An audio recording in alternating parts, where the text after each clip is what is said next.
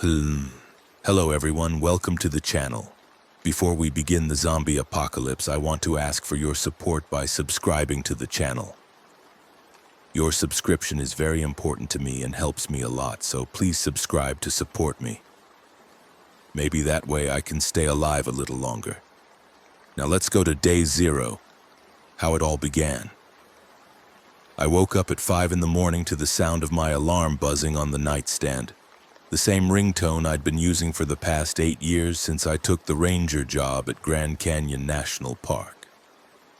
My name is Thomas Miller, and before I became a park ranger, I spent 6 years in the Army as a scout, learning how to track, survive, and navigate terrain that would kill most people without proper training. The Grand Canyon was my home now, a place where I could use those skills without the constant threat of gunfire, where the biggest dangers were usually heat exhaustion, dehydration, and the occasional tourist who thought they could hike to the river and back in a single afternoon without enough water. I rolled out of bed in my small cabin just outside the South Rim village, pulled on my ranger uniform and started the coffee maker while I looked out the window at the first hints of dawn touching the canyon walls. It was early March, and the high desert air still carried a chill that would burn off by noon. I had a search and rescue briefing at 7, which meant I had time to grab breakfast at the employee cafeteria and review the mission details. A group of hikers had missed their scheduled pickup at Phantom Ranch 2 days ago, and their emergency beacon had activated somewhere near Clear Creek, which was unusual because that trail was well maintained and not particularly dangerous if you knew what you were doing. The fact that they'd activated the beacon but hadn't responded to radio calls was concerning. I poured my coffee into a thermos, grabbed my gear bag, and headed out to my truck. The morning was quiet except for the distant call of ravens and the crunch of gravel under my boots. The South Rim was still mostly asleep, just a few early risers heading to the viewpoints to catch sunrise. I drove past the visitor center and parked at the ranger station where I found my supervisor Karen waiting with 3 other rangers and a helicopter pilot. Karen was a 20-year veteran of the Park Service, tough as nails and sharp as a knife. She laid out a topographic map on the conference table and pointed to a location about 6 miles north of Phantom Ranch. "The beacon's here," she said. "Clear Creek Trail, about a mile past the junction. Last communication was 48 hours ago. They said something about feeling sick, mentioned bad water, and then the signal cut out. We've tried raising them on radio every hour since then with no response." I studied the map, tracing the route with my finger. "That's near the old uranium mine sites, isn't it?" Karen nodded. "Yeah, there are a few abandoned mines in that area from the 50s. The water sources around there have been tested regularly and they've always been within safe limits, but we've had some concerns lately." She didn't elaborate, but I caught the tension in her voice. I'd heard rumors over the past few months about higher than normal radiation readings in some of the springs and seeps near the old mining operations. But the park administration had kept it quiet to avoid panic. The Grand Canyon had enough problems with visitor safety without adding contamination scares to the mix. "What's the plan?" I asked. Karen pointed to me and 2 other rangers, Mike and Jessica. "You 3 take the helicopter down to the river, then hike up Clear Creek Trail to the last known position. The helicopter will circle back and provide air support. We need to find these hikers, assess their condition, and get them out. If there's a water contamination issue, we need samples, and we need to close that section of trail immediately." We geared up and headed to the helipad. The pilot, a contractor named Rodriguez who'd flown medevac missions in Afghanistan, already had the rotors warming up.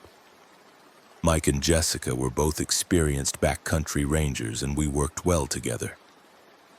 Mike was a former firefighter with EMT training, and Jessica had grown up hiking these trails with her grandfather, who'd been a ranger here in the 70s.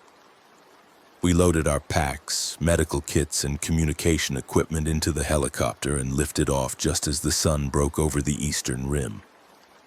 The flight down into the canyon was spectacular as always, the layered rock walls glowing red and gold in the morning light. But my mind was focused on the mission. 48 hours without contact meant these hikers were either badly injured, severely ill, or worse. The helicopter descended past the rim, dropping nearly a mile down into the canyon until we were flying just above the Colorado River. The roar of the water echoed off the canyon walls, and I could see the narrow ribbon of the river trail snaking along the north side. Rodriguez set us down on a sandy beach near the Clear Creek Junction, and we jumped out with our gear. The helicopter lifted off immediately, the wash from the rotors sending up clouds of dust and sand. "Stay in radio contact," Rodriguez called over the headset. "I'll be overhead in 30 minutes. Call if you need immediate extraction." The three of us adjusted our packs and started up the trail. Clear Creek Trail was a steep climb that gained about 1,500 feet in 3 miles, cutting through the Vishnu schist and climbing up toward the Tonto platform. The trail was rocky and exposed, with long drop-offs on one side and sheer walls on the other. We made good time despite the heat that was already building. Within an hour, we were sweating through our uniforms, stopping every 15 minutes to drink water and check our navigation. Jessica kept scanning the trail ahead with binoculars, looking for any sign of the missing hikers. "I've got something," she said, lowering the binoculars and pointing up the trail. About 100 yards ahead. "Looks like a backpack." We quickened our pace and reached the spot she'd indicated. A blue backpack lay in the middle of the trail, partially open with clothes and gear spilling out. I knelt down and examined it carefully without touching anything. There was no blood, no obvious signs of struggle, but the way the pack had been abandoned felt wrong. It was as if someone had dropped it in panic and run. Mike radioed the helicopter to report the find. Then we continued up the trail. We found more items scattered along the path: a water bottle, a sleeping bag still in its compression sack, a camera with a cracked lens. Each item increased the sense that something had gone very wrong here. Then we heard the sound. It was faint at first, a low moaning that seemed to echo off the canyon walls. I held up a hand and we all stopped, listening. The sound came again, more distinct this time. It was human, but there was something off about it, something that made the hair on the back of my neck stand up. "That way," Mike whispered, pointing toward a cluster of boulders just off the trail. We moved carefully toward the sound, and that's when we saw the first one. A man was crouched behind the boulders, his back to us. He was wearing hiking clothes, but they were torn and filthy. His skin had a grayish pallor, and there were dark lesions or growths spreading across his exposed arms and neck. He was making that moaning sound, a wet, gurgling noise that didn't sound entirely human. "Sir," Jessica called out, "are you hurt? We're park rangers. We're here to help." The man's head snapped toward us with unnatural speed, and I got my first clear look at his face. His eyes were clouded and unfocused, with dark fungal growth spreading from his tear ducts and nostrils. His mouth hung open, revealing blackened gums and teeth, and more of those growths clustered around his lips. He stared at us for a moment, and then he lunged. I'd seen infected wounds before during my time in the army, seen what gangrene and necrotizing fasciitis could do to human tissue, but this was different. This was something else entirely. The man moved with a jerky, uncoordinated gait, but he was fast, covering the distance between us in seconds. Mike stepped forward and tried to grab him, probably thinking he was having some kind of psychotic break, but the man bit down on Mike's forearm with savage force. Mike screamed and tried to pull away, but the man held on, his teeth tearing through the fabric of Mike's uniform. I grabbed my baton and struck the man across the back of the head, trying to incapacitate him without causing serious injury. The blow connected solidly, but he barely reacted. He released Mike's arm and turned toward me, that awful moaning sound rising from his throat. Jessica had her radio out, calling for immediate extraction and medical support, her voice tight with panic. I hit the man again, harder this time, and he stumbled backward. Mike was clutching his arm, blood seeping through his fingers. "We need to get out of here now," I said, backing away from the infected hiker. But there were more of them. 3 more figures emerged from behind the boulders and from the rocks above the trail, all of them showing the same grayish skin and dark fungal growths. One of them was a woman, her hiking clothes shredded and her face covered in those spreading lesions. They all made that same moaning sound, and they all moved toward us with that jerky, predatory gait. We ran. There was no time to think about it, no time to process what we were seeing. We just ran back down the trail the way we'd come, our boots pounding on the rocky path. Behind us, the infected hikers gave chase, their moaning growing louder. I could hear them scrambling over the rocks, their movements uncoordinated but relentless. Mike was struggling to keep up, his injured arm hanging at his side. I grabbed him and half-carried him down the trail while Jessica ran ahead, still trying to raise Rodriguez on the radio. The helicopter appeared over the canyon rim, the sound of its rotors a blessed relief. Rodriguez brought it down to hover just above the trail ahead of us, the skids barely touching the ground. We ran for it, and I practically threw Mike into the cabin before scrambling in myself. Jessica jumped in last, and Rodriguez pulled up hard, the helicopter climbing away from the trail.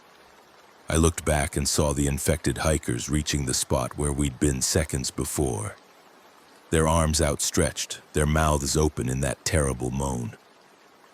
"What the hell was that?" Rodriguez shouted over the noise of the engine. "I don't know," I said, examining Mike's arm. The bite wound was deep, puncturing through to the muscle. The edges of the wound were already darkening, and I could see what looked like tiny black threads spreading from the bite marks into the surrounding tissue. "We need to get him to a hospital immediately." Rodriguez flew us straight to Flagstaff Medical Center, the closest major hospital. The flight took 20 minutes, and during that time Mike's condition deteriorated rapidly. The dark threads spreading from the wound grew thicker and more numerous, forming a web-like pattern under his skin. He started to develop a fever, his forehead burning hot to the touch. By the time we landed on the hospital's helipad, he was barely conscious, muttering incoherently. The emergency room staff rushed him inside while Jessica and I gave our statements to the hospital security and the Park Service administrators who'd been called in. Nobody wanted to believe what we were telling them. It sounded insane. Hikers infected with some kind of fungal growth that turned them aggressive and violent. But the evidence was right there in the emergency room, where Mike was now strapped to a bed, screaming and thrashing as the infection spread through his body. I spent the rest of the day being interviewed by park officials, county health department personnel, and finally by men in dark suits who identified themselves as CDC officers. They asked the same questions over and over. What exactly had we seen? How many infected individuals? What did the growths look like? Had we touched any water sources in that area? The CDC officers seemed particularly interested in the abandoned uranium mines, asking detailed questions about their locations and the water sources nearby. One of them, a middle-aged man with gray hair and tired eyes, pulled me aside. "Mr. Miller, I need you to understand something. What you saw today might be connected to something much bigger. We've been tracking unusual illness clusters in several western states over the past 6 months. Flu-like symptoms that rapidly progress to aggressive behavior and physical deterioration. We thought it was isolated cases, drug-related psychosis maybe, but if what you're describing is accurate, we're dealing with something else entirely." "What kind of something else?" I asked. He hesitated, choosing his words carefully. "There was a research facility, a black site operation connected to Fort Detrick and USAMRIID. They were working on a treatment for drug-resistant fungal infections, specifically cordyceps variants. The project was classified, part of the biodefense program. About 8 months ago, there was an incident. We don't have all the details, but the facility was shut down, the research staff were quarantined, and the samples were supposed to be destroyed. Supposed to be? He met my eyes. 3 researchers went missing during the quarantine.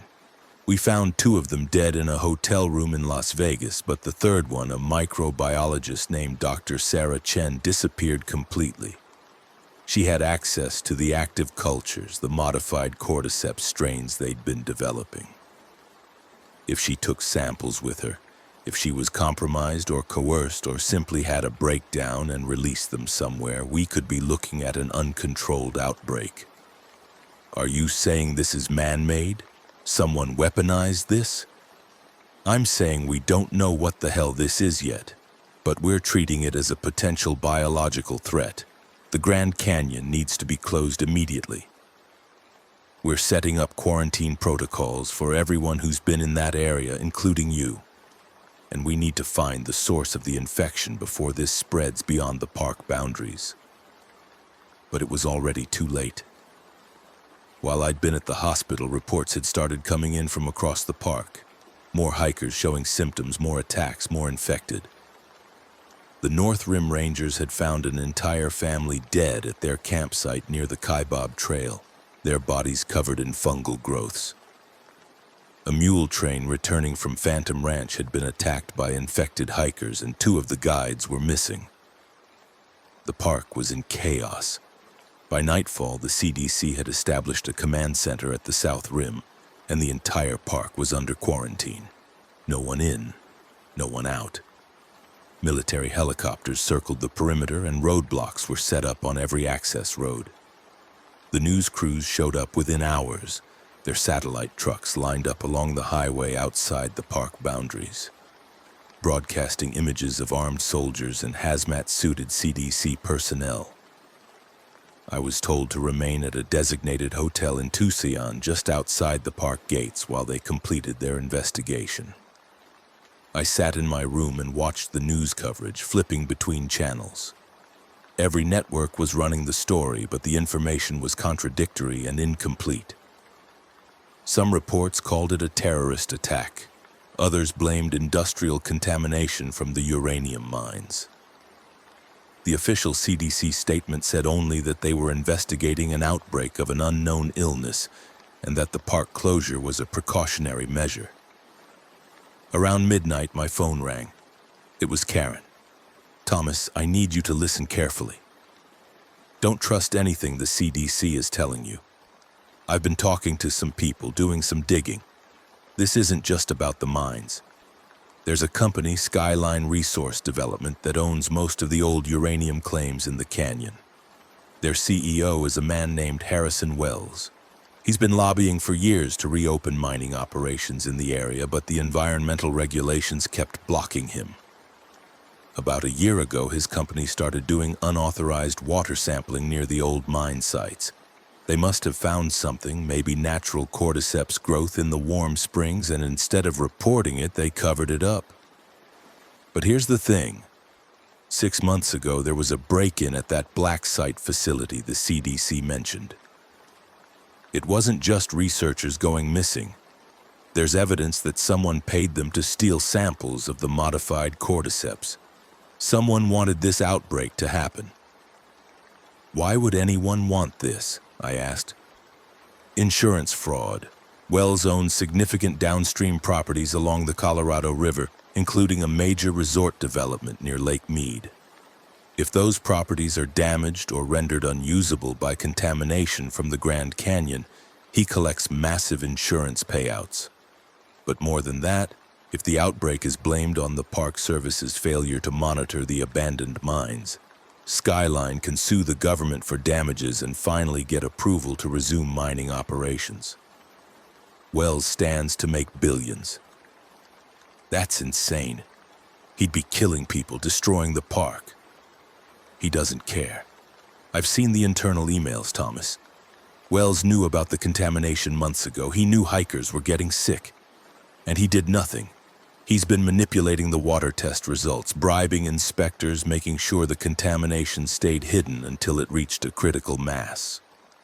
Now the outbreak is happening and he's already positioning himself as a victim, claiming his company had no idea the Park Service was allowing dangerous conditions to persist. I felt sick. Where is he now? He's got a private compound near Jacob Lake, north of the park. He's been running his operation from there, coordinating with people in the CDC and the state government. He's planning to evacuate before this gets worse, leave everyone else to deal with the fallout while he collects his insurance money and waits for the government contracts to roll in. We have to stop him. I know. But Thomas, it's worse than you think. Mike died an hour ago. The infection took over his entire body in less than 12 hours. And before he died, he infected 2 nurses and a security guard. The hospital is in lockdown now. But those 3 people are showing the same aggressive symptoms. This thing spreads fast, and it's not just through bites. Anyone who comes into contact with the fungal spores can become infected. The CDC is trying to contain it, but I don't think they can. I think this is going to spread beyond the park, beyond Arizona. And Wells is going to let it happen because it's profitable. I didn't sleep that night. I sat in my hotel room watching the news and thinking about what Karen had told me. By morning, the situation had deteriorated even further. The hospital and Flagstaff had been completely overrun.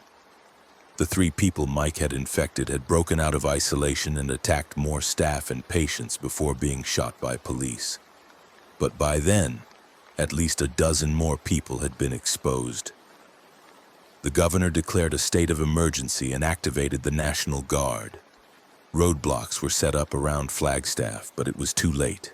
Infected individuals had already left the hospital before the lockdown, spreading out into the city. Reports started coming in of attacks in residential neighborhoods, people showing the same symptoms, the same fungal growths, the same violent aggression. Within 24 hours, Flagstaff was a war zone.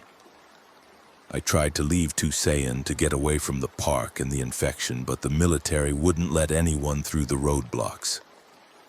We were trapped. The hotel was filling up with refugees from the park, rangers and staff and tourists who'd been caught in the quarantine. Everyone was scared, trading rumors and watching the news coverage. The CDC was still insisting they had the situation under control, but the images on television told a different story. Smoke rising from Flagstaff, gunfire in the streets, military convoys rolling through town. And then the power went out. At first, we thought it was just a local outage, but it lasted through the night. The hotel generator kicked on, providing emergency lighting in the hallways and lobbies, but the elevators stopped working, and the air conditioning died. In the stifling heat, people started to panic. Some tried to leave on foot, heading out onto the highway despite the military presence. I heard gunfire in the distance, sharp cracks echoing across the desert.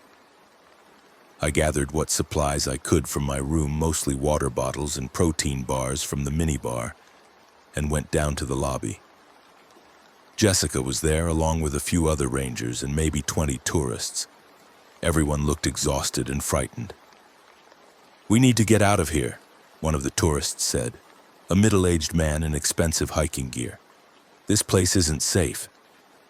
"Nowhere's safe," Jessica replied. "At least here we have walls and doors we can lock." But she was wrong. Around noon on the second day, the infected reached Tusayan. We heard the screams first, coming from the direction of the highway.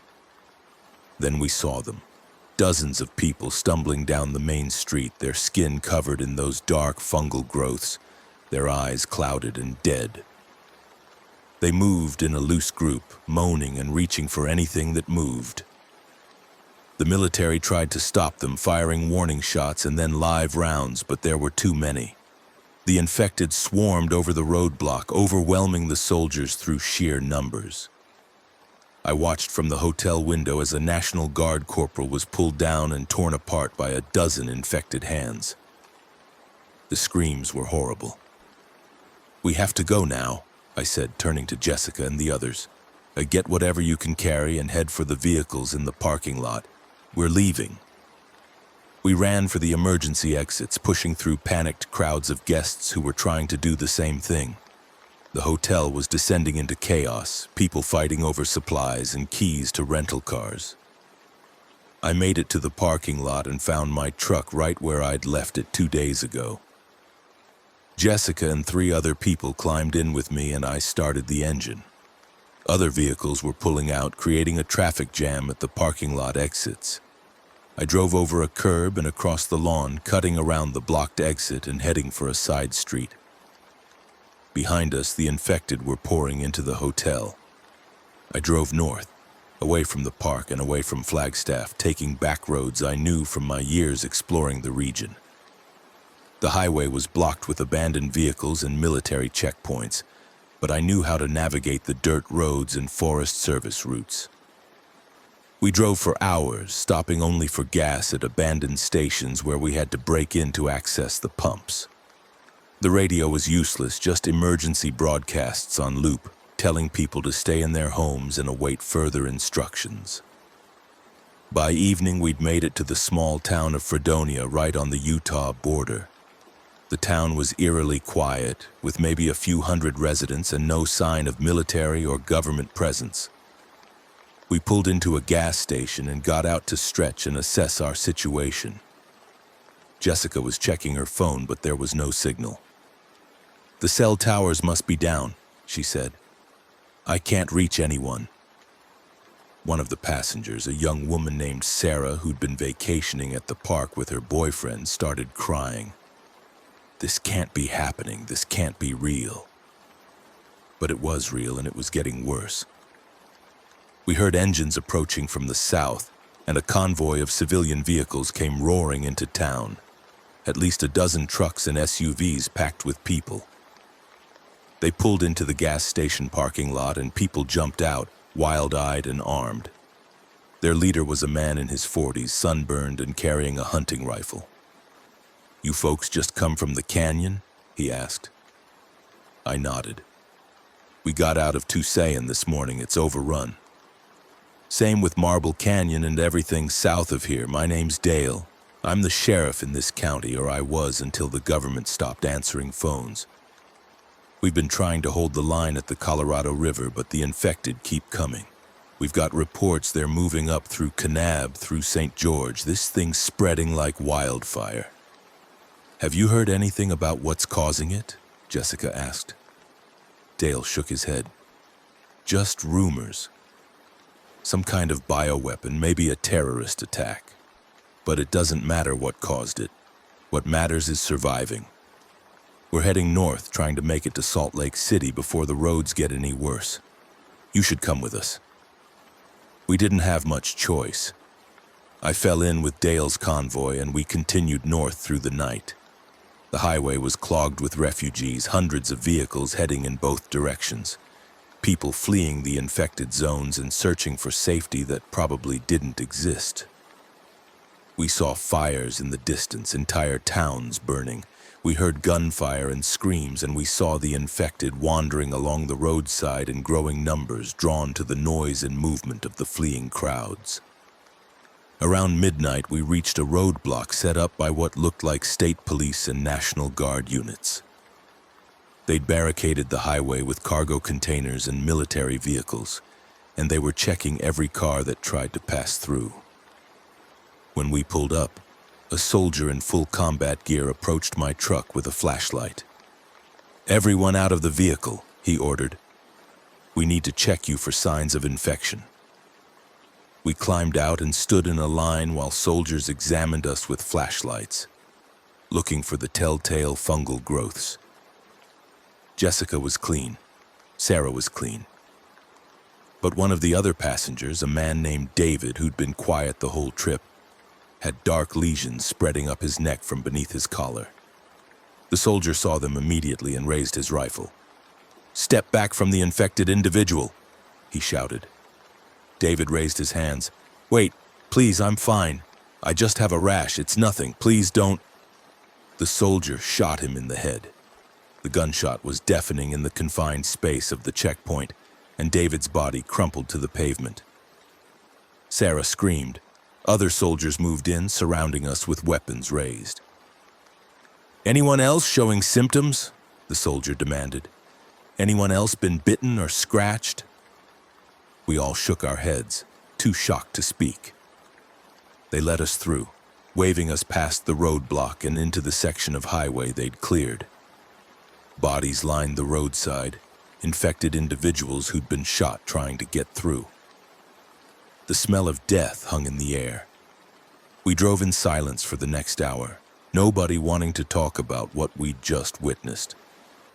But David's death was just the beginning.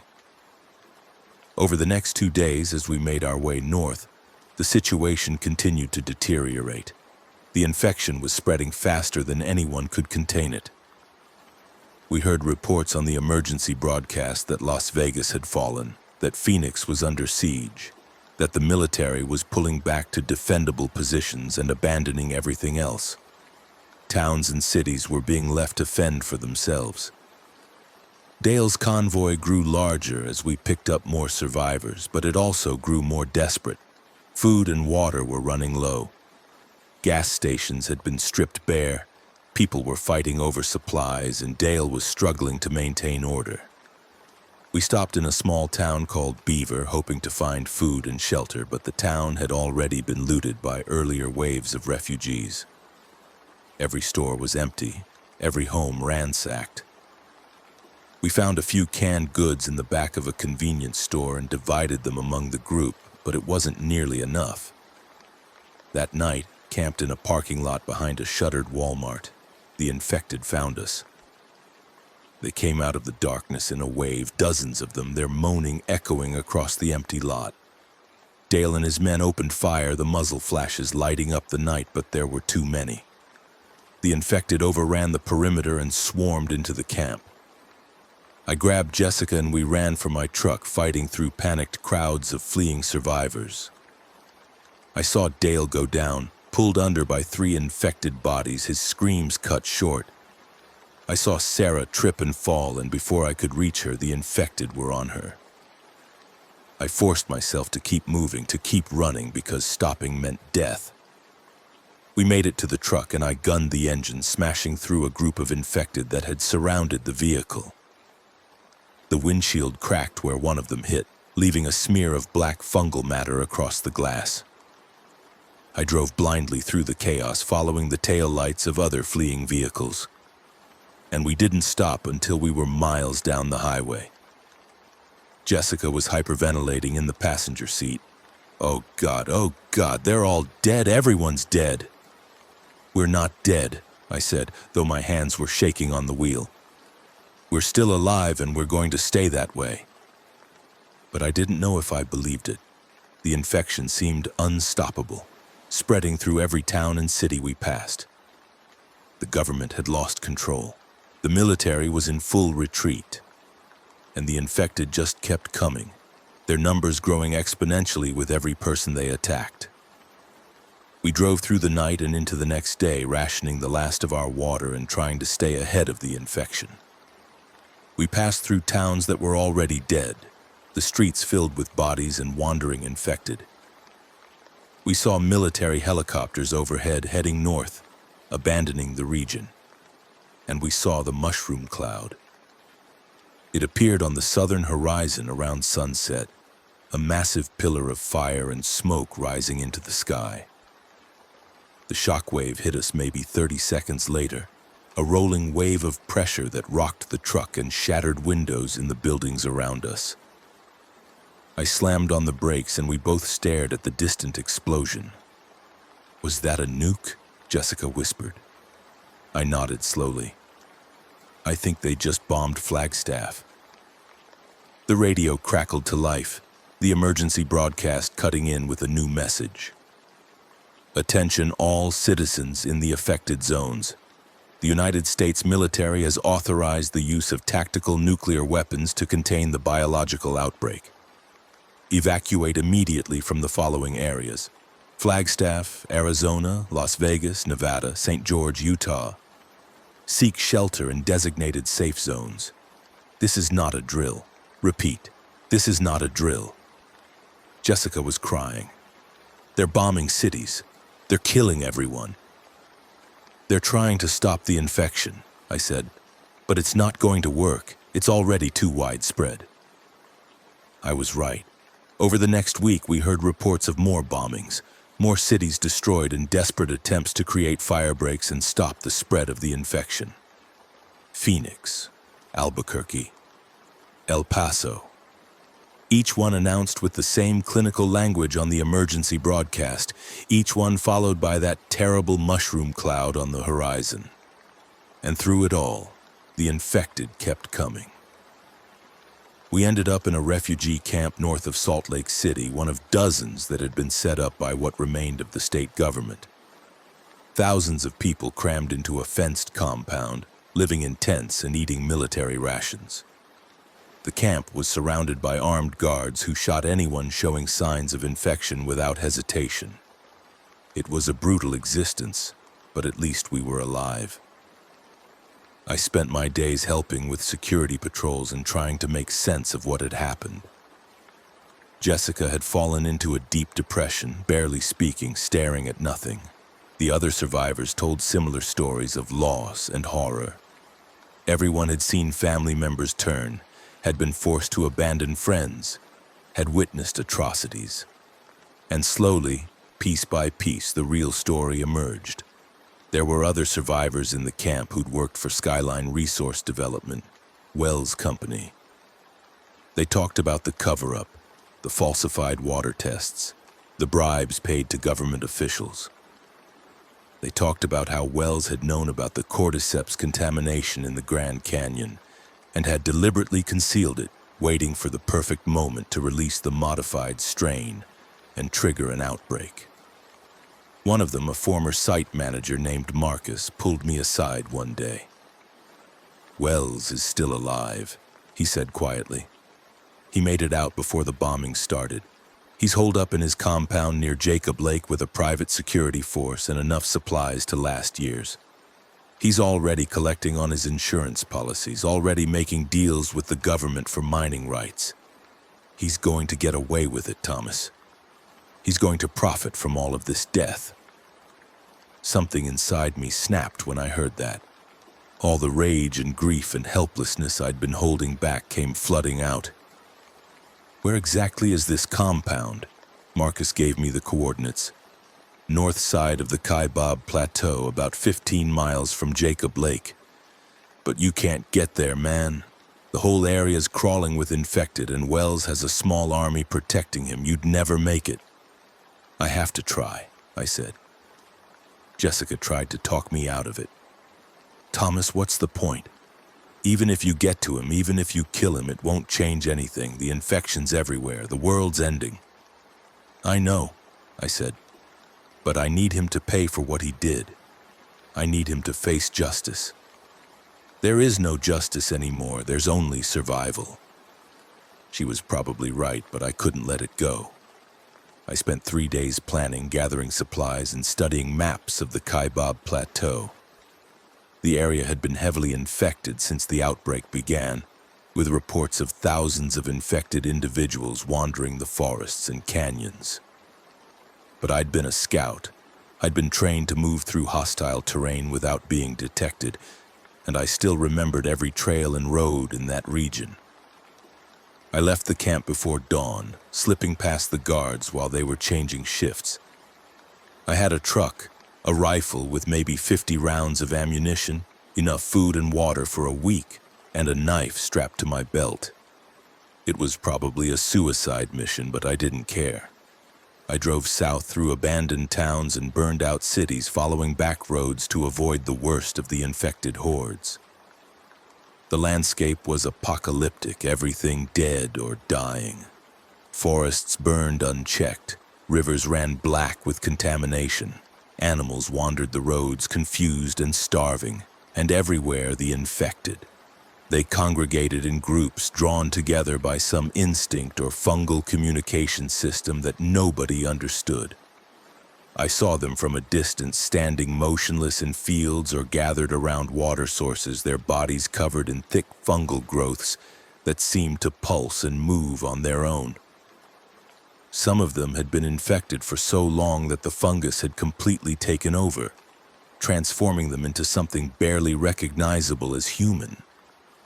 It took me 4 days to reach the Kaibab Plateau. I had to abandon the truck when the roads became impassable, clogged with wrecked vehicles and collapsed bridges. I continued on foot, moving through the pine forest with my rifle at the ready. The plateau was eerily quiet, the usual sounds of wildlife replaced by the moaning of distant infected and the rustle of wind through dead trees. I found Wells' compound on the afternoon of the 5th day. It was exactly where Marcus had said it would be, a massive structure built into the side of a ridge, surrounded by high walls topped with razor wire and guard towers. Security personnel patrolled the perimeter, well armed and alert. Smoke rose from chimneys and I could see satellite dishes on the roof. Wells was living in comfort while the world burned. I circled the compound, studying its defenses and looking for weaknesses. The main gate was heavily fortified with multiple guards and what looked like automated weapons systems. But there was a drainage culvert on the east side that ran under the wall, probably carrying runoff from the compound into a ravine below. It was partially blocked with debris, but I thought I could squeeze through. I waited until nightfall, then made my approach. The guard patrols followed a predictable pattern, changing positions every 30 minutes. I timed my movements to slip past them during the changeover, moving from cover to cover until I reached the culvert. It was tight, barely wide enough for me to fit, and the smell was overwhelming, a mix of sewage and chemicals. I crawled through, ignoring the filth, my rifle slung across my back. The tunnel was maybe 50 feet long, sloping upward into darkness. Halfway through, I heard voices above me, guards talking on their radios. I froze, barely breathing, until they moved on. The tunnel emerged into a maintenance area behind one of the compound's outbuildings. I pulled myself out and crouched in the shadows, getting my bearings. The compound was larger than I'd expected, with multiple buildings connected by covered walkways. Lights blazed from every window, and I could hear the hum of generators. Security cameras were mounted at every corner, their red indicator lights sweeping across the grounds. I moved carefully, staying in the blind spots, working my way toward what looked like the main residence. I disabled 2 cameras with well-placed shots from my silenced pistol, the lenses shattering quietly. The security response was immediate.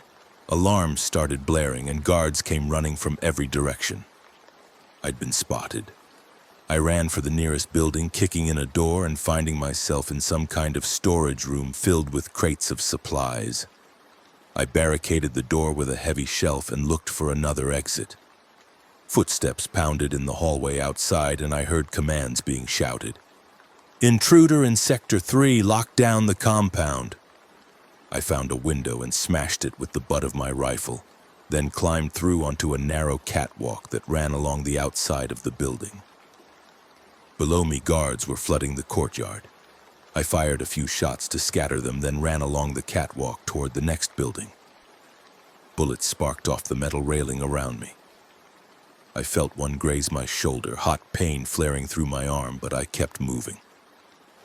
The catwalk connected to a second-story balcony, and I crashed through the balcony door into what looked like a luxury apartment. Rich furnishings, expensive art, floor-to-ceiling windows overlooking the canyon. And standing in the center of the room, wearing a bathrobe and holding a glass of whiskey, was Harrison Wells. He was older than I'd expected, maybe 60, with silver hair and a face that had probably been handsome once but was now etched with cruelty and arrogance.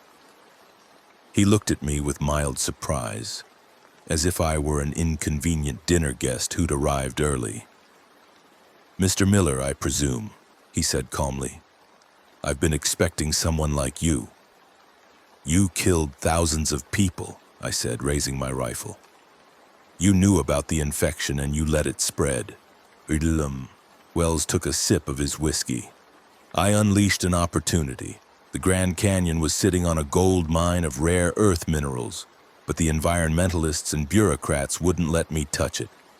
So I created a situation where the government would be forced to cede control, where the Park Service would be blamed, and where I could rebuild on my terms.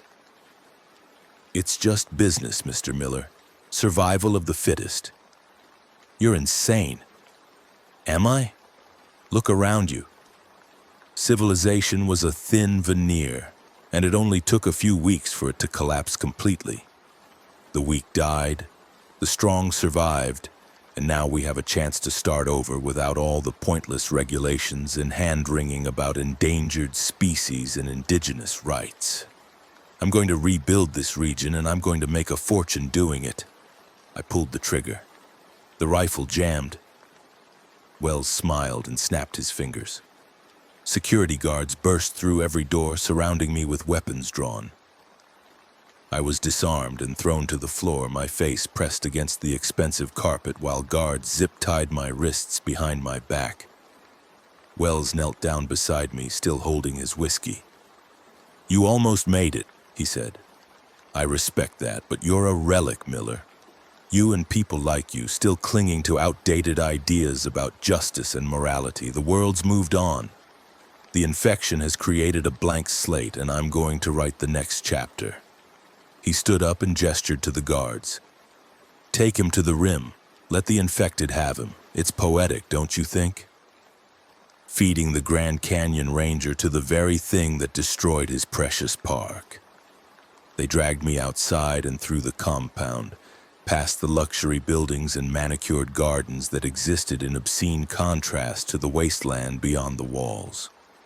We emerged through a back gate onto a trail that led toward the canyon rim.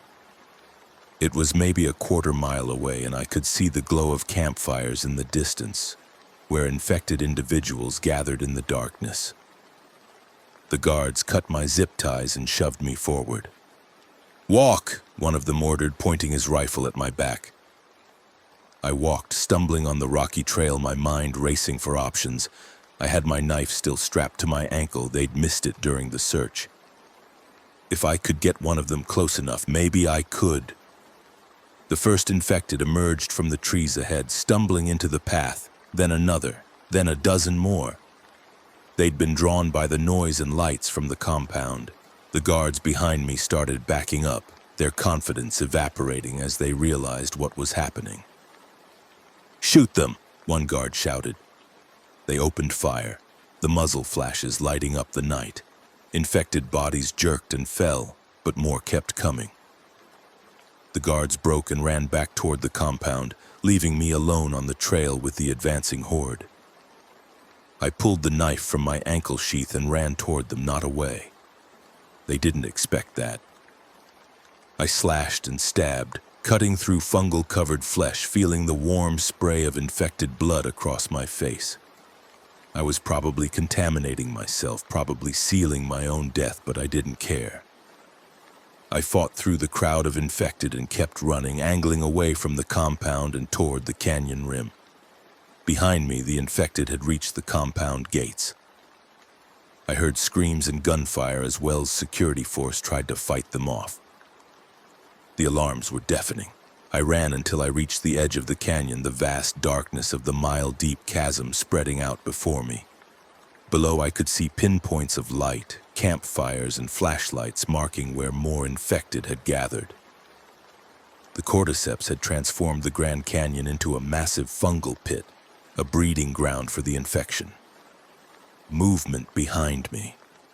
I turned and saw Wells running toward me, pursued by a dozen infected.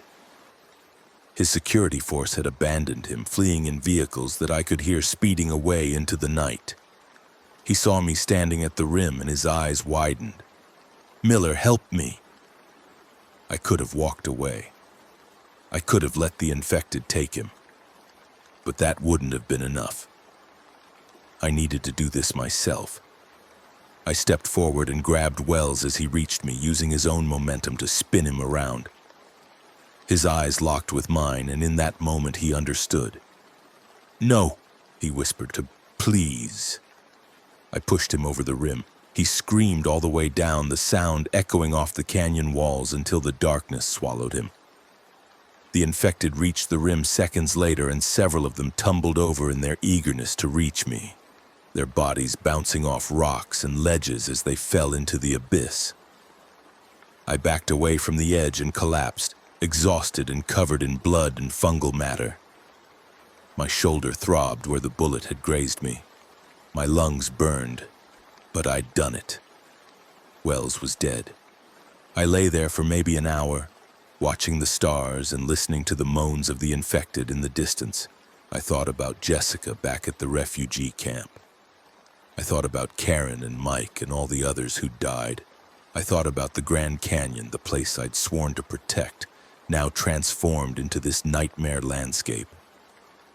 Eventually, I stood up and started walking. I didn't know where I was going. North, maybe, back towards Salt Lake City if the roads were still passable. Or maybe I'd just keep walking until I couldn't walk anymore. It didn't really matter. The infection was everywhere now. The nuclear bombings had failed to contain it.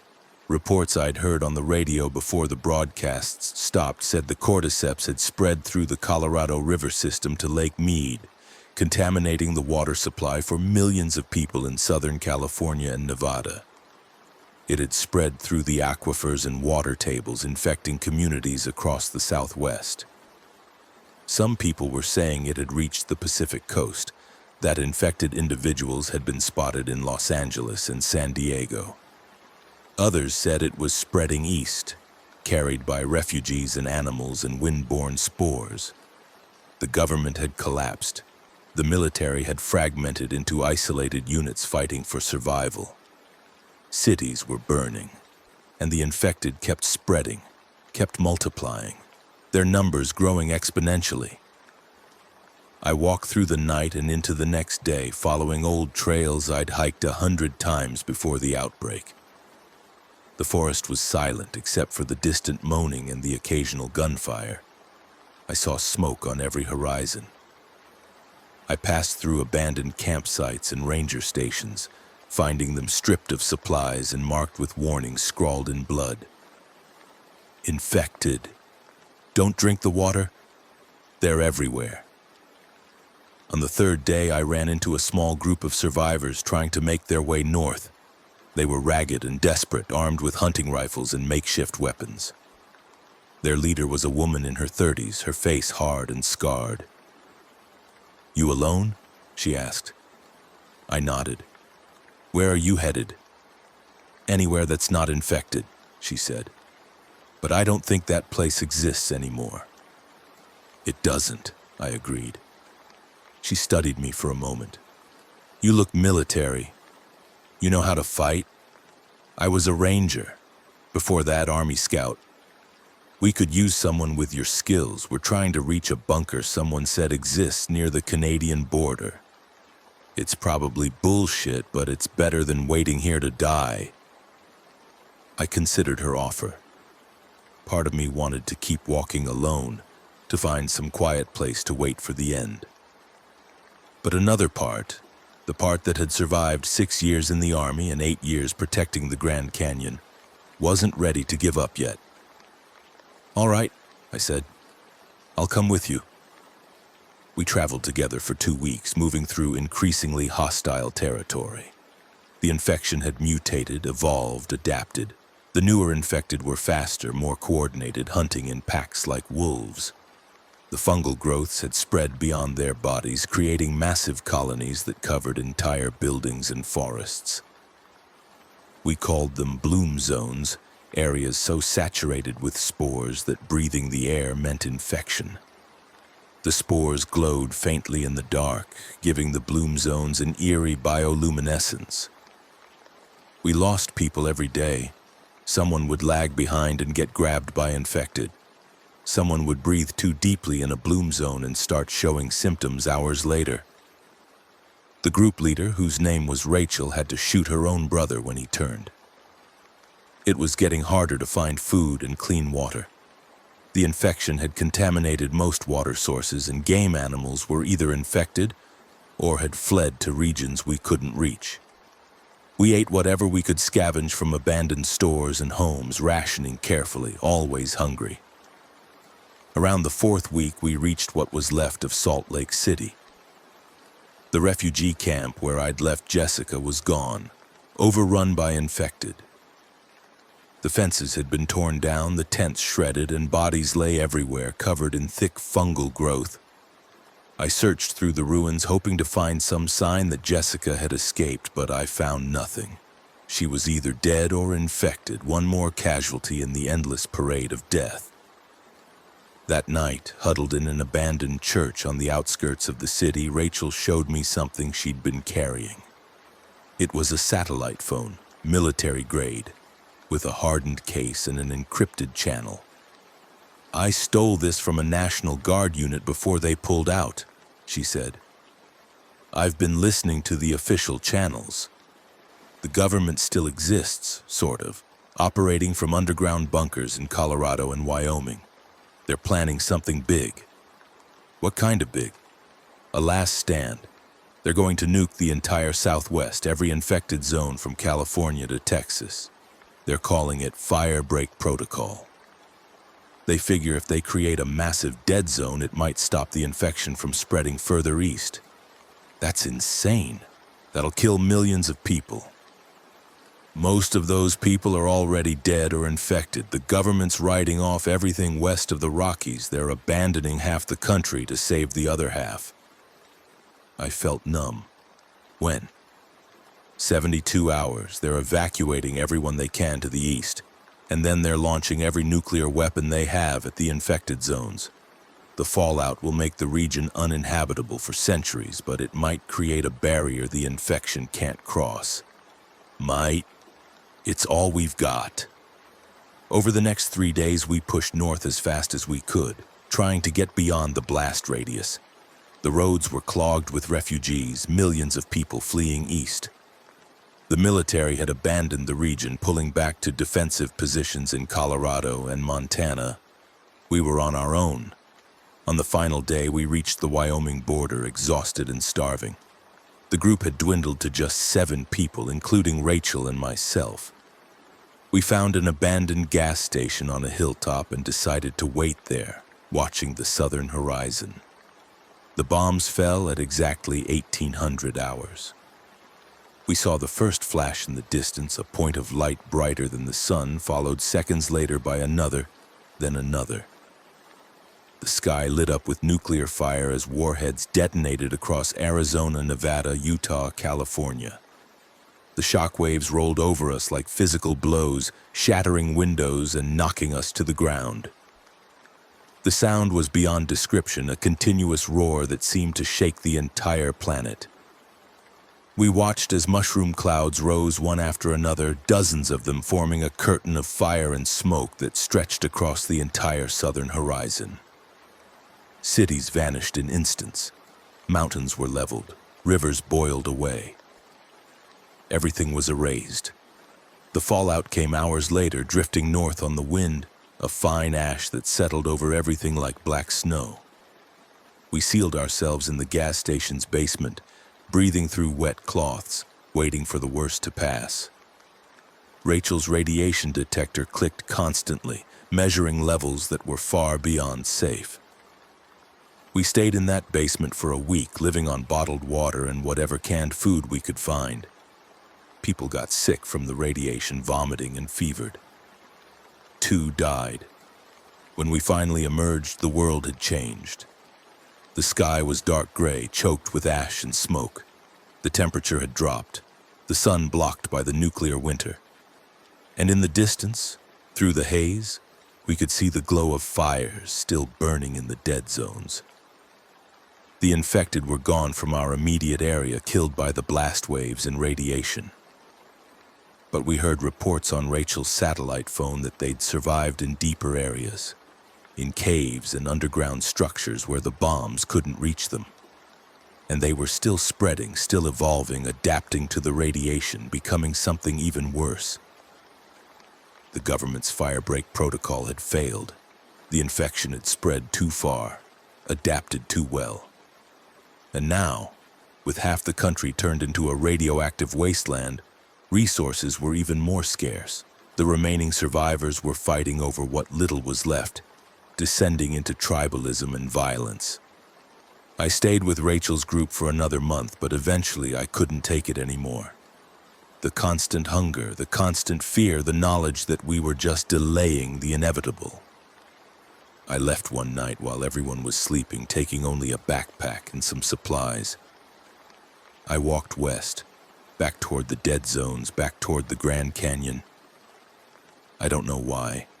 Maybe I wanted to see it one more time, to witness what had become of the place I'd loved. Maybe I just wanted to die there.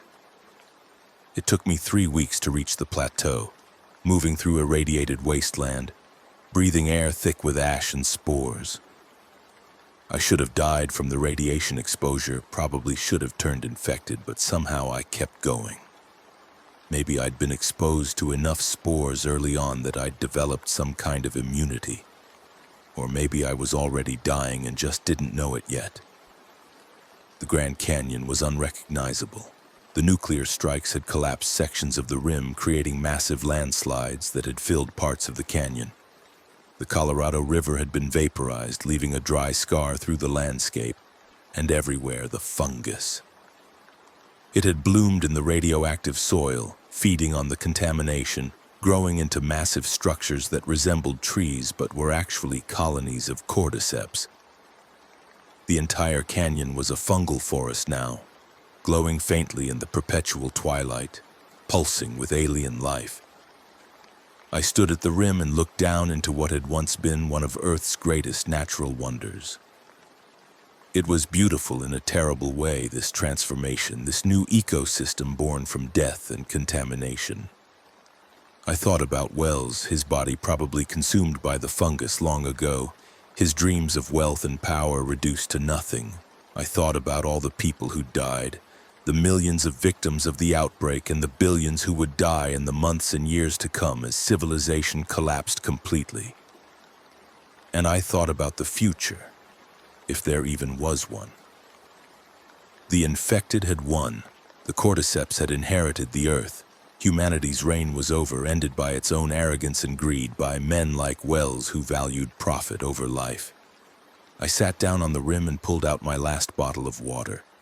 It was probably contaminated, probably full of spores, but I didn't care anymore.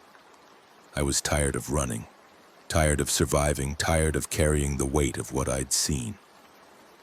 I thought about Jessica, hoped she'd died quickly.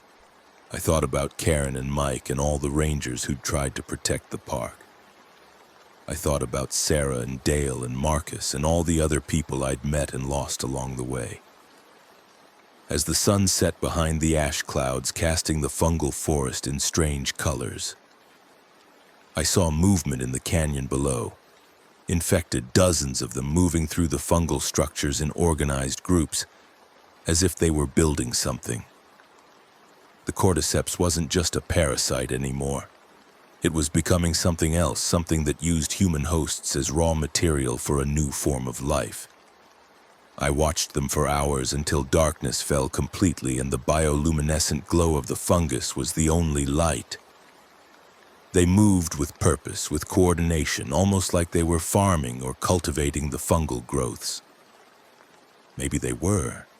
Maybe this was the next stage of evolution, humanity subsumed into a collective organism that was better adapted to survive. My satellite phone crackled to life. I'd thought the battery was dead, but somehow it still had charge. A voice came through, distorted by static. "This is NORAD Command, broadcasting on all frequencies. The firebreak protocol has failed. The infection has breached the barrier and is spreading into the eastern states. Multiple outbreak clusters confirmed in Denver, Kansas City, and Chicago. We are implementing final protocol. All remaining nuclear assets will be deployed to sterilize North America. Evacuation to designated safe zones must be completed within 48 hours.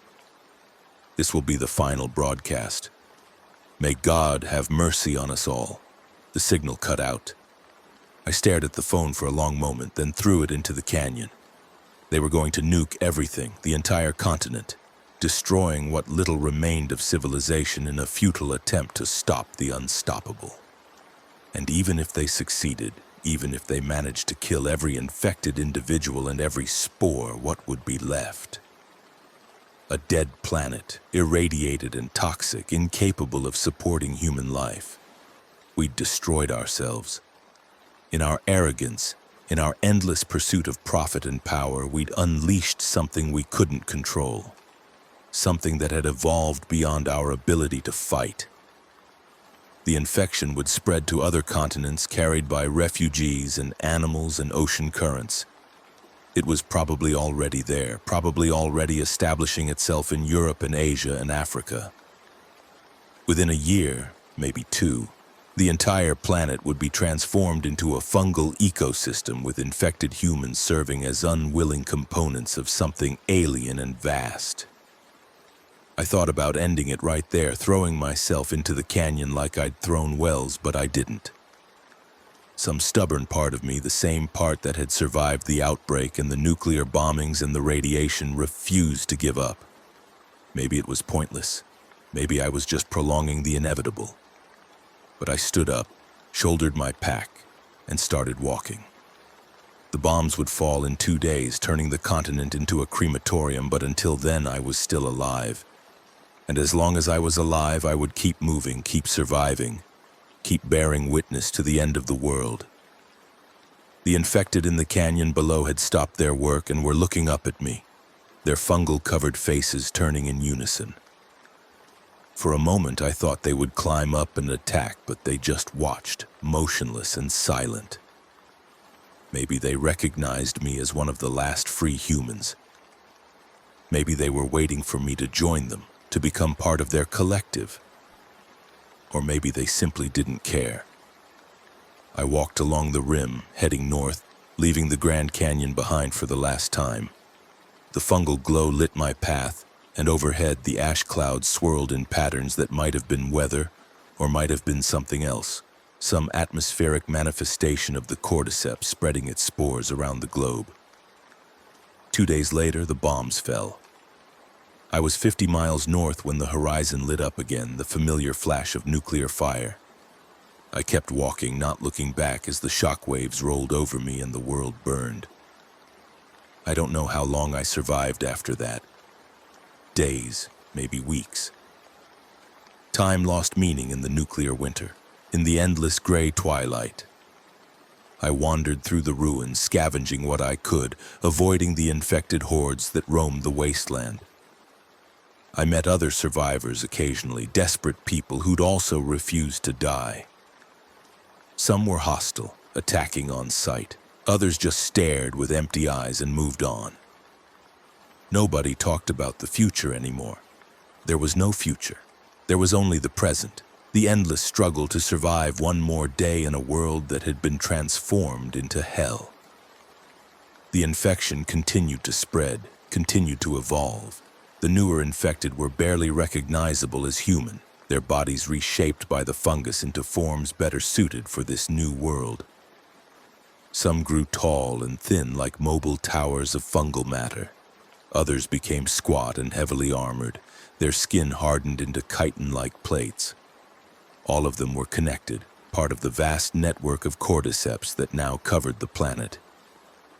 I found myself thinking about it more and more as the radiation sickness took hold, as my body began to fail. The infection wasn't evil. It wasn't even malicious.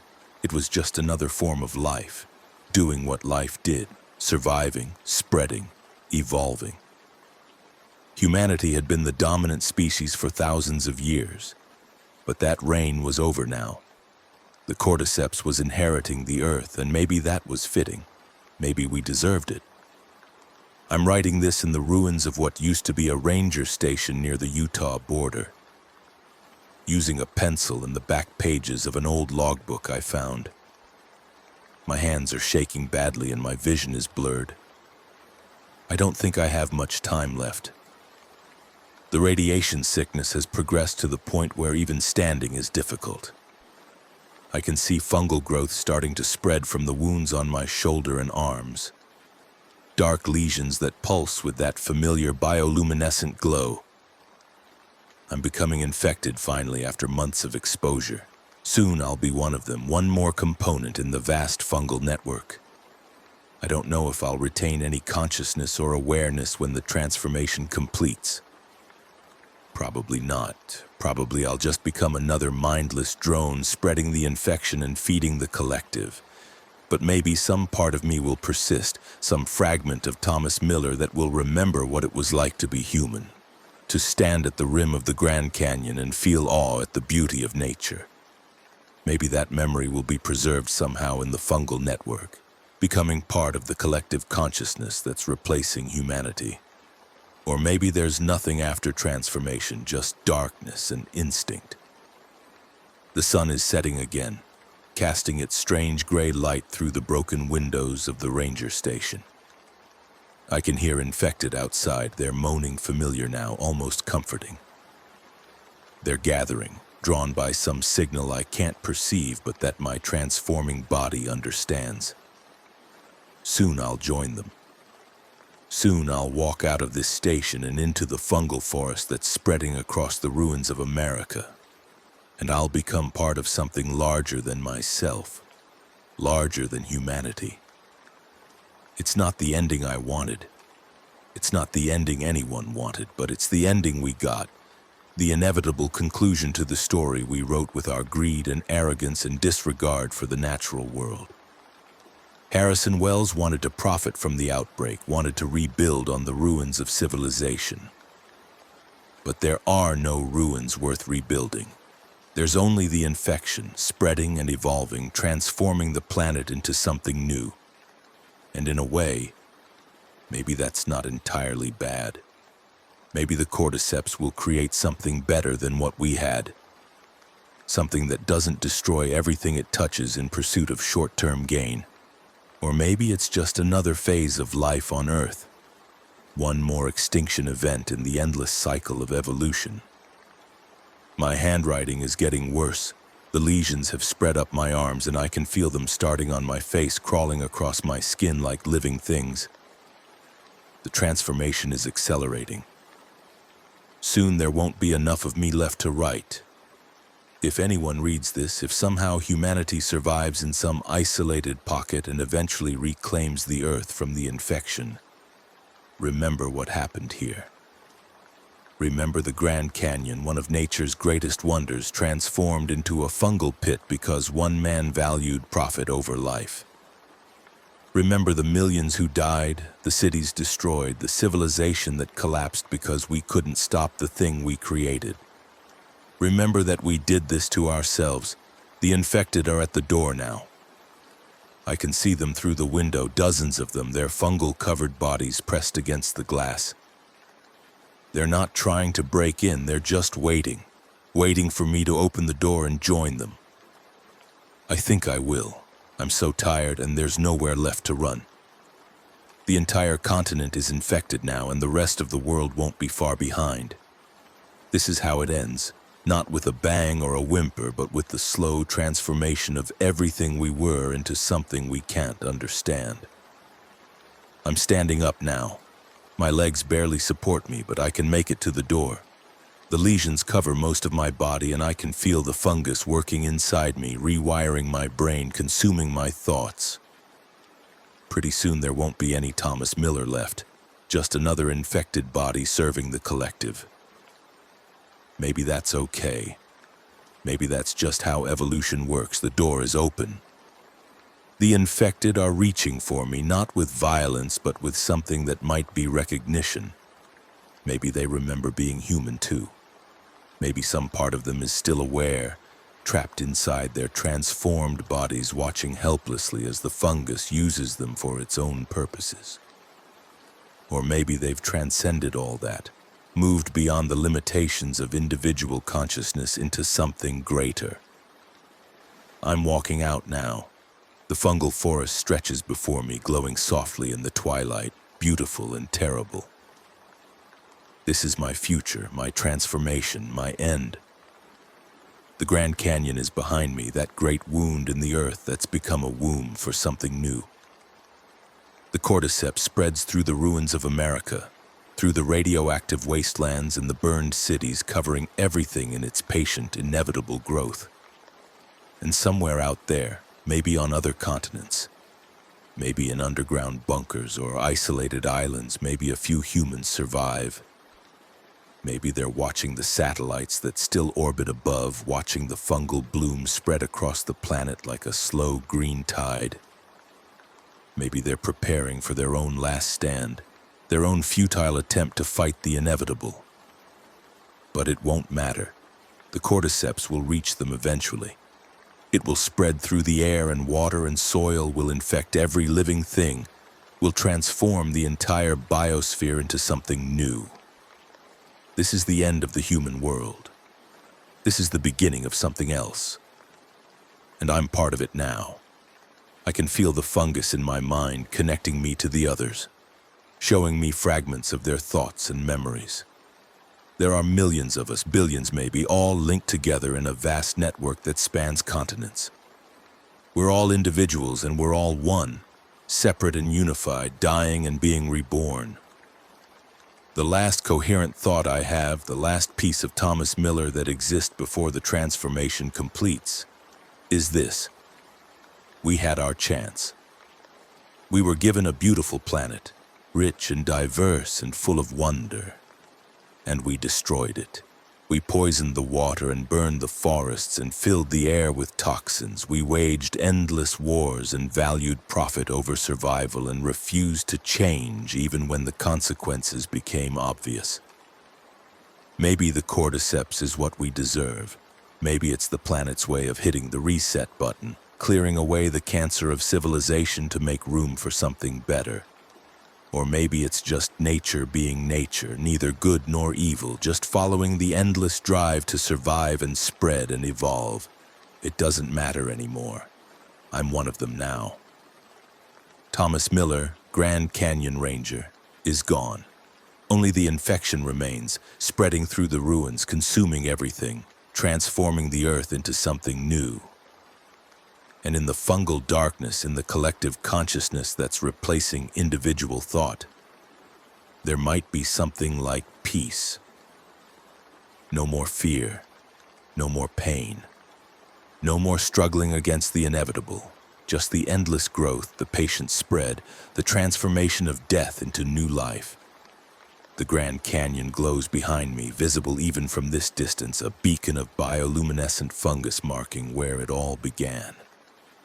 The tourists who came to see its beauty are part of it now, their bodies feeding the colony, their consciousness absorbed into the network.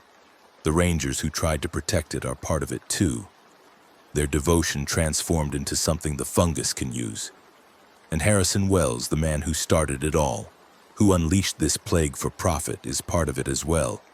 His ambitions and greed reduced to organic matter feeding the growth. We're all equal now, all components of the same vast organism. Human hierarchies and distinctions mean nothing to the cordyceps. We're just biomass, raw material for the new world. The transformation is complete. I am no longer I. We are we, and we are legion. The infection spreads. The spores drift on the wind. The mycelial networks push deeper into the earth, seeking new resources, new hosts, new territory to colonize. There is no resistance anymore. There is only growth. And somewhere above, in the radiation-choked stratosphere, satellites capture images of the planet's transformation. North America is completely covered now, a continent-sized fungal colony glowing softly in the darkness of space. The growth is spreading to other continents, following the ocean currents and air streams, establishing new colonies in Europe and Asia and Africa. Within a year, maybe two, the entire planet will be transformed.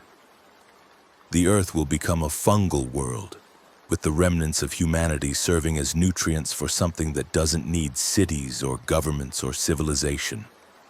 Something that exists in perfect harmony with itself, a single vast organism covering an entire planet. This is how the world ends. Not with nuclear fire or environmental collapse or asteroid impact, but with the slow, patient growth of something we created and couldn't control. The cordyceps inherits the Earth, and humanity becomes a memory preserved in fungal DNA, a footnote in the long history of life on this planet. The Grand Canyon stands as a monument to our failure, that mile-deep chasm now filled with fungal towers and bioluminescent forests. More alien than anything we ever imagined. Future archaeologists, if they exist, if some species evolves from the ruins to develop consciousness and technology, will find our remains buried in the fungal strata. They'll excavate our cities and read our books and wonder what kind of creatures we were. What drove us to create the thing that destroyed us? Maybe they'll understand. Maybe they'll learn from our mistakes, or maybe they'll follow the same path, building civilizations and developing technologies and eventually creating their own destruction. Maybe that's just what intelligent life does, follows an inevitable trajectory from emergence to extinction, leaving nothing behind but ruins and warnings that nobody heeds. The satellites stop transmitting. One by one, their systems fail as the fungal spores reach the upper atmosphere, drifting through the thin air, contaminating everything. Soon there will be no more signals, no more broadcasts, no more evidence that humanity ever reached for the stars. Just silence and growth and the slow transformation of everything we built. And deep in the fungal network, in the collective consciousness that spans continents, there might be fragments of memory still preserved, thoughts and dreams and experiences from millions of absorbed minds, all blended together into something that's no longer quite human but isn't entirely inhuman either. Maybe those fragments remember what it was like to stand at the rim of the Grand Canyon and see beauty. Maybe they remember love and hope and all the things that made us human. Or maybe they remember nothing, just the sensation of transformation, of becoming part of something larger, of dissolution and rebirth. The infection spreads. The world transforms. And life, that stubborn, persistent force that survived 5 billion years and countless extinction events, continues in a new form. The cordyceps isn't the end of life on Earth. It's just the end of life as we knew it. A new chapter is beginning, one written in fungal DNA instead of human ambition. And somewhere in the ruins, in the radioactive wastes and burned cities and collapsed civilizations, maybe a few humans still survive. Isolated pockets of resistance, groups that manage to avoid the infection through luck or location or some genetic immunity. They hide in bunkers and caves and remote islands, watching the world transform, waiting for a chance that will never come.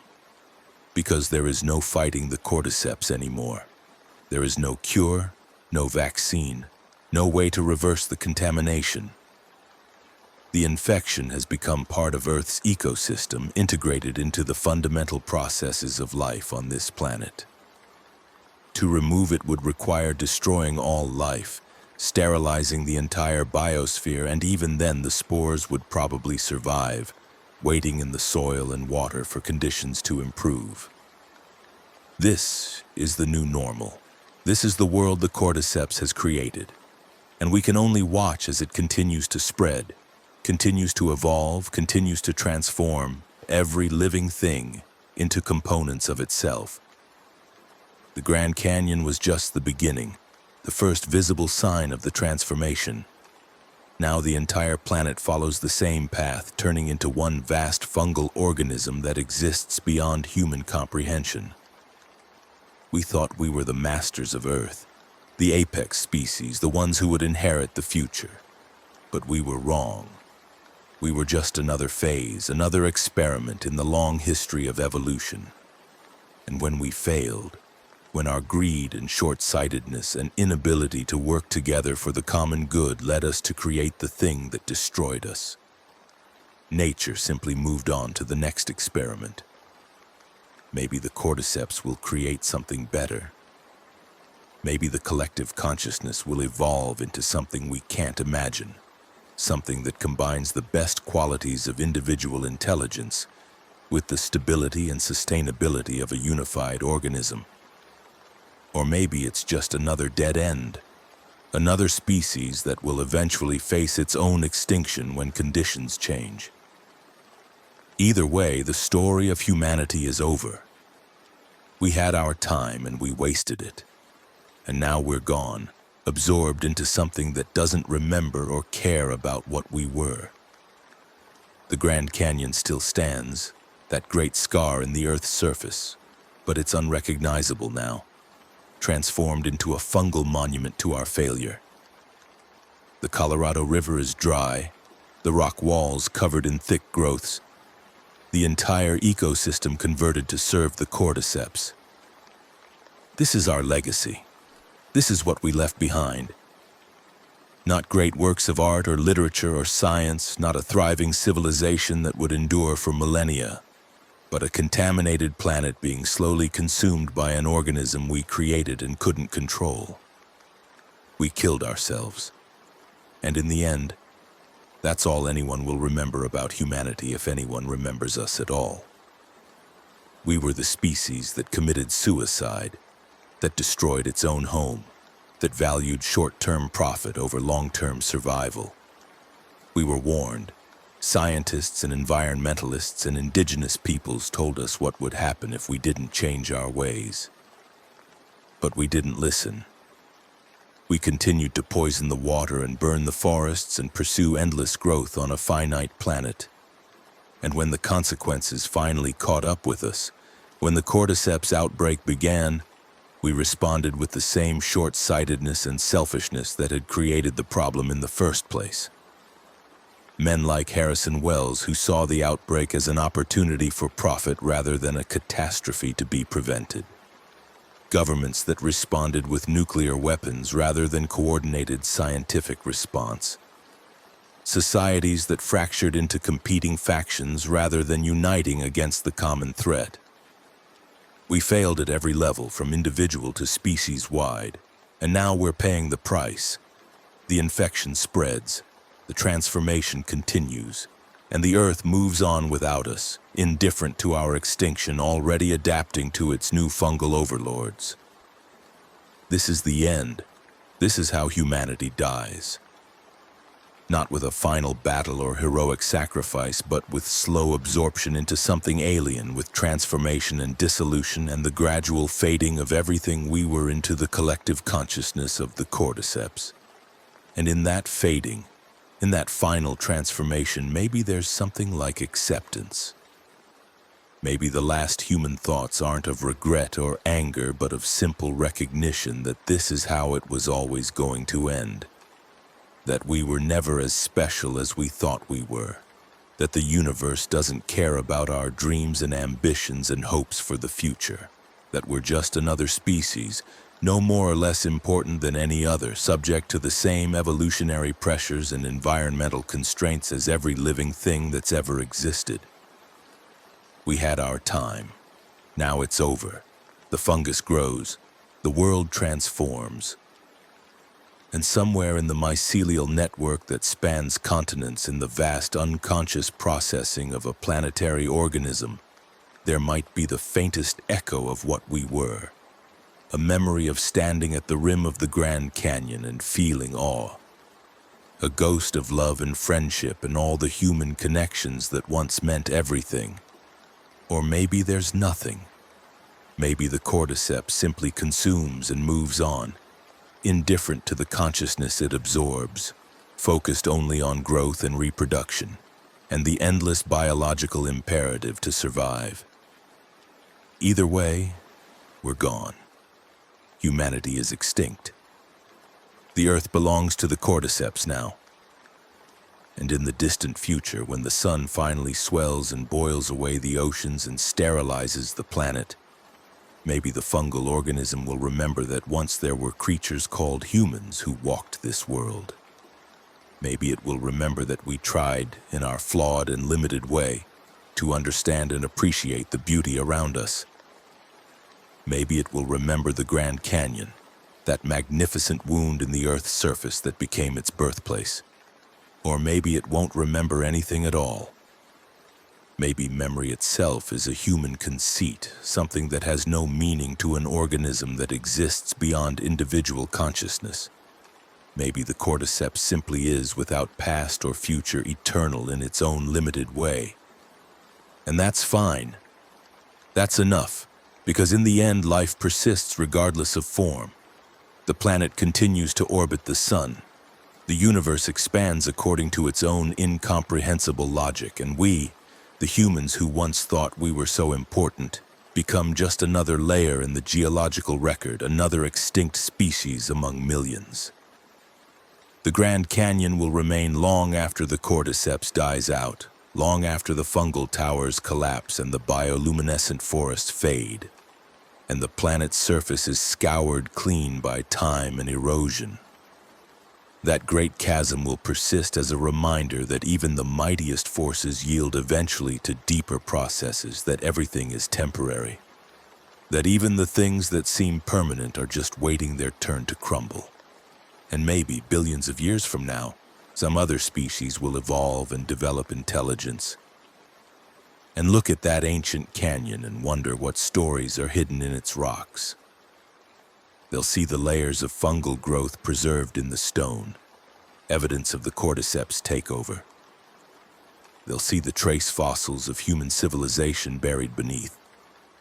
And maybe they'll understand what happened here, what we did to ourselves.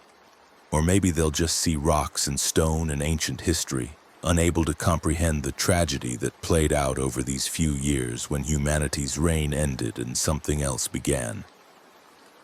Either way, the story is over now. The last human thoughts dissolve into the fungal network. The last memories fade, and the infection spreads on, patient and inexorable, transforming the planet one cell at a time until there's nothing left that remembers what came before. This is the end. This is how we die. Not with glory or meaning or purpose, but with simple biological transformation, our bodies and minds absorbed into something that doesn't care about our stories or dreams or hopes. The Grand Canyon stands as monument and tomb, marking the place where humanity's extinction began. And the cordyceps spreads across the earth, writing the next chapter in a story that will continue long after we're forgotten. More swimmers were being pulled from the water, all of them Coast Guard personnel, all of them injured and hysterical. One woman, a petty officer whose name tape read Kowalski, was sobbing uncontrollably, saying over and over that they had to burn the boats, that fire was the only way to stop them. The paramedics were overwhelmed, triaging wounds, calling for more ambulances. I saw one of the rescued personnel, a junior officer, suddenly convulse and vomit blood onto the dock. The paramedics rushed to him, but he thrashed violently, his eyes rolling back in his head. Then he went still. Too still. The kind of still that meant death. I turned away, feeling sick, and that's when I saw the freighter starting to drift closer to shore, pushed by the current and wind. The figures on deck were still moving, still stumbling around, and now I could see that some of them were wearing Coast Guard uniforms. My heart sank. Whatever this was, it was spreading. It was spreading fast. Diego grabbed my arm. "Marcus, look, in the water." I followed his gaze and saw shapes moving beneath the surface, dark forms that resolved into swimmers, except these swimmers weren't heading for the docks. They were moving erratically, sometimes going under and staying down for impossibly long periods. One surfaced near a small fishing boat, and I saw its face clearly for the first time through my binoculars. It was gray, not just pale from being in the water, but actually gray, with dark veins visible beneath the skin.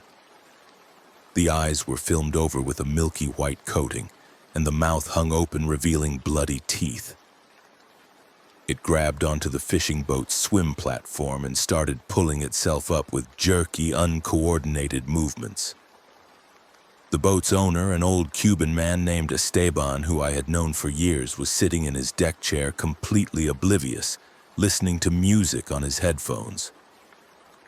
"Esteban!" I screamed, but he couldn't hear me. The thing pulled itself onto the boat and lurched toward him. Diego was already running down the dock, shouting and waving his arms. I followed, my bad knee protesting every step. We were maybe 50 yards away when the thing reached Esteban. He finally noticed it, pulled off his headphones and started to stand up. The thing grabbed him and bit into his shoulder before he could even scream. Blood sprayed across the white fiberglass of the boat. Esteban went down, the thing on top of him, its head moving in a savage, tearing motion. Diego reached the boat first and grabbed a boat hook from the dock, swinging it at the thing's head. It connected with a wet crunch and the thing fell sideways but immediately started getting back up. I got there a second later and grabbed a fire extinguisher from the dock's emergency station, swinging it with all my strength. It caught the thing in the face and it went down again, harder this time. It didn't get back up. Diego was on the boat now, trying to help Esteban, but I could see it was too late. The old man's throat had been torn open and he was bleeding out fast, his eyes already glazing over. "Get off the boat, Diego, now!" My voice was hard, commanding, using the tone I had perfected over 2 decades of Coast Guard service. He looked at me, then at Esteban, then back at me. "But he's... Now, Diego, get off the boat!" He climbed back onto the dock just as Esteban's body started twitching. We both backed away, watching in horror as the old man's corpse began to move. First the fingers curling and uncurling, then the legs kicking weakly. Then the whole body started to convulse, violent spasms that looked like seizures. His eyes opened. They were that same milky white. He sat up, and his head turned toward us with mechanical precision. The wound on his shoulder was still bleeding, but he didn't seem to notice or care. He stood up, swaying, and took a step toward the edge of the boat, toward us. "Run!" I didn't wait to see if Diego listened, just turned and ran back toward the main dock where the police and firefighters were still dealing with the rescued Coast Guard personnel. Diego was right behind me, his breath coming in panicked gasps. Behind us, I heard a splash as Esteban, or what used to be Esteban, fell or jumped into the water. I didn't look back. We reached Martinez and I grabbed him by his vest. "Martinez, listen to me very carefully. Those people in the water, the ones from the boats, they're infected with something. Once they're bitten or killed, they come back. They come back and they attack. You need to evacuate this marina right now and set up a perimeter." He stared at me like I had lost my mind. "Marcus, what the hell are you talking about? Come back? What, like zombies?" I wanted to hit him. "I don't care what you call them. I just watched Esteban Diaz get bitten and die and then stand back up. We need to contain this before it spreads into the city." Behind him on the dock where the paramedics were working, I heard screaming. We both turned. The junior officer who had collapsed, the one they thought was dead, was sitting up. His skin had gone gray. His eyes were white. He grabbed the nearest paramedic and bit into her neck before anyone could react. Chaos erupted. The paramedic fell, blood pumping from her throat. The infected officer stood up and lunged at a firefighter. Martinez drew his gun and fired 3 times, center mass, the shots echoing across the marina. The infected officer staggered but didn't go down, just changed direction and came at Martinez instead. I tackled Martinez out of the way and we both went down hard on the wooden dock. The thing that used to be a Coast Guard officer stumbled past us and grabbed another paramedic, teeth snapping. More gunshots, more screaming. Diego was yelling something about the head, shoot them in the head. And I realized he was right. Every zombie movie I had ever half-watched suddenly became relevant training material. I rolled to my feet and grabbed Martinez's backup piece from his ankle holster. A small revolver that felt inadequate for what we were facing. The infected officer had the paramedic on the ground and was biting into her face. I aimed for the head and fired. The shot took it in the temple and it finally went down and stayed down. The paramedic it had been attacking was screaming, her hands over her ruined face. Another infected was coming down the dock toward us, one of the female Coast Guard personnel we had pulled from the water. She was missing an arm but didn't seem to notice, just kept coming with that awful lurching gait. Martinez was back on his feet, his service weapon up and steady. "Headshots," I told him. "Only headshots work." He fired twice and the infected went down. But there were more coming now, climbing out of the water onto the docks, drawn by the noise and the living flesh. The marina was turning into a nightmare. The tourists who had been watching from the parking lot were panicking, running for their cars. I heard engines starting, tires squealing. Someone crashed into a light post, trying to get out too fast. A woman fell and was trampled by the crowd. The social fabric was unraveling in real time. "Fall back to the parking lot," Martinez ordered into his radio. "All units fall back. Set up defensive positions at the vehicles." The police, firefighters, and surviving paramedics started retreating in a disorganized mob, some of them supporting wounded colleagues, some carrying their equipment, some just running. Diego stayed close to me, his face white with shock. We backed away from the docks, watching as more infected pulled themselves from the water or emerged from boats. There were dozens of them now. Maybe more. The freighter had drifted close enough to shore that infected were simply walking off the deck into shallow water and wading toward land. We reached the parking lot and I could see more police cars arriving, their sirens adding to the cacophony. Some of the tourists had managed to get into their cars and were fleeing, while others were trapped behind the gridlock, honking uselessly and screaming out their windows. Martinez was trying to organize his officers into some kind of defensive line, but they were scared and confused, their training having prepared them for domestic disturbances and drug busts, not a full-scale outbreak of violent infected attacking with no regard for their own safety. Several officers were firing at the infected approaching from the marina, but most were aiming for center mass out of habit, wasting ammunition. "Aim for the head," I shouted, moving along the line. "They don't go down unless you destroy the brain." Ugh. Some of them listened.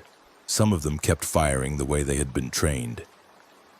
I saw one officer empty his entire magazine into an infected's chest, only to have it keep coming until another officer shot it in the head from the side. The wounded were piling up behind our line, and I realized with growing horror that some of them had been bitten. The female paramedic with the ruined face had stopped screaming and was lying too still. As I watched, her fingers started to twitch.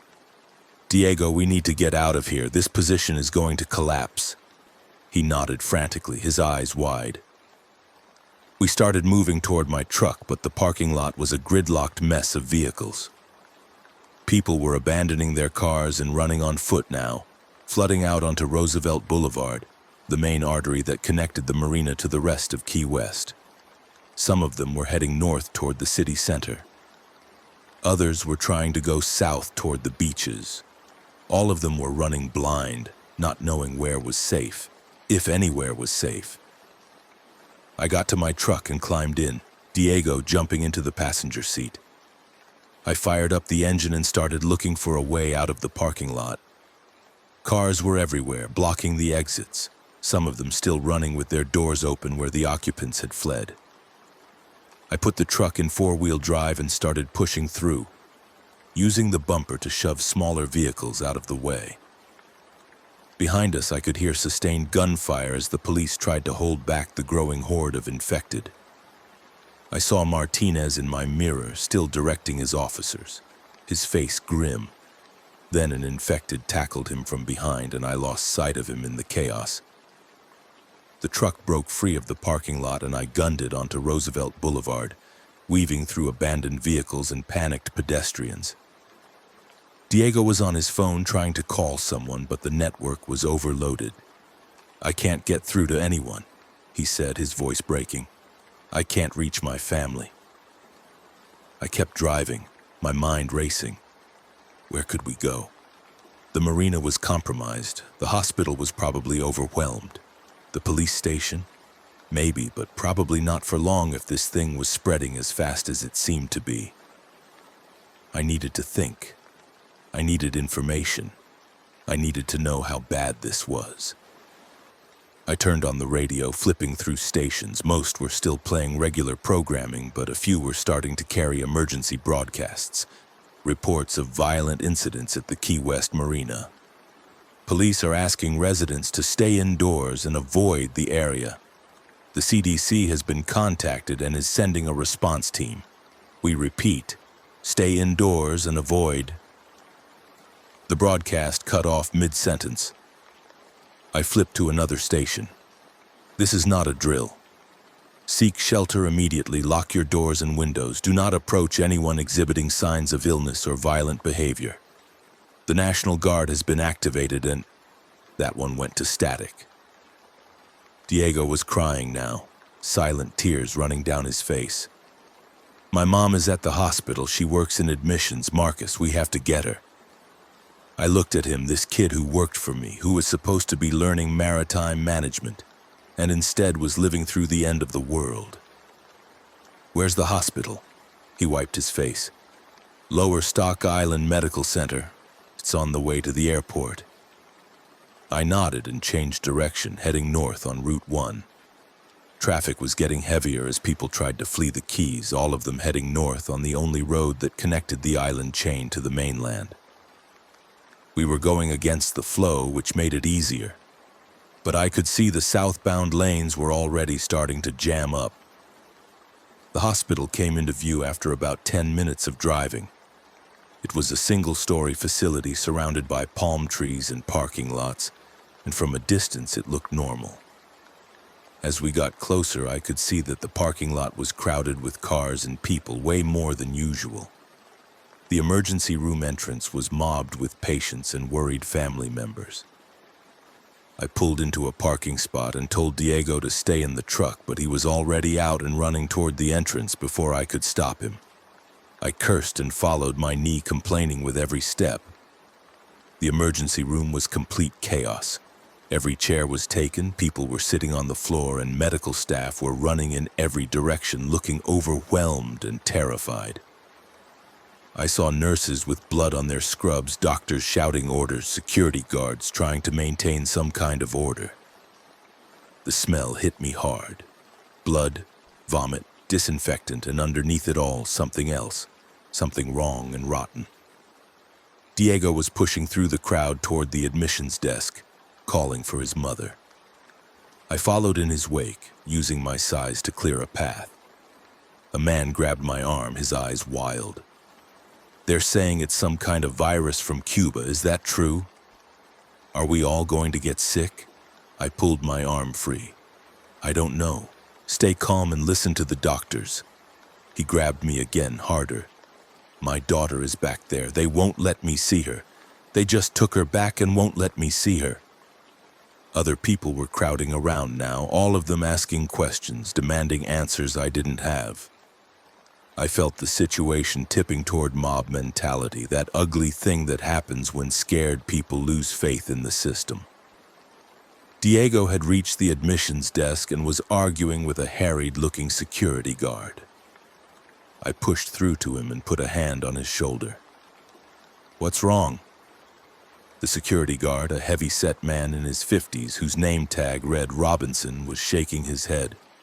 All non-essential personnel have been evacuated to the upper floors. We're on lockdown.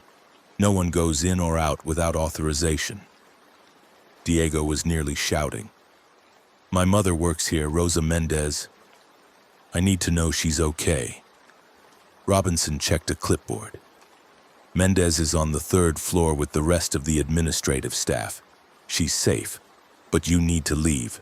This entire emergency department is about to be quarantined. Quarantined? I stepped forward. What's the situation in there? Robinson looked at me with haunted eyes. We have 17 patients exhibiting the same symptoms. Violent psychosis, extreme aggression, biting. 3 of them have died and come back. Dr. Harrison shot one in the head with a security pistol and it finally stopped moving. We have staff members who've been bitten. We don't know how long before they turn. The CDC is supposed to be sending help, but nobody's here yet. His radio squawked with urgent traffic. Security to ER3, we have another code black. Repeat, code black in ER3. Robinson ran and I grabbed Diego. Your mother is safe upstairs, we need to go. He resisted. I need to see her. I pulled him toward the exit. Diego, this place is going to fall. You saw what happened at the marina. If they have infected patients in here and staff who've been bitten, it's only a matter of time. We get out now while we can. He looked torn, desperate, but finally nodded. We made it back to the truck just as we heard screams from inside the hospital. People started pouring out of the emergency room entrance, running in all directions. Through the windows, I could see shapes moving inside, that same lurching gait, that same mindless aggression. I started the truck and pulled out, heading back toward Roosevelt Boulevard. Diego was looking back at the hospital, his face stricken. She'll be okay, I told him, not believing it myself. The upper floors are secure, she'll be okay. He didn't respond, just kept staring back until the hospital disappeared from view. I focused on driving, trying to think through our options. Going north on Route 1 was suicide. The roads would be jammed with evacuees and probably infected. Going south toward the beaches meant boxing ourselves in with ocean on three sides. We needed somewhere defensible, somewhere with supplies, somewhere we could wait this out until the authorities got control of the situation. If they could get control. My house was in Old Town on Petronia Street, a small two-bedroom bungalow that had belonged to my wife's parents. It wasn't much, but it was home, and it had a hurricane-proof basement that I had stocked with emergency supplies after Hurricane Irma nearly destroyed the Keys back in 2017. Water, canned food, first aid kits, flashlights, a radio. It wasn't a fortress, but it was better than being on the street. I made the decision and turned east, cutting through side streets to avoid the main roads. Key West wasn't a big island, maybe 4 miles long and 2 miles wide at the most, and I knew every street and alley from my years of living here. The streets were getting worse by the minute. I saw a car accident at the intersection of White Street and Truman Avenue. 3 vehicles smashed together with no emergency services in sight. One driver was slumped over the wheel, probably dead. Another was trying to flag down cars for help. But everyone just drove past. I wanted to stop, wanted to help. But I knew we didn't have time. Survival meant making hard choices. Survival meant leaving people behind. I hated that I was already thinking that way. But the reality of the situation was impossible to ignore.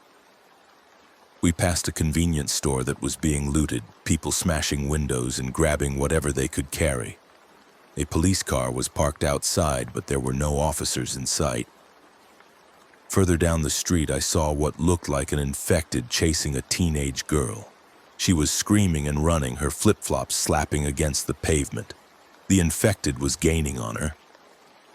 Diego started to say something, but I was already accelerating, aiming the truck. I hit the infected at 30 miles per hour and it went down with a sickening crunch, rolling under the wheels. The girl kept running and disappeared around a corner. I kept driving. I had just killed someone or something that used to be someone, and I felt nothing but grim satisfaction. My house came into view, a pale yellow bungalow with white trim and a sagging front porch. I pulled into the narrow driveway and killed the engine. The neighborhood seemed quiet, almost normal except for the distant sirens and occasional gunshots. Most of my neighbors were elderly retirees or seasonal residents, and I didn't see anyone on the streets. Diego and I got out and I unlocked the front door, pausing to listen. Nothing. The house was still and silent, just as I had left it that morning. That morning. It felt like a lifetime ago.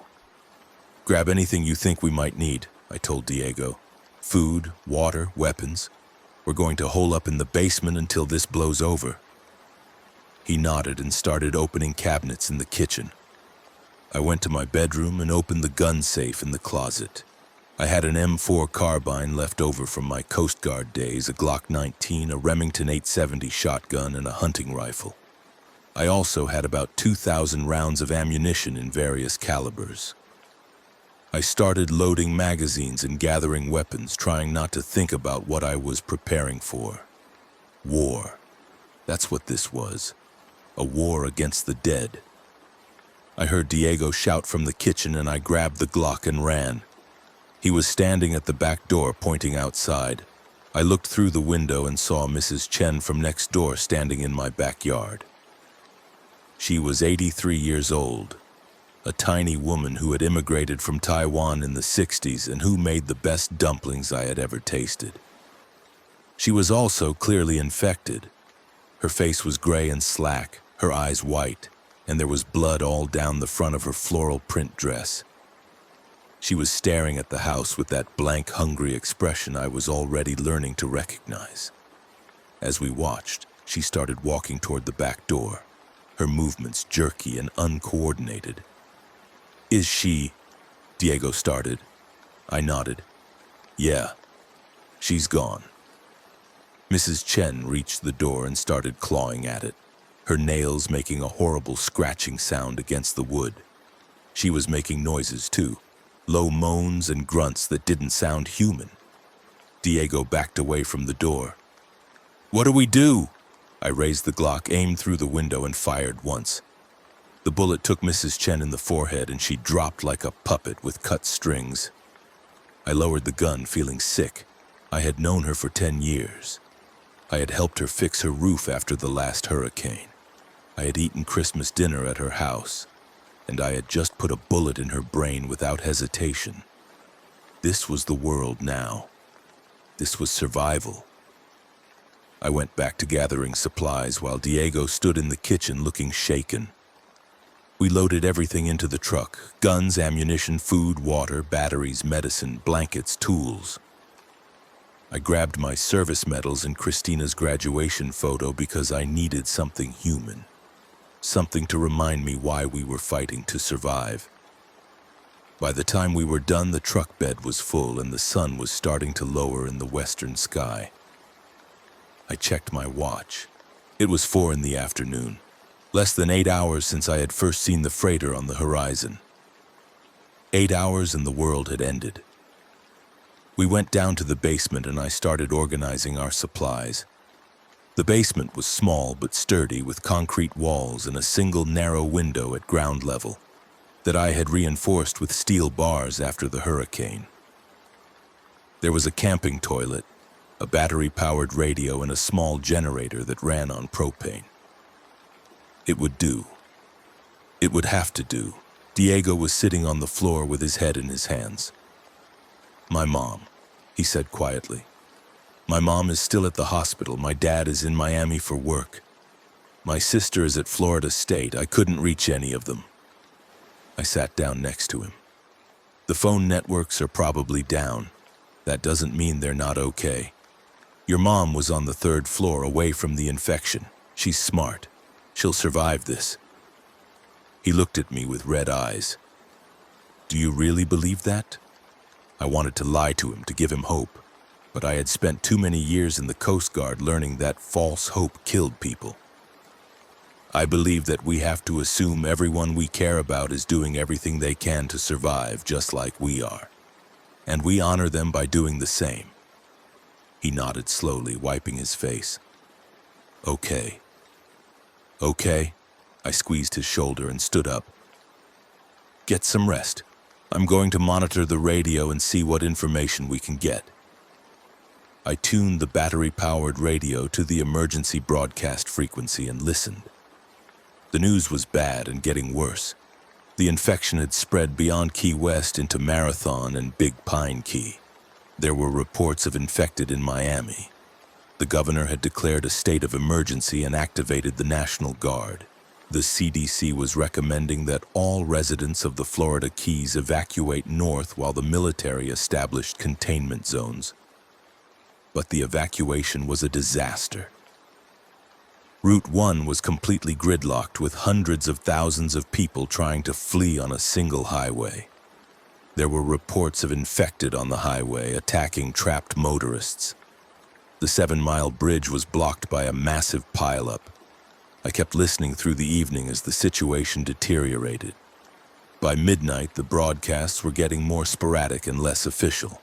Individual radio operators were sharing information, coordinating rescue efforts, warning about infected concentrations. The government presence in the Keys had effectively collapsed. The military was focusing on containing the outbreak at the Dade-Monroe County line, essentially writing off everyone south of that point. We were on our own.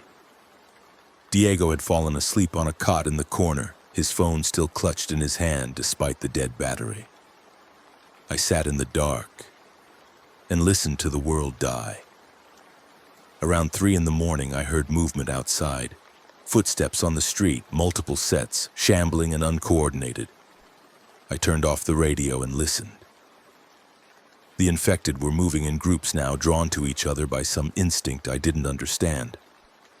I heard them passing by the house, their moans and grunts carrying through the basement window.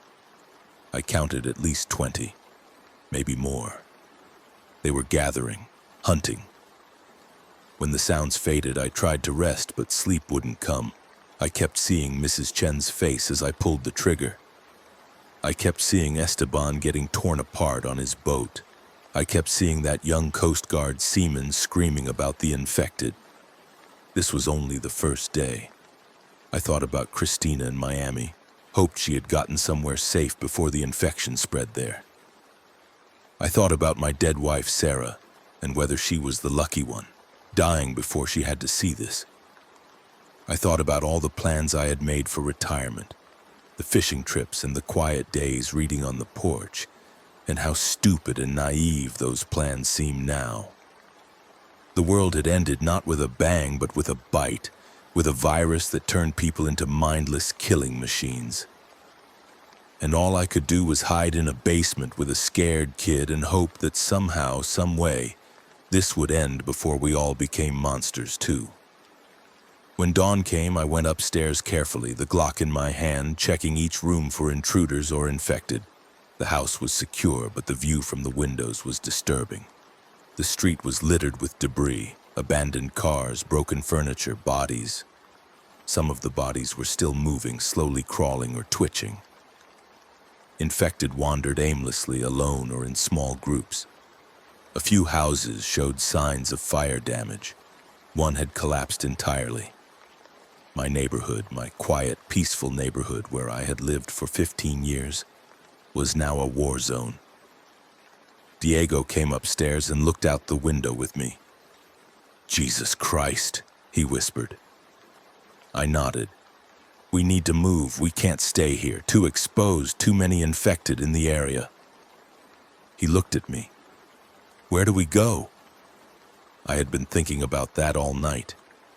The Coast Guard station. It's a secure facility, high fences, good sight lines. If there are any organized survivors, that's where they'll be.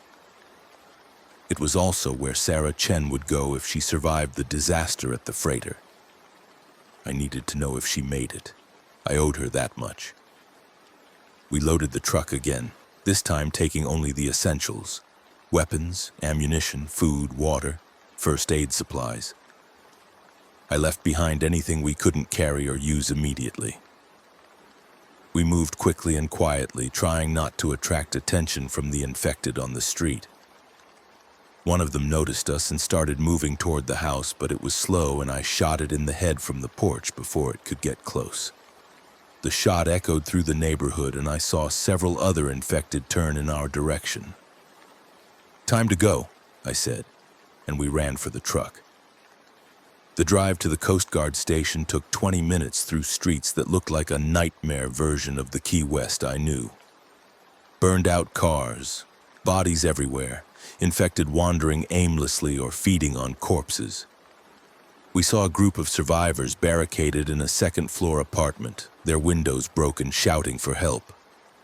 I wanted to stop, but there was no way to reach them safely, and we didn't have room for more people in the truck. That was another hard choice, another little piece of humanity that I had to leave behind. We kept driving and their voices faded behind us. The Coast Guard station was on the southeastern tip of the island, a sprawling facility surrounded by chain-link fencing topped with razor wire. As we approached, I could see that the gates were closed and there were people manning the perimeter with rifles. Good. That meant someone was still alive and organized. I slowed down and honked the horn, waving out the window. A soldier or guardsman, I couldn't tell which at this distance, raised a megaphone. "Stop the vehicle and exit with your hands up. Approach the gate slowly." I did as instructed, Diego following my lead. We walked toward the gate with our hands raised while at least 5 rifles tracked our movement. A National Guard sergeant came to the gate, a black woman in her 40s with sergeant's stripes and a hard, tired face. "You bitten?" she asked. I shook my head. "No. We need shelter. We have supplies and weapons. We can help." She looked us over carefully, her rifle never wavering. "You have military or law enforcement experience?"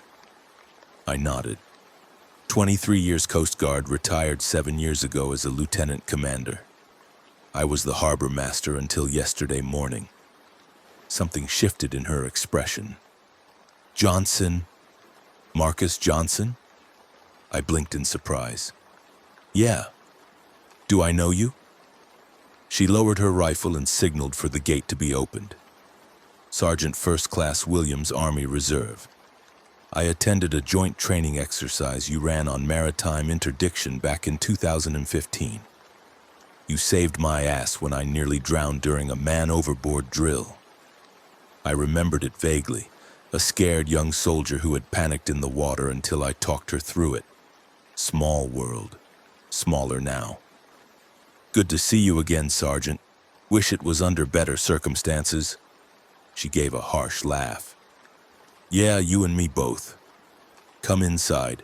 We'll get you processed and assigned to a duty station." The Coast Guard station was crowded with survivors, military and civilian. I counted maybe 100 people total, far fewer than I would have expected. Williams explained as we walked.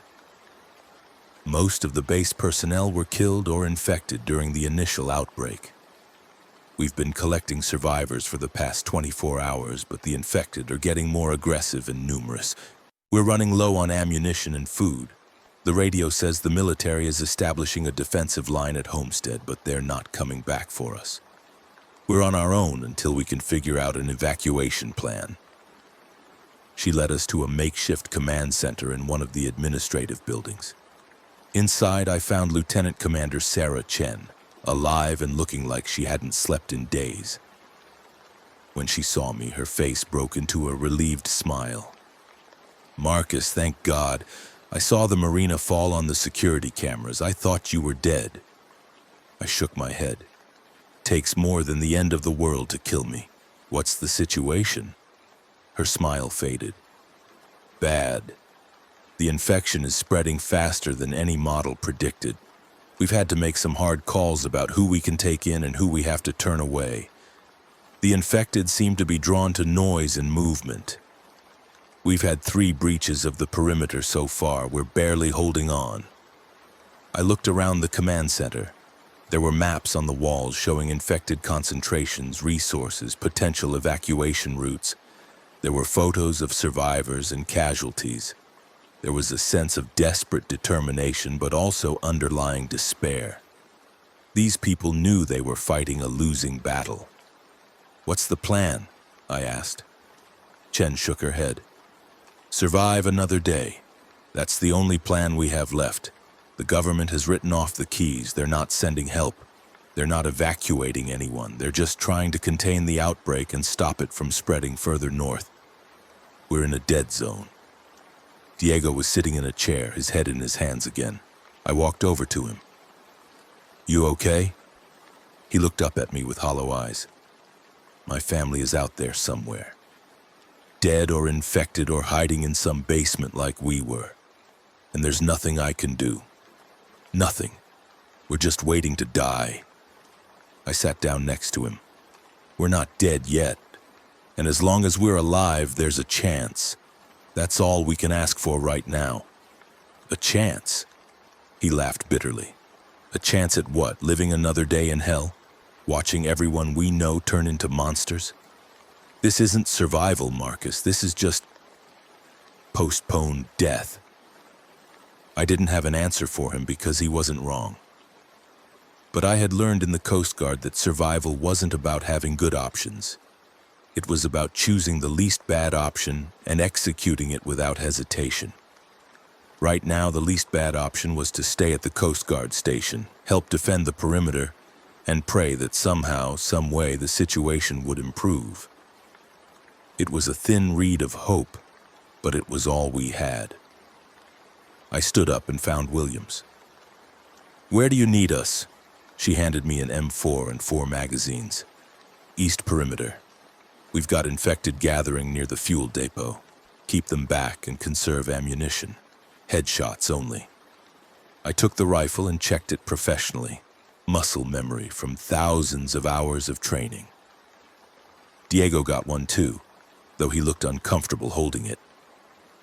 We went to the east perimeter where a dozen soldiers and civilians were manning the fence line, all of them looking exhausted and scared. Beyond the fence, I could see the infected gathering, dozens of them shambling around the fuel depot, attracted by something I couldn't identify. They were getting more numerous every hour, drawn from all over the island to this concentration of living humans. It was only a matter of time before they found a way through the fence. The hours crawled by. We took turns on watch, catching brief naps when we could, eating cold military rations. The infected numbers kept growing. By nightfall, there were hundreds of them pressing against the fence, clawing and pushing. The fence was starting to buckle in places. Williams called us all back to the command center for a briefing. Chen looked like death warmed over, her eyes bloodshot and her uniform stained with sweat and blood. "We can't hold this position much longer," she said bluntly. "The infected are gathering in numbers we can't repel. We're down to about 600 rounds of ammunition total. Once that's gone, we're finished." Someone asked about evacuation. Chen shook her head. "The waters around the Keys are full of infected. Any boat we launch is going to be swarmed. The bridges north are blocked or destroyed. The airport is overrun. We're trapped." The room fell silent. I could see the despair spreading across faces like a contagion of its own. People were giving up, accepting death. I stood up. "Then we need to thin out the infected before they breach the fence. We need to draw them away from here and eliminate them in smaller groups." Chen looked at me. "How?" I thought about it. Noise and movement, they're attracted to both. We set up speakers away from the base, play loud music or sirens. When they gather around the speakers, we hit them with everything we have. Molotov cocktails, vehicles, firearms. Rinse and repeat until we've reduced their numbers enough to make a break for it. Williams nodded slowly. "It might work. We have a few vehicles with loud PA systems. We can use those as bait." Chen looked skeptical. "And then what? Where do we go?" I didn't have an answer for that, but staying here meant dying here, and I wasn't ready to give up yet. We spent the next few hours preparing. We made Molotov cocktails from gasoline and bottles scavenged from the base. We gathered every working vehicle we could find. We loaded magazines and checked weapons. We divided into teams, bait teams to drive the vehicles with PA systems, and strike teams to eliminate the gathered infected. It was a desperate plan, probably suicidal, but it was better than sitting around waiting for the fence to collapse. Diego volunteered for one of the bait teams. I tried to talk him out of it, but he was insistent. "I need to do something," he said. "I can't just stand here anymore." We launched the operation at dawn.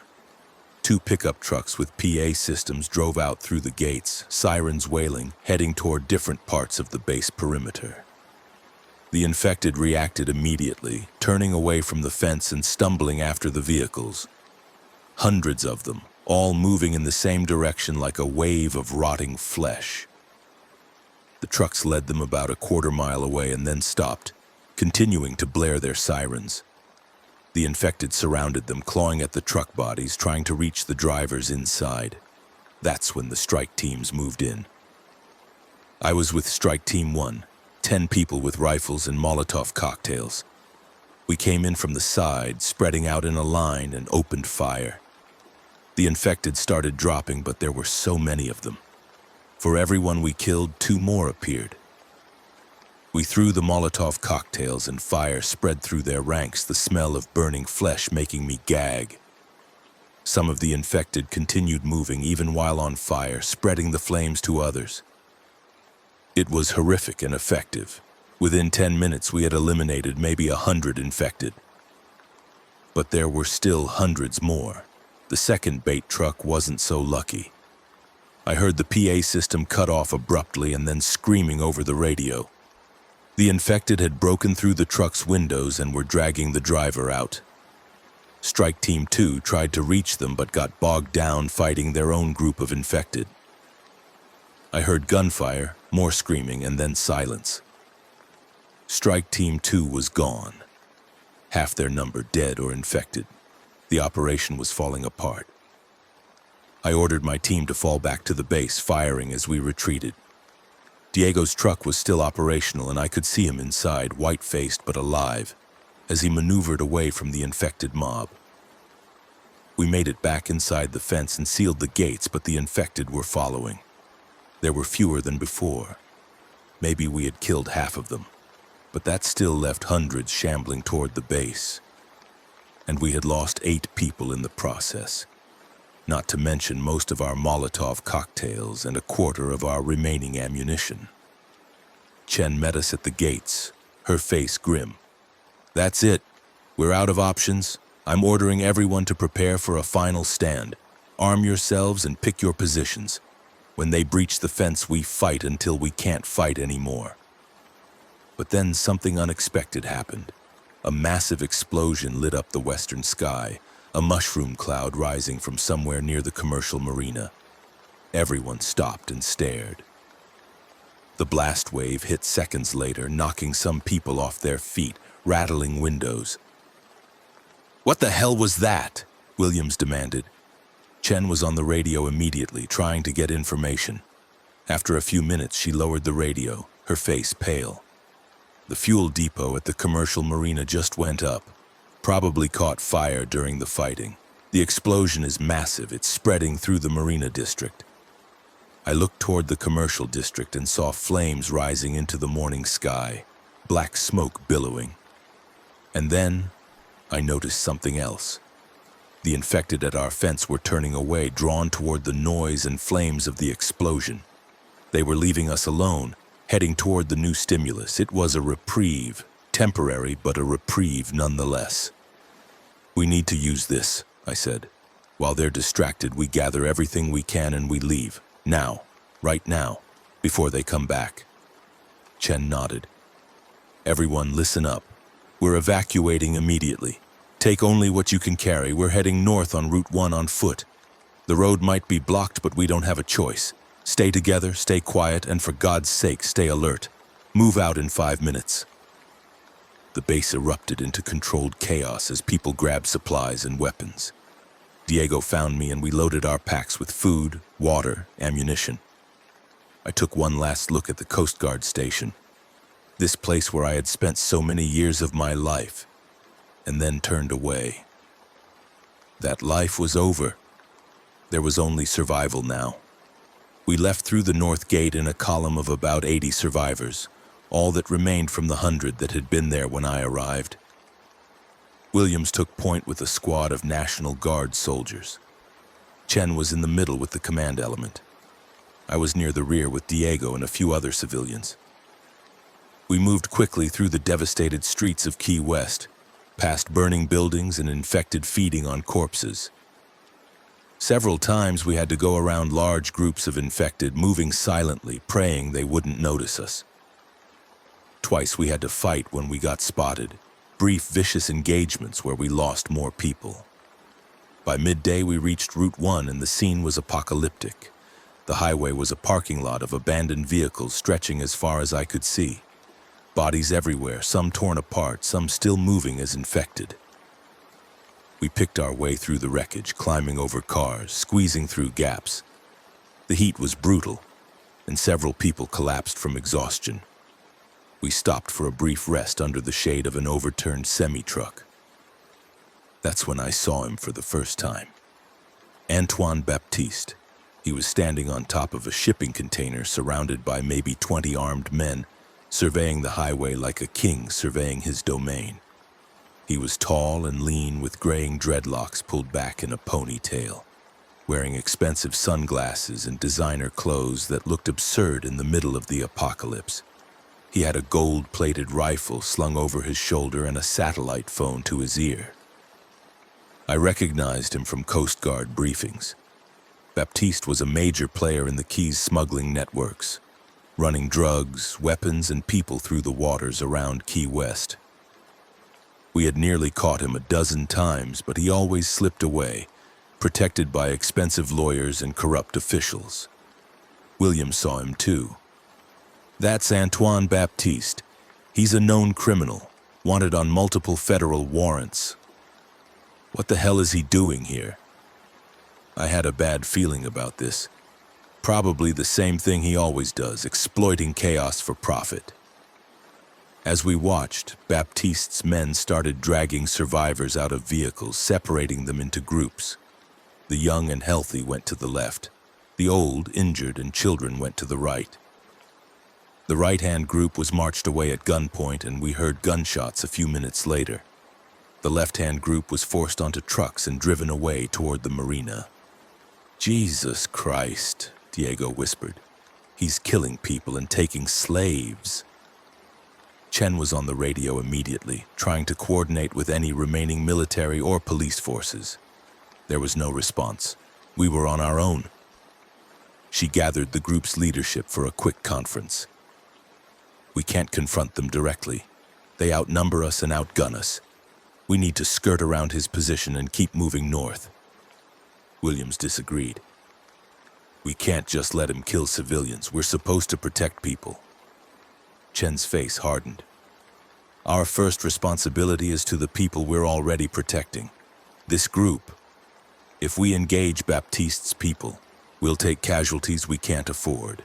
We keep moving. I understood the logic, but I hated it. We were abandoning people to save ourselves. But what choice did we have? We had maybe 30 people who could fight, limited ammunition, and exhausted survivors. Baptiste had what looked like a small army.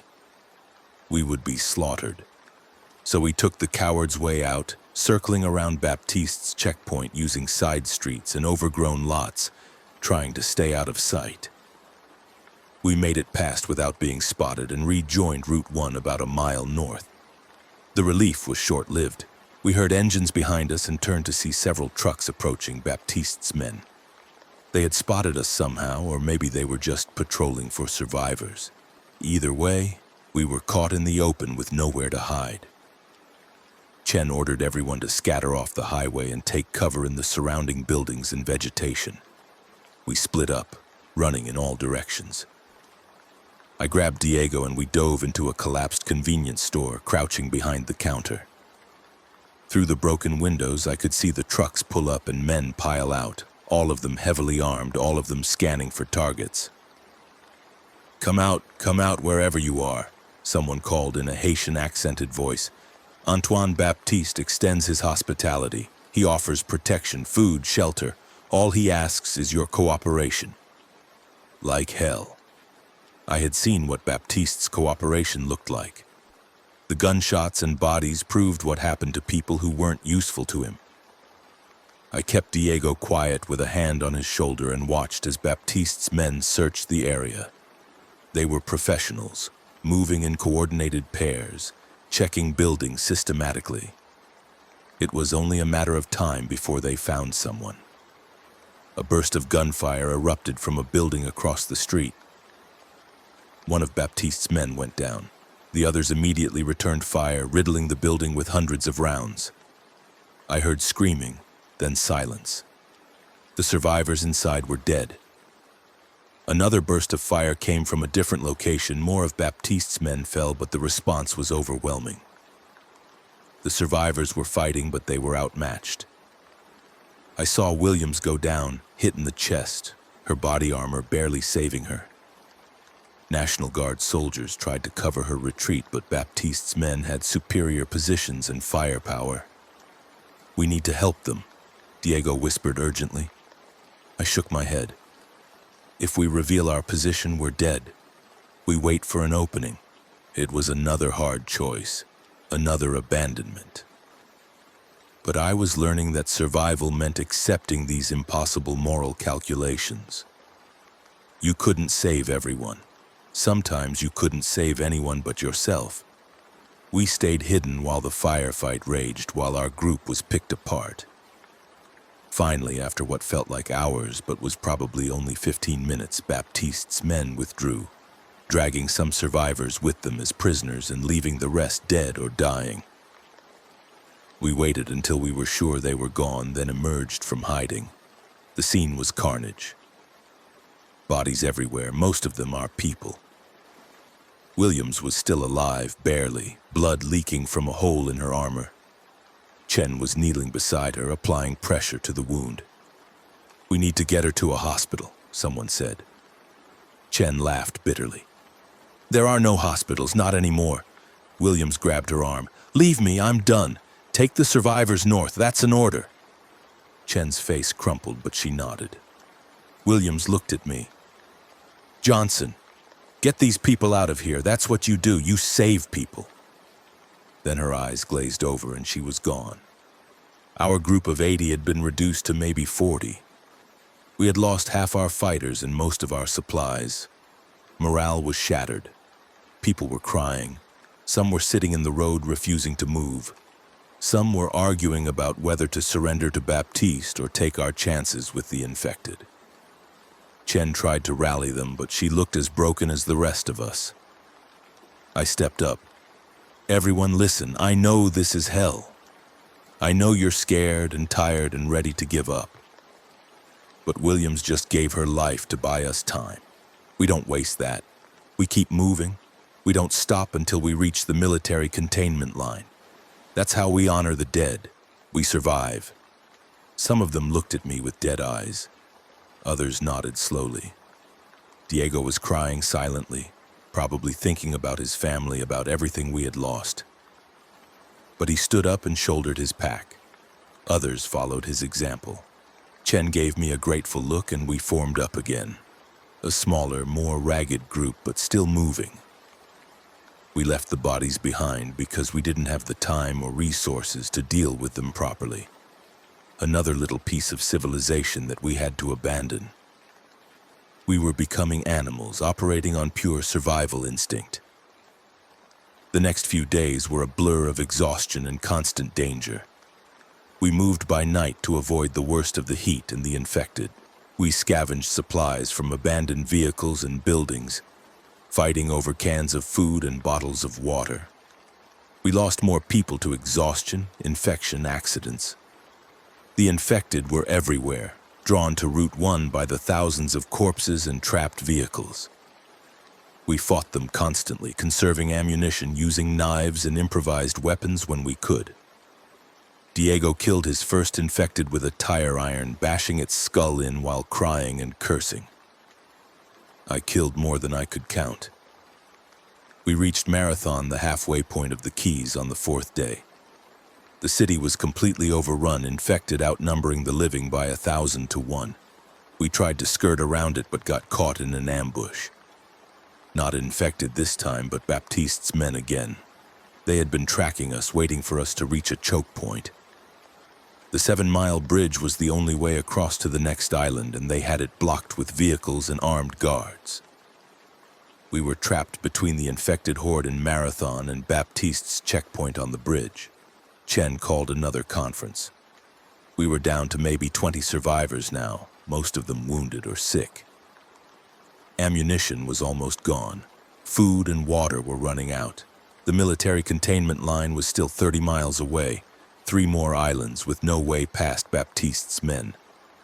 We need to negotiate, Chen said. Trade something for passage. I shook my head. Baptiste doesn't negotiate, he takes. We've seen what he does to survivors. We'd be slaves or corpses. Another survivor, a middle-aged woman named Patricia, who had lost her husband to the infected, spoke up. Then what do you suggest? We can't fight him, we can't go back, we're finished. She wasn't wrong. We were finished. But I wasn't ready to accept that yet. We wait until dark. We swim across the channel. It's only about a mile wide at the narrowest point. We leave our packs, take only our weapons and essential supplies. We make it to the next island and keep moving. Diego looked at me like I was insane. The water is full of infected. We saw them. They don't need to breathe. They'll pull us under. I knew he was right. I had seen infected walking along the ocean floor, following boats pulled by some mindless drive toward the living. But it was our only chance. Better to die trying than to die on our knees. Chen nodded slowly. Johnson's right. We move at 0300 hours, low tide, darkest part of the night. Everyone who can swim will make the attempt. Those who can't will stay here and create a distraction for Baptiste's men. Patricia stood up. I can't swim. Neither can James or Rosa. We'll stay. She said it calmly, accepting her death sentence without flinching. This was what we had become. People calmly volunteering to die so others might live. The mathematics of the apocalypse. We rested during the day, trying to conserve our strength. I tried not to think about the swim, about the infected lurking in the dark water, about the very real possibility that I would drown or be pulled under. I thought instead about Christina, hoped she was alive somewhere, hoped she had found safety. I thought about Sarah, my dead wife, and how she would have handled all of this. She was always stronger than me, more decisive, more willing to make the hard choices. She would have known what to do. I missed her with an ache that felt physical. At 3 a.m, we gathered at the bridge. Patricia and the other volunteers went to the checkpoint and started making noise, throwing rocks, shouting insults. Baptiste's men responded with threats and warning shots. While they were distracted, the rest of us slipped into the water on the far side of the bridge, moving as quietly as possible. The water was blood-warm and thick with debris. I could feel things bumping against my legs. Bodies or infected, I couldn't tell. Diego was beside me, his face tight with fear but determined. Chen was leading the way, her strokes efficient and practiced. We were halfway across when the first scream came. One of our swimmers had been grabbed by an infected, pulled under the surface.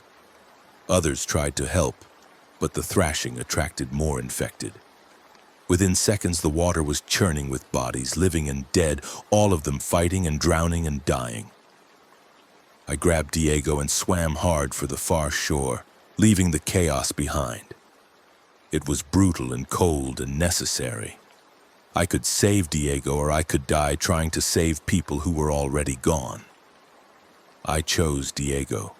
We reached the shore and collapsed on the sand, gasping and retching.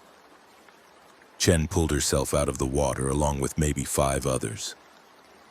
Out of 20 who had started the swim, only 7 of us made it.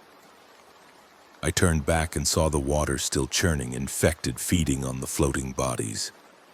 At the checkpoint, I could hear gunfire as Patricia and the others made their last stand against Baptiste's men.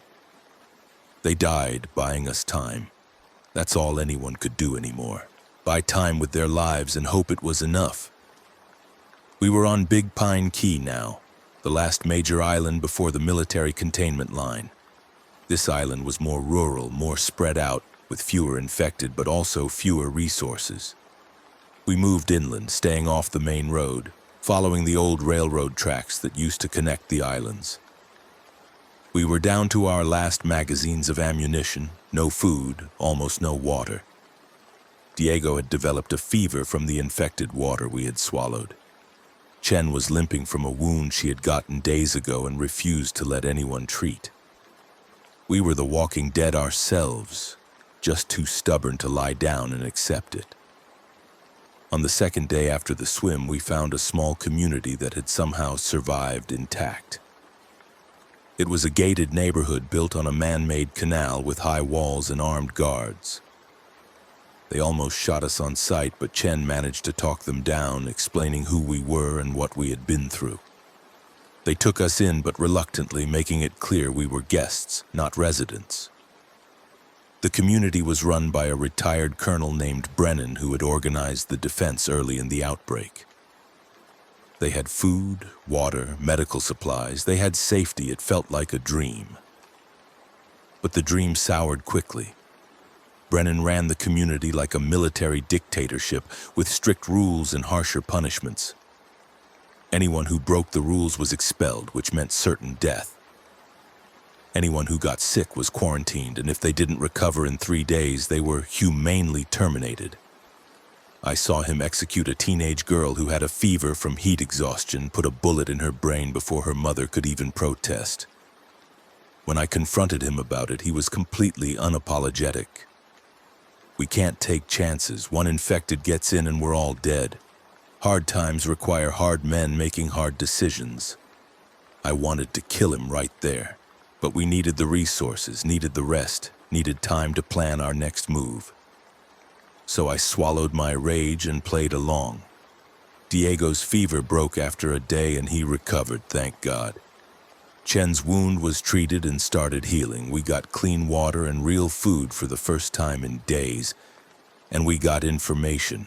Brennan had a satellite phone with intermittent service, and he had been in contact with the military containment line. The news was not good. The infection had spread beyond Florida. There were outbreaks in Georgia, Alabama, Louisiana. The infected were in Atlanta, New Orleans, Houston. The military was struggling to contain them. The federal government had relocated to bunkers in Colorado. Major cities were being evacuated or quarantined. The death toll was in the millions and climbing. There was no cure, no vaccine, no hope of treatment. The infected were winning. Humanity was losing. And the military was preparing a final desperate solution. They were going to nuke the Florida Keys. When? Chen demanded. Brennan checked his notes. They're giving us 72 hours to evacuate anyone who can make it to the containment line. After that, they're launching 3 tactical nuclear warheads. 1 on Key West, 1 on Marathon, 1 on Key Largo. Everything south of the line will be sterilized. They're writing off the entire island chain. I felt numb. My home, my city, everything I had known for decades would be vaporized, and there was nothing I could do to stop it. We had 3 days to cover 30 miles with almost no supplies and thousands of infected between us and safety. Chen stood up. Then we leave now. We move fast and we don't stop. Brennan shook his head. You're not leaving. None of you are. I need every able-bodied person here to defend this community until the last minute. When the evacuation window closes, we're all staying right here. We have supplies for months. We can outlast the nuclear fallout. We can rebuild. Chen looked at him incredulously. You can't rebuild in a nuclear wasteland. The radiation alone will kill you. He smiled coldly. Then we die on our own terms, not running like cowards. You're staying, Commander. That's final. We were prisoners now, locked in what was supposed to be a refuge. Brennan's guards watched us constantly, making it clear that any attempt to leave would be met with lethal force. The irony wasn't lost on me. We had survived the infected, survived Baptiste's men, survived the swim across the channel, only to be imprisoned by people who were supposed to be on our side. Diego was furious, pacing like a caged animal. We have to get out of here. We can't just wait to die. I agreed, but getting past Brennan's guards wouldn't be easy. They were trained soldiers, well armed and alert. I spent a day observing their patterns, looking for weaknesses. They changed shifts every 6 hours. There was a blind spot near the east wall where the canal curved and the sight lines were blocked. If we could get to that spot without being seen, we could go over the wall and slip away. The problem was getting past the interior guards who patrolled the neighborhood streets. I needed a distraction, something big enough to pull all their attention away from us. I found it in the community's fuel storage. Brennan had stockpiled thousands of gallons of gasoline for his generators. If that went up, it would be spectacular. I shared the plan with Chen and Diego. Chen was hesitant. A lot of innocent people will die if we blow up the fuel storage. The fires could spread through the whole neighborhood. I looked at her. A lot of innocent people are going to die anyway when the nukes fall. At least this way we have a chance to warn the military that there are survivors trapped here. Maybe they'll delay the strike or expand the evacuation window. It was thin justification and we both knew it. But what choice did we have? Stay and die for certain or create chaos and maybe survive? The moral calculations kept getting darker. We waited until midnight. I made my way to the fuel storage area, moving through shadows, avoiding the guard patrols. The storage tanks were surrounded by chain-link fencing, but it wasn't hard to climb. I placed a few road flares I had scavenged from an abandoned car, set them on timers using wristwatches, and got out of there fast. 5 minutes later, the night erupted in flames. The fuel tanks exploded with a roar that shook the ground, sending a fireball hundreds of feet into the air. The guards all ran toward the explosion, trying to contain the fire and rescue trapped residents. Chen, Diego, and I used the chaos to reach the blind spot at the east wall. We went over quickly and dropped into the canal on the other side. The water was shallow and stagnant, but we waded through it until we were clear of the neighborhood. Behind us, the sky was lit up with flames and we could hear screaming and gunshots as Brennan's community tore itself apart. I felt sick about it, but I kept moving. Survival meant accepting blood on my hands. I had more blood on my hands than I could wash off in a lifetime. We traveled through the night and into the next day, pushing ourselves beyond exhaustion. The military containment line was close now, maybe 15 miles. We could hear helicopters overhead and distant explosions as the military fought to keep the infected from breaking through. We passed burned villages and destroyed checkpoints, evidence of desperate last stands. The infected were everywhere, drawn toward the noise and activity of the military line. We had to fight through several groups, expending our last ammunition, resorting to knives and blunt objects when the guns ran dry. Diego took a bite on his arm during one of these encounters. The infected's teeth sank deep into his bicep before I could pull it off him. I killed it with my knife, stabbing it through the eye socket into the brain, but the damage was done. Diego stared at the wound with horror. Oh God, no, Marcus, I'm bitten, I'm bit. I grabbed his shoulders. How long do we have? Chen checked her watch. Based on what we've seen, anywhere from 10 minutes to 2 hours, it varies by person.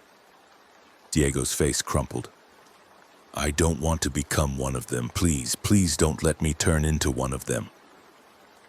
I knew what he was asking, what he needed me to do, but I couldn't say it. Couldn't acknowledge what was going to have to happen. We kept moving because there was nothing else to do. Diego cradling his wounded arm, his skin already starting to look gray around the bite. We were maybe 5 miles from the containment line when he collapsed. His fever had spiked and he was shaking uncontrollably. His eyes were starting to film over.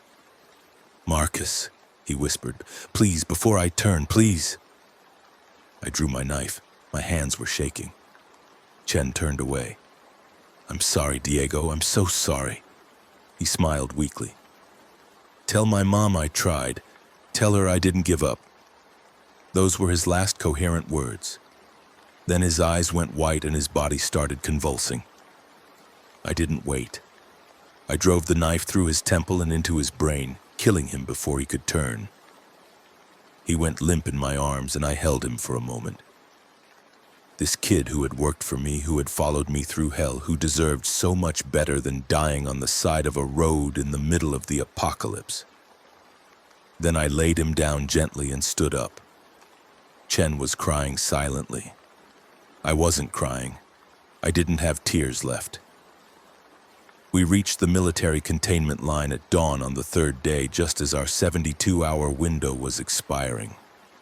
It was massive. Concrete barriers, razor wire, machine gun nests, tanks, helicopters, thousands of soldiers. They almost shot us, but Chen still had her Coast Guard credentials and they let us through after a decontamination process that was invasive and humiliating but necessary. We were the last survivors to make it through. Minutes after we crossed, the line was sealed. Nothing else was getting through, living or dead. A colonel from the CDC met us in a tent. "You made it from Key West?" Chen nodded. "Marcus Johnson and I, yes. We're the last ones." The colonel looked grim. "Then you need to know. The nuclear strike has been authorized. 4 warheads will be launched in 6 hours. Complete sterilization of the Florida Keys Island chain. I'm sorry. There was no other option." I thought about my house on Petronia Street, about the Coast Guard station where I had spent so many years, about the harbor I had managed, about all the people who had died trying to survive, about Diego and Williams and Patricia and all the others whose names I didn't even know. All of them gone, all of it for nothing. "What about the virus?" I asked. "Will the nukes stop it?" The colonel shook his head. "The virus has already spread to Cuba, the Bahamas, possibly Mexico. Refugees fled in boats during the first days of the outbreak. Some of them were infected. They've reached other shores and started new infection chains. The nukes will eliminate the epicenter, but not the pandemic. We're looking at global collapse within months, maybe weeks." Chen laughed bitterly. "So we're just buying time, that's all we ever do. Buy time." The colonel didn't disagree. I was given a cot in a refugee tent and told to rest. I lay there staring at the canvas ceiling, unable to sleep despite my exhaustion. My mind kept replaying the past week, every death, every hard choice, every moment where I had chosen survival over humanity. I thought about Mrs. Chen and Esteban and Diego and Williams. I thought about the people I had abandoned at Baptiste's checkpoint and the people who had died in the fire I set at Brennan's community. I thought about the blood on my hands and wondered if it would ever wash off. But then I remembered something. During our time at the Coast Guard station before everything collapsed, I had overheard radio chatter about Baptiste's operations. He wasn't just taking advantage of the chaos, he was actively hunting Coast Guard personnel, eliminating anyone who could interfere with his plans.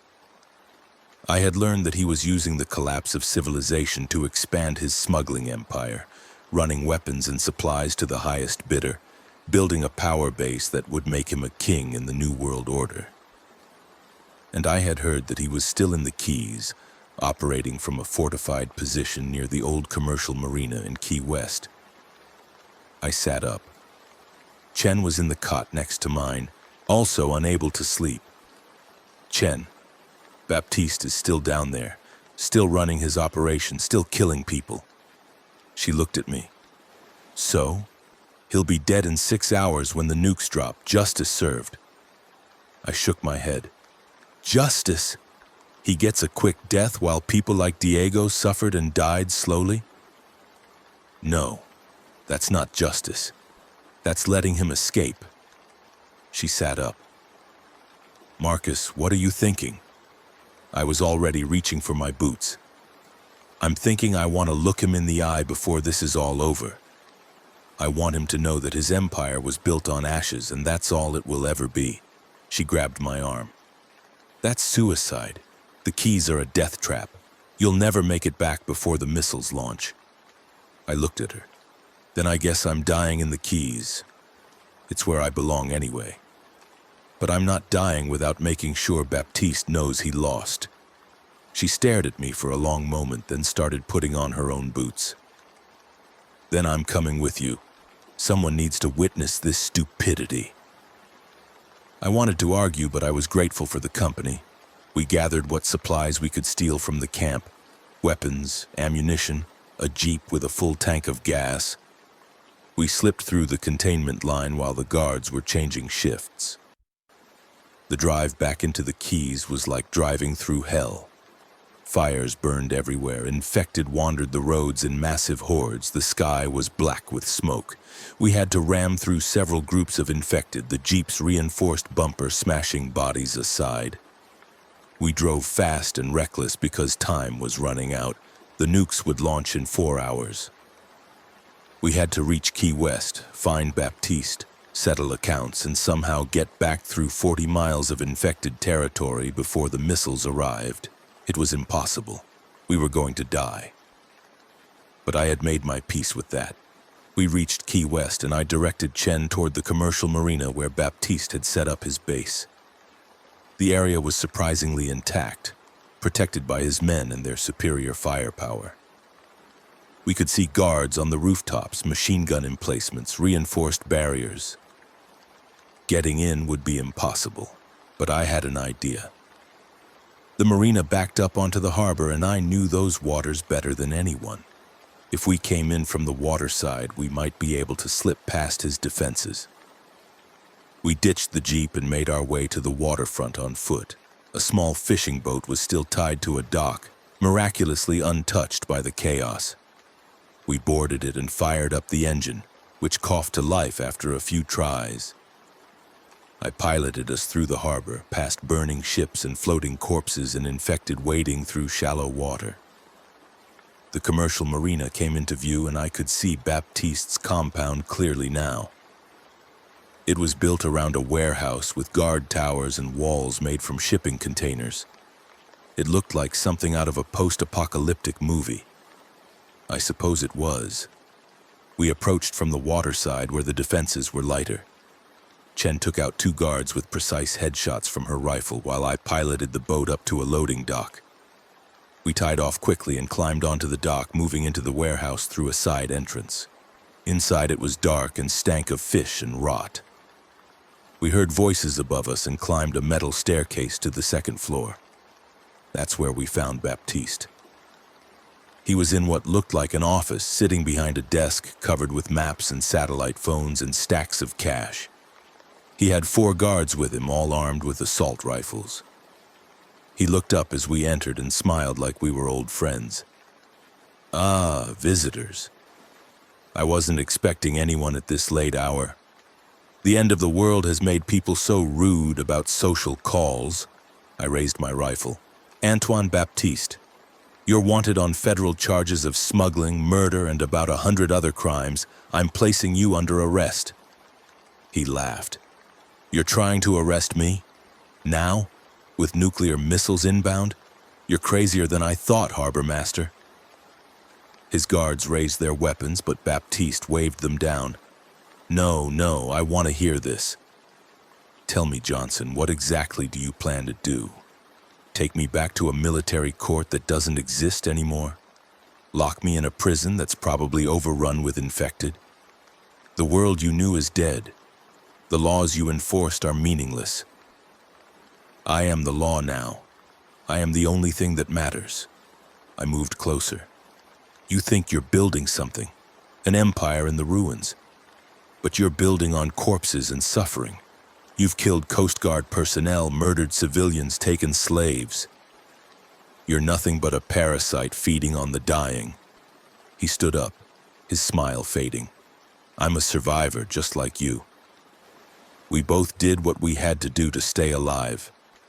Don't pretend you're better than me. How many people did you leave behind to die? How many hard choices did you make? We're the same, Johnson. We're both covered in blood. I wanted to deny it, but I couldn't. He was right. I had made the same calculations, the same cold decisions. The only difference was I felt guilty about it and he didn't. Maybe we are the same, I said quietly. But I'm not building an empire on corpses. I'm just trying to survive long enough to make sure you don't. I shot him. Center mass. 3 rounds before his guards could react. Chen took out 2 guards while I got the other 2. It was brutal and quick, and Baptiste went down hard, blood spreading across his expensive clothes. But he wasn't dead. The body armor under his shirt had stopped the rounds.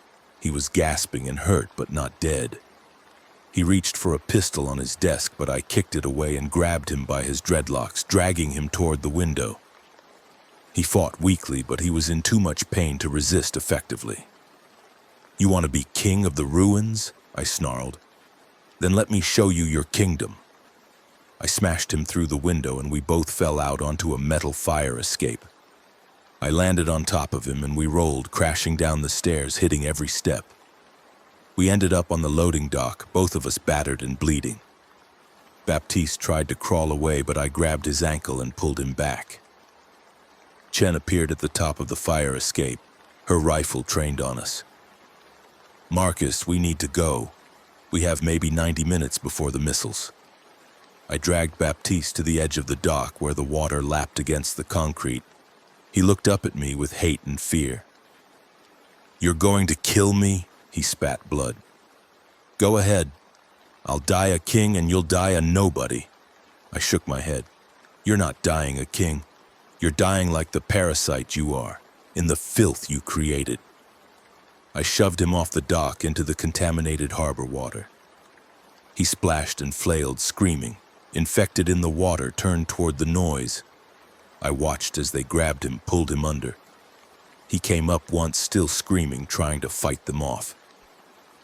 Then they pulled him under again, and he didn't come back up. The water frothed red. Chen grabbed my arm. "He's dead. We need to move, now." We ran back to the boat, and I fired up the engine, pulling away from the dock as more infected appeared, drawn by Baptiste's screams. I piloted us out of the harbor at full throttle, heading north, racing against the clock. The marina district was burning behind us, fires reflecting off the water. I could see the infected gathering on the shores, thousands of them, maybe tens of thousands. The quays were completely overrun. Nothing human would survive here after the nukes fell. We pushed the boat as hard as it would go, running parallel to Route 1, watching the ruined highway pass by on our left. The military containment line was 30 miles away, and we had maybe 60 minutes. The boat maxed out at 40 knots. The math was tight, impossibly tight. We might not make it, probably wouldn't make it, but we were trying, and that's all we could do. Try until we couldn't try anymore. Diego had taught me that with his last words. Don't give up. The boat's engine started making concerning noises about 15 miles out. We were pushing it beyond its limits, and it was failing. I squeezed every last bit of speed from it, but I could feel it dying. 10 miles from the containment line, the engine seized completely, and we started drifting. Chen looked at me. "How long?" I checked my watch. 30 minutes, maybe less. She nodded. "We swim then, just like before." We dove into the water and started swimming with everything we had left. The water was warmer this far north, less contaminated, but it was still full of debris and bodies. We swam around floating corpses and abandoned boats. We swam past infected, wading through shallows. We swam until our arms were numb and our lungs were burning. I could see the containment line ahead, the lights and barriers marking the edge of the world. We were close, so close. Chen was starting to fall behind, her wounded leg dragging her down. I grabbed her and kept swimming, pulling her along. The sky lit up behind us. I turned and saw the contrails of the missiles, 3 bright streaks cutting through the smoke and clouds. They were beautiful and terrible, the end of everything I had known, compressed into 3 white lines in the sky. I stopped swimming and just watched. Chen did too. We both knew we weren't going to make it to shore before the warheads detonated. We had maybe seconds, maybe less. I thought about Christina one last time. Hope she was safe. Hope she would understand that I tried. The missiles hit. First Key West, then Marathon, then Big Pine Key. 3 flashes brighter than the sun, 3 mushroom clouds rising into the sky. The shock waves came seconds later, walls of pressure and heat that drove us underwater. I held on to Chen and we sank together, the world above dissolving into fire and fury. I felt the heat even through the water, felt my skin blistering, felt my lungs screaming for air. Then nothing. Just darkness and silence. I thought I was dead. But I wasn't dead. Not yet. I surfaced gasping and choking, my ears ringing so badly I couldn't hear anything else. Chen was next to me, also alive, also burned but alive. The containment line was gone, obliterated by the shockwave. The shore was on fire. Everything was on fire. But we were somehow still alive, and we were close enough to swim the last 100 yards. We pulled ourselves onto a burning beach and collapsed, unable to move, barely able to breathe. Military personnel appeared and dragged us away from the flames into vehicles, away from the radioactive hellscape that used to be the Florida Keys. I woke up in a hospital 2 days later, or what passed for a hospital in the refugee camps. Chen was in the bed next to mine, her leg in a cast, her face bandaged. The doctor who checked on me said we had been incredibly lucky. The water had protected us from the worst of the radiation and heat. We had severe burns and radiation exposure, but we would probably survive. Probably. There were no guarantees anymore. The infected were still spreading across the mainland. The government was retreating to bunkers and fortified zones. Civilization was collapsing everywhere. We had bought time with the nuclear strike, but that's all it was. Time, not salvation. A week later, I was mobile again, limping around the camp on crutches. I found out that the missiles had destroyed the Keys but hadn't stopped the infection. Boats full of infected had reached Cuba and the Bahamas before the strike. New outbreaks were reported in Havana, Nassau, and Grand Cayman. From there, the infection jumped to Mexico, Jamaica, Puerto Rico. It was spreading exponentially, faster than anyone could contain.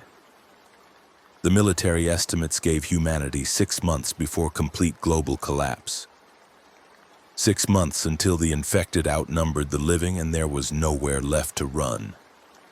Chen found me one afternoon sitting on a bench outside the medical tent, staring south toward where the Keys used to be.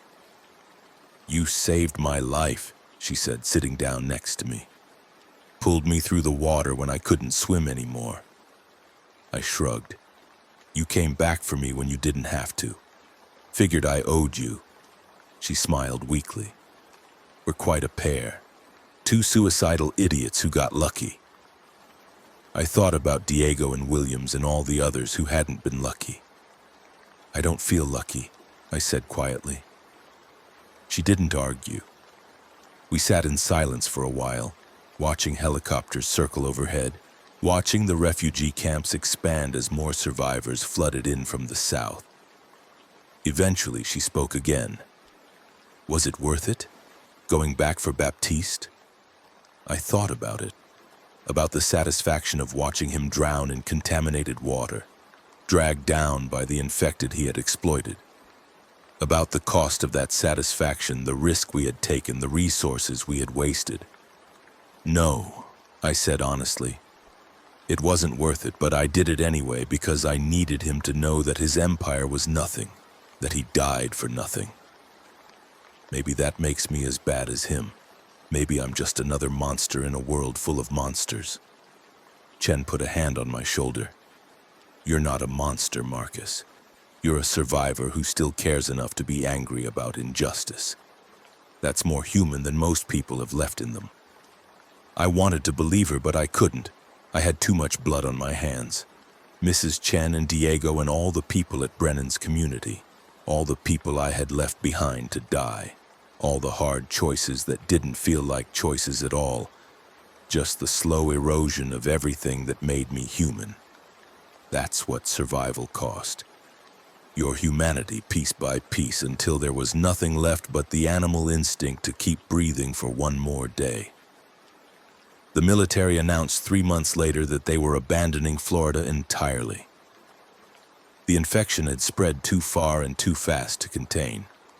They were falling back to defensive lines at the Georgia border and evacuating everyone who could make it north.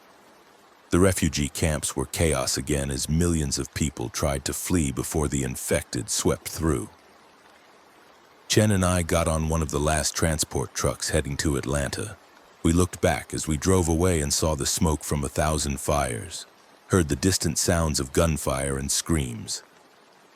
Florida was being fed to the infected. Another sacrifice in the desperate attempt to buy time. The last I heard before the radio networks collapsed completely was that the infection had reached Europe and Asia. China had fallen. India was collapsing. Russia had sealed its borders and was shooting anyone who tried to cross, infected or not. The U.S. government had retreated to bunkers in Colorado and declared martial law nationwide.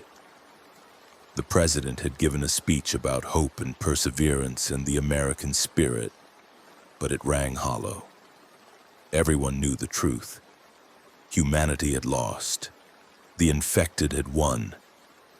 We were just running out the clock now, waiting for the inevitable end. I think about Diego sometimes in the quiet moments. About his last words telling me to tell his mother that he tried. I never found his mother. She's probably dead. Probably turned, probably one of the shambling corpses that now outnumber the living. But if I could tell her, I would say that he did try. He tried harder than anyone should have to try. He died fighting, and that's more than most people can say. He died human, and that's the best any of us can hope for now. The infected are still out there, still spreading, still consuming everything in their path. The virus is still mutating, still adapting, still proving that nature can create horrors beyond anything human imagination could conceive. There is no cure coming. There is no cavalry riding to the rescue. There is just the long, slow decline into darkness, one broken city at a time, one fallen stronghold at a time, one exhausted survivor at a time. The zombies have prevailed. We bought time with our nukes and our last stands and our desperate sacrifices. But time is all we bought. Not hope, not salvation, just time. I sit in a fortified compound somewhere in the Appalachian Mountains writing this down while I still remember, while the memories are still clear and painful. I don't know who will read this or if anyone will read it. Maybe it doesn't matter. Maybe I'm writing it for myself, trying to make sense of everything that happened, trying to find some meaning in the chaos and horror and loss. Maybe I'm writing it for Diego and Williams and all the others who didn't survive so that someone somewhere will know they existed, that they fought, that they mattered. Maybe I'm writing it as an apology to Mrs. Chen and all the other people I killed trying to survive. Outside, I can hear the infected moaning, always moaning, pressing against our walls. We kill them when they breach the perimeter. We burn the bodies. We go on patrols and clear the surrounding areas. We plant gardens and purify water and try to maintain some semblance of civilization. But we're just pretending. We're just going through the motions because the alternative is to give up, and we're too stubborn to do that yet. We're waiting for the end, but the end takes its time. It comes slowly, grinding us down day by day, loss by loss, hope by hope. Chen is still alive, running the compound's defense operations with the same grim efficiency she brought to everything. We don't talk about the keys anymore. We don't talk about what we lost. We just focus on the next day, the next threat, the next meal. That's survival.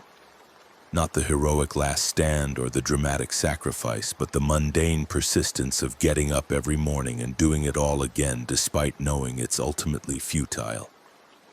That's the reality of the apocalypse. Not the explosive action movie version, but the slow, grinding emptiness of a world that has stopped making sense. The Walker virus, they finally named it, named after the first infected that was properly studied in a CDC lab. Some poor bastard from Havana who got bitten during the initial outbreak. The Walker virus spread through bites and bodily fluids, incubation period of minutes to hours, Mortality rate 100%. Reanimation rate 100%. A perfectly designed plague that turned victims into vectors that spread exponentially through a population too dense and too connected to isolate. By the time anyone understood what was happening, it was too late. The first boats had already left Cuba. The infection had already reached the Keys. The world had already ended, we just didn't know it yet. I heard rumors last week that the military is planning to nuke the major coastal cities. Miami, New York, Los Angeles, Seattle. Anywhere the infection has taken hold beyond recovery. They're going to sterilize the coasts and try to maintain control of the interior.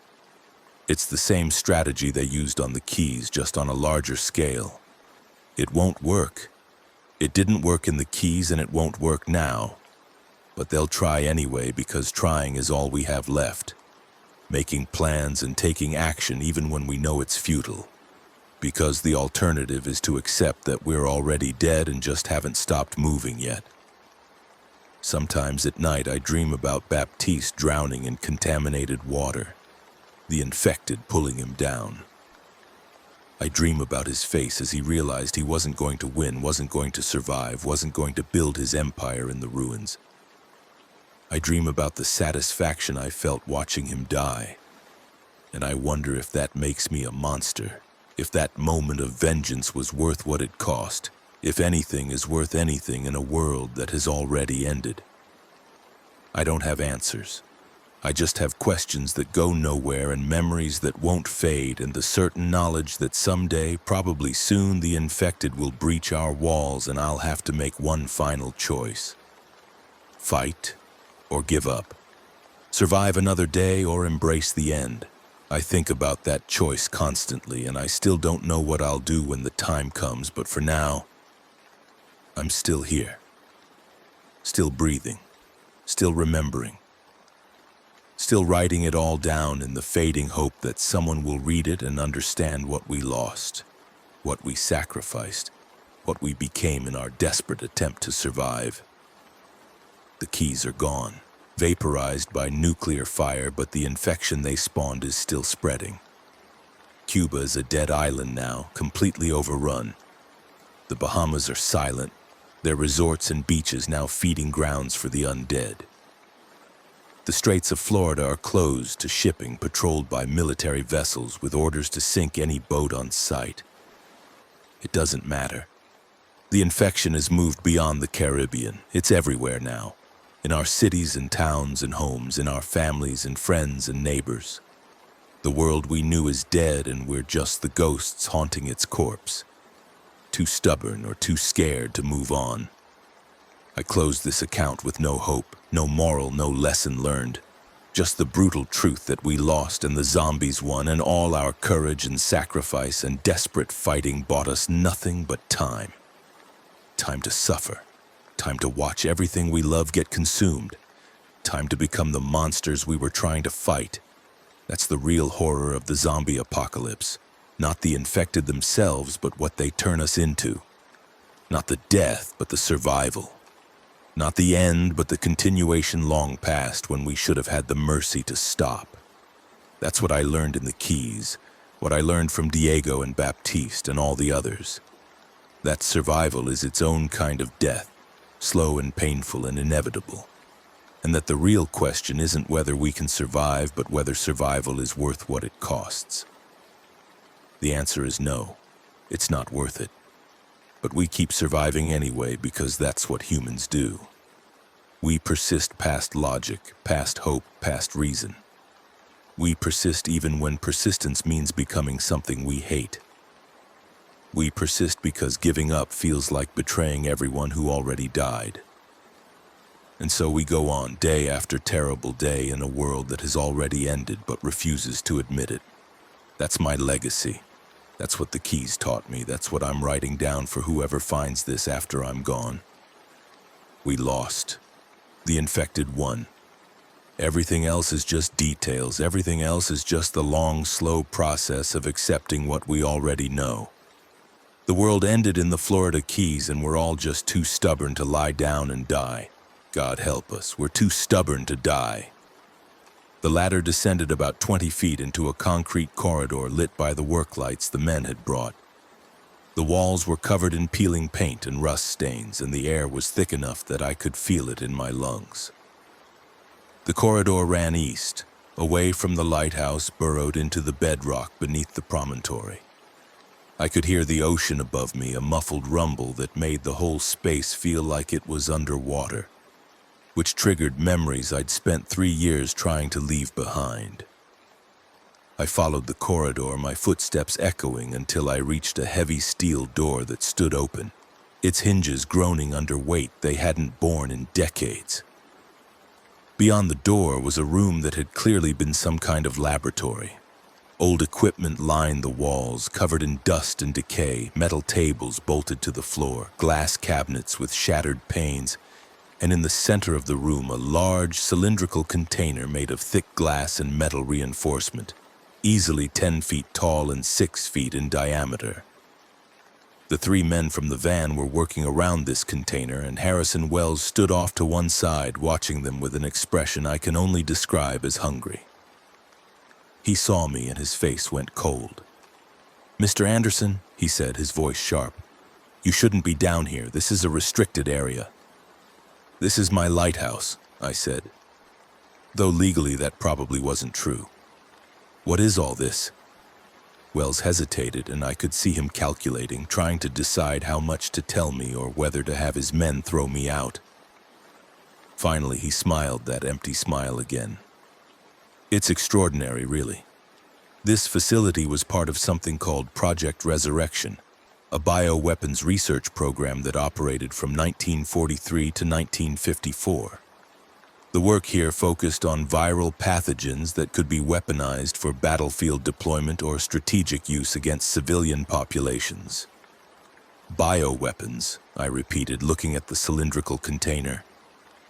Up close, I could see that it was filled with some kind of liquid, murky and green-tinged, and there were shapes floating in it, dark masses that might have been tissue samples or something worse.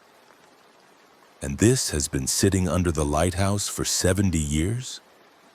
"Sealed and forgotten," Wells said. "The program was shut down and classified. The facility was supposed to have been sterilized and filled in, but apparently that never happened.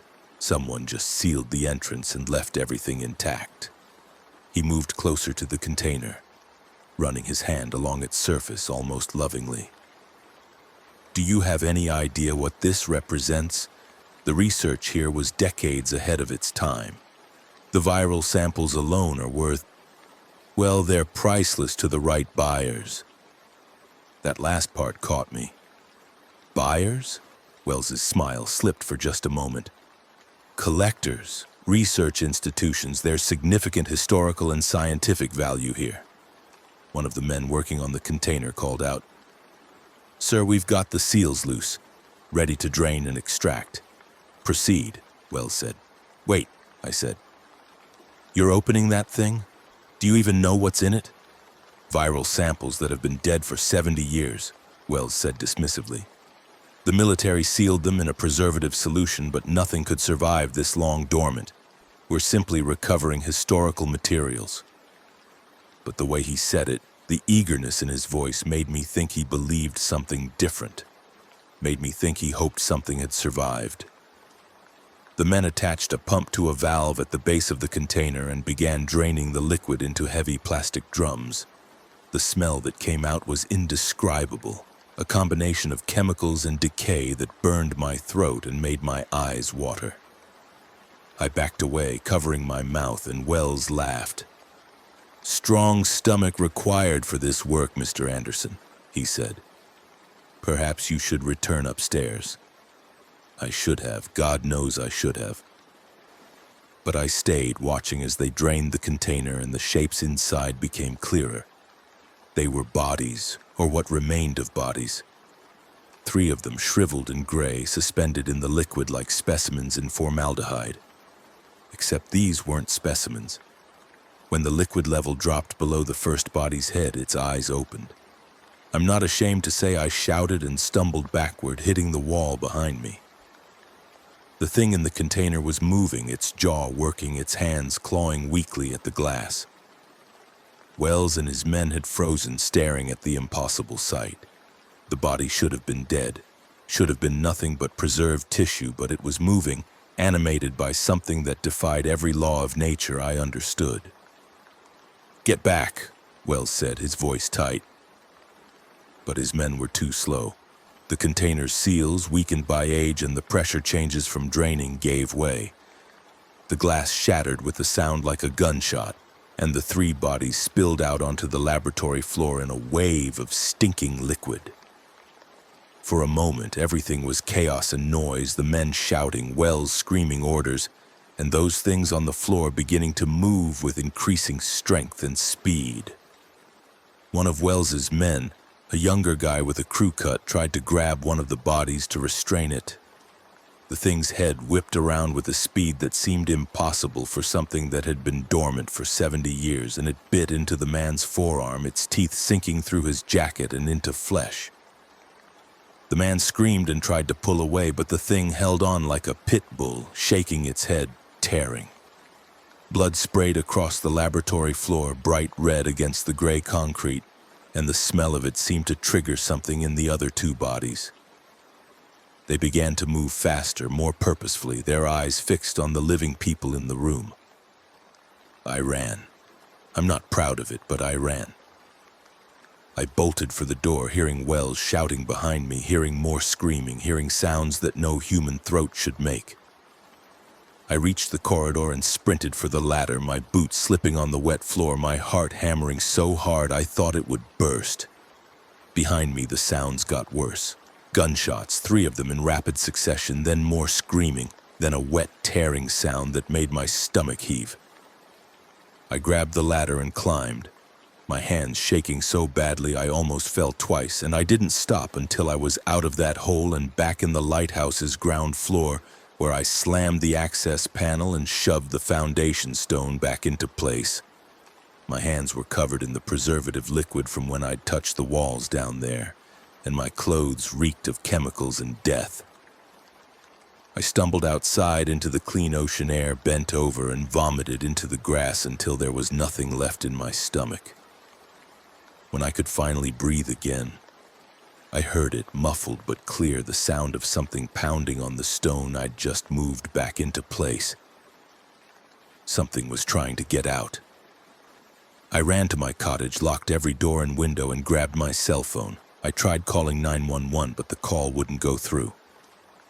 I tried again, same result. The lighthouse was remote enough that cell service was spotty on the best days, and apparently this wasn't one of those days. I had a landline, an old rotary phone that was part of the lighthouse's emergency communication system, and I grabbed it, hearing the dial tone with relief. I called the Montauk police, and the dispatcher who answered sounded young and bored. "Montauk Police, what's your emergency?" "This is James Anderson at the Montauk Point Lighthouse. There's been an incident. People are hurt. We need ambulances and police out here right now." "What kind of incident, sir?" "An accident. There was some kind of laboratory accident. People were attacked." Even as I said it, I knew how insane it sounded. "Just send help, please." "I'm dispatching units now, sir. Can you tell me how many people are injured?" I didn't know. I'd run before I could see how bad it was. At least 2, maybe more, and send hazmat or something. There were biological materials involved. "Biological materials?" Her voice got sharper. "Sir, are you saying there's been a chemical or biological hazard?" "Yes, no, I don't know. Just send everyone." I hung up because I didn't know what else to tell her, and I went to my closet where I kept my old service pistol, a Beretta M9 that I'd bought after leaving the Navy, more for sentimental reasons than practical ones. I'd kept it cleaned and maintained, muscle memory from my years in service, but I hadn't fired it in over a year. I loaded the magazine with 15 rounds of 9mm and chambered a round, the familiar weight of the weapon in my hand not as comforting as it used to be. The pounding from beneath the lighthouse had stopped. The silence was somehow worse. I stood at my kitchen window watching the lighthouse entrance, watching Wells's SUV and the white van, seeing no sign of movement. Minutes crawled by. The foghorn called out, its automated voice indifferent to whatever horror was unfolding beneath it. I thought about the thing that had opened its eyes in that container, impossible and wrong, and I thought about the crew cut guy whose arm had been torn open, and I wondered if I'd just witnessed something that would end the world. The first police car arrived 20 minutes later, a Montauk police cruiser with lights but no siren, approaching at a speed that suggested they thought this was probably a false alarm or a minor accident. Officer Sarah Chen, whose brother I'd gone to high school with, got out of the car and looked around at the scene with growing confusion. I opened my door and called to her, "Sarah, don't go in there." She saw me, saw the gun in my hand, and her own weapon came out immediately. "James, what the hell is going on?" "Put the gun down. There's something wrong inside the lighthouse, something dangerous. You need to wait for backup, for hazmat, for something more than just you. Put the gun down, James, now." Her voice was professional, controlled, but I could see the tension in her shoulders. We'd known each other for years, but right now I was a man with a gun yelling about danger, and she was a cop who had to treat me like a threat. I set the Beretta on the ground and stepped back, raising my hands. "I'm not the danger. There was an accident in a hidden facility under the lighthouse. Government people were down there. They opened something they shouldn't have. People got hurt." Sarah kept her weapon on me as she approached, kicked my gun away, and then gestured for me to turn around. She cuffed me, which I let her do because I understood the protocol, and then she walked me to her cruiser and put me in the back seat. "Stay here," she said. "I'm going to check it out." "Don't go in alone," I said. But she was already walking toward the lighthouse, speaking into her radio, calling for backup. I watched her enter through the public door, and I waited, counting the seconds, wondering how long it would take for her to find the opening to the underground facility. The answer was less than 3 minutes. I heard her scream, a sound of pure shock and horror, and then she came running back out, moving faster than I'd ever seen her move, her face pale and her eyes wide. She yanked open the car door. "What the fuck is down there?" "Did you see them? The bodies?" "Those aren't bodies, James. Those things are moving. One of them is eating—" She couldn't finish the sentence. She grabbed her radio again. "This is Unit 12. I need all available units at Montauk Point Lighthouse immediately. We have multiple fatalities and I don't know what to call this. Just get here now." She uncuffed me, which told me how badly she was shaken, and we stood together by the cruiser, both of us watching the lighthouse entrance like it might explode at any moment. "What did they open down there?" Sarah asked. "Some kind of bioweapons facility from World War II. They pulled bodies out of a preservation tank. The bodies were infected with something that keeps them moving even after they're dead. That's impossible." "I know, but I saw it. One of them bit a guy and he was bleeding bad. The others were... I couldn't find words for what the others had been doing to the remaining bodies of Wells' men. We need to seal that place, block the entrance, pour concrete down there if we have to. Nothing from down there can be allowed to get out." Sarah was nodding, but I could see she was still processing, still trying to make sense of something that didn't fit into any framework she had for understanding the world. More sirens were approaching now, multiple vehicles, and within minutes the lighthouse grounds were filled with police cars, an ambulance, and what looked like every cop in Montauk. Lieutenant Marcus Freeman, a grizzled veteran with 30 years on the force, took command immediately. "Chen Anderson briefed me," he said, his voice cutting through the chaos. We told him everything, and I could see the disbelief in his eyes, but he was professional enough not to dismiss it outright. "Show me," he said. We led him to the lighthouse entrance, and he brought 4 other officers with him, all armed. I stayed back, not willing to go down there again, but Sarah went with them, and I watched them descend the tower stairs and disappear from view. The wait was agonizing. Minutes stretched into eternities. Then I heard shouting, followed by gunfire, multiple weapons firing in the confined space beneath the lighthouse. The sound was enormous, echoing up through the stone and metal. And then the officers came running back up, two of them supporting a third who was limping badly, his leg torn open and bleeding. "Fall back!" Freeman shouted. "Everyone out!" They piled out of the lighthouse, and Freeman immediately got on his radio, his voice tight with barely controlled panic. "This is Lieutenant Freeman, Montauk Police. I need to speak with the watch commander immediately. We have a biological hazard situation at Montauk Point.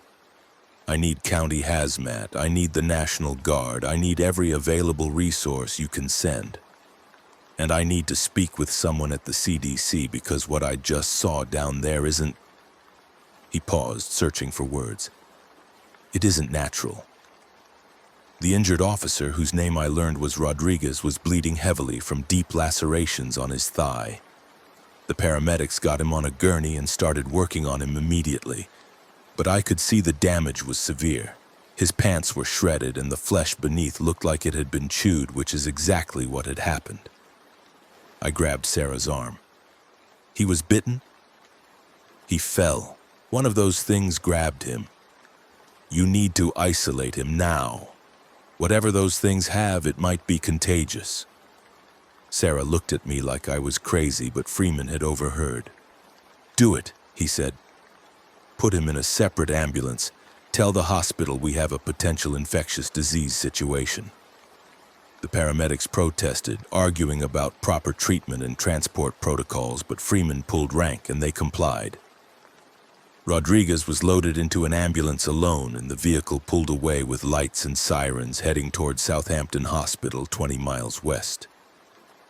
I watched it go and felt a cold dread settling into my bones because I knew, somehow I knew, that it was already too late. The next 2 hours were a blur of activity. More police arrived, then fire trucks, then men in hazmat suits from the county environmental response team. A perimeter was established around the lighthouse, yellow tape everywhere, and someone finally thought to ask where Harrison Wells was. I described him, described his vehicle, and Freeman sent officers to search for him. They found the SUV and the white van, both empty, keys still in the ignitions. Wells himself was nowhere to be seen. The hazmat team suited up and went down into the facility. They were down there for 40 minutes, and when they came back up, their leader, a woman whose name tag read Dr. Patricia Morrison, looked shaken even through her protective suit. She pulled Freeman and me aside, along with Sarah. "We have 3 bodies down there," she said. "Well, 3 dead bodies that aren't moving anymore. Your officers did a good job of putting them down. But there are signs that others left the facility before we arrived. Blood trails leading into the corridor system. This facility is larger than we initially thought. There's a whole network of tunnels down there, probably connecting to the old coastal defense bunkers that were built along this stretch of coast." "How far do the tunnels go?" Freeman asked. "We don't know. Miles, potentially. They could emerge anywhere along the shore from here to Montauk Village."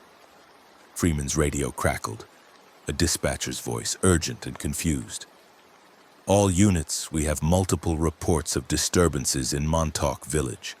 Reports of people acting erratically, attacking others.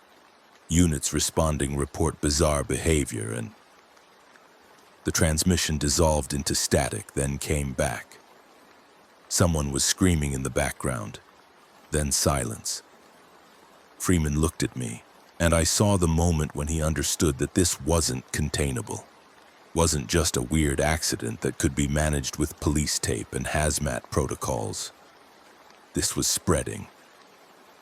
"We need to evacuate," he said. "Everyone within 5 miles of here needs to get out now." But it was already too late for that too.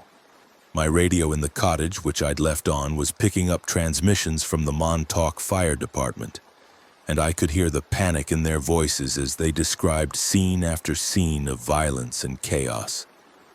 A woman attacking customers at the IGA grocery store. A man biting a child at the elementary school. Multiple car accidents on Montauk Highway. People running into the street, drivers swerving and crashing. The infection, whatever it was spreading faster than anyone could have predicted. I went back to my cottage and grabbed supplies, moving on instinct and training. Food, water, first aid kit, flashlight, batteries, my camping gear from the closet. Sarah followed me, watching me pack with growing understanding. "You're leaving," she said. "We all should, right now. This is going to spread through the whole town before anyone can stop it. I can't just abandon my post. Then you're going to die here." I said it flatly, without emotion, because that's what my training had taught me. In a crisis, sentiment gets you killed. I saw what those things can do. I saw how fast they move once they're fully reanimated. Whatever wells open down there, it's not something we can fight with conventional responses. Sarah's radio erupted with more calls for help, more reports of attacks, and I could hear the first sounds of distant gunfire coming from the direction of the village. The police were engaging with something they didn't understand, something they couldn't stop with their training and their weapons designed for human threats. I grabbed my Beretta, my spare magazines, and a hunting rifle I kept for deer season, a Remington 730-06 with a scope and 20 rounds of ammunition. "Come with me," I said to Sarah. "Freeman too. Anyone who will listen. We need to get away from the coast, away from the population centers. Head inland where we can regroup and figure out what to do." But even as I said it, I heard helicopters approaching from the west. Military birds. Black Hawks with what looked like door gunners visible in their bays. They swept over the lighthouse low and fast, heading toward Montauk Village, and moments later I heard the distinctive sound of heavy machine gun fire. The military was here, which meant someone in the government had understood the threat quickly, but also meant they were willing to use lethal force against American civilians. That told me everything I needed to know about how bad this had gotten in just a few hours. Freeman made the call. "All units fall back to the station. We're evacuating all personnel and establishing a defensive position until County Command can coordinate a proper response." But his voice lacked conviction. He knew as well as I did that defensive positions and proper responses weren't going to matter. I threw my supplies in my Jeep, an old Wrangler that had been through 3 deployments and still ran like a tank, and Sarah made her decision. She grabbed her go bag from her cruiser and climbed into my passenger seat. "If we're doing this, we do it smart," she said. "We get off the island, take the highway west, get past the bottlenecks, get to the mainland." Agreed. I started the engine, and the Jeep's rumble felt solid and real in a world that had suddenly gone insane. I pulled out, heading down the access road from the lighthouse, and in my rearview mirror I watched the scene recede. Police cars and fire trucks and hazmat vehicles all clustered around a lighthouse that had stood for over a century and was now the epicenter of something that could end civilization. The drive to Montauk Village should have taken 10 minutes. It took us 40, and we never made it through. Montauk Highway was choked with vehicles, people fleeing east away from the village and people fleeing west toward it. All of them converging into a massive traffic jam that stretched for miles. Cars were abandoned in the middle of the road, doors hanging open, no sign of the drivers. Bodies lay in the street, some of them moving in that horrible twitching way that I was beginning to recognize, others motionless and torn apart. The summer residents, the wealthy New Yorkers who kept vacation homes in Montauk, were trying to get out, their expensive SUVs and luxury sedans stuck in the gridlock alongside pickup trucks and contractor vans belonging to the locals. We passed an overturned ambulance, its rear doors torn off, blood splattered across the white paint. I recognized the vehicle number. It was the one that had taken Rodriguez. The back was empty, no sign of the patient or the paramedics who had been with him. Sarah saw it too, and her hand went to her sidearm, checking that it was secure. He must have turned in transit, she said quietly. Attacked them while they were driving. I nodded, not trusting myself to speak. We pushed through the traffic jam as best we could, using the shoulder when necessary, honking and forcing other vehicles aside. People shouted at us, angry and scared, not understanding that courtesy and traffic laws didn't matter anymore. About 3 miles from the lighthouse, we saw our first active attack. A woman was down on the pavement, 3 figures crouched over her, their movements frenzied and purposeful. I couldn't see their faces, but I could hear the sounds, wet and terrible, and I could see the blood pooling around them. Other people nearby were screaming, running, trying to help or trying to get away. I stopped the Jeep about 50 feet from the scene, and Sarah was out before I could stop her, her weapon drawn. Montauk police, step away from her now! The 3 figures turned toward her voice, and I saw their faces. One was a middle-aged man in golf clothes, his polo shirt torn and bloody. Another was a teenage girl, her blonde hair matted with gore. The third was wearing what remained of a paramedic's uniform, and I realized with horror that this might have been one of the people from Rodriguez's ambulance. Their eyes were wrong, vacant but somehow intent, and their skin had taken on a grayish tinge that made them look like corpses even though they were moving with terrible vitality. They stood up, leaving the woman's body behind, and started towards Sarah. She fired 2 rounds center mass into the man, but he barely staggered. She fired again, hitting him in the shoulder, and he kept coming. I was out of the Jeep now, my rifle up, and I did what my training had taught me to do. I aimed for the head. The first shot took the teenage girl in the forehead, and she dropped like someone had cut her strings. The second shot hit the man in the jaw. Not quite the kill shot I'd wanted, but enough to spin him around and drop him. The third one, the paramedic, was almost to Sarah when I put a round through his eye socket, and he collapsed in a heap at her feet. "Headshots," I said. "They don't go down unless you hit the brain." Sarah stood there, staring at the bodies, her weapon still raised. "I just saw you kill 3 people. They were already dead. That's not killing. That's stopping them from killing anyone else." She looked at me, and I could see her struggling with it, trying to reconcile what she'd seen with what she thought she knew about the world. But she was a cop, trained to adapt and respond, and after a moment she nodded and holstered her weapon. "Then we need more ammunition. A lot more." We got back in the Jeep and continued west, but it was clear we weren't getting through Montauk Village. The highway was completely blocked ahead, and we could see smoke rising from multiple fires. The helicopter gunships were still circling overhead, their weapons firing in controlled bursts, and I wondered how many people they were killing trying to contain this. I turned the Jeep around, heading back east, looking for another route. "There's Old Montauk Highway," Sarah said. "It parallels the main road but cuts through the residential areas, might be less congested." We took the turn south, winding through streets lined with expensive homes that had probably been empty until this morning when their owners fled the chaos of New York City, only to run straight into something worse. Some of the houses showed signs of violence, windows broken, doors hanging open, blood on the driveways. We passed a police cruiser wrapped around a telephone pole. The officer inside slumped over the steering wheel, his throat torn out. Sarah looked away. Old Montauk Highway was better, but not by much. We made progress for about 2 miles before running into another blockage, this time caused by a moving truck that had jackknifed across both lanes.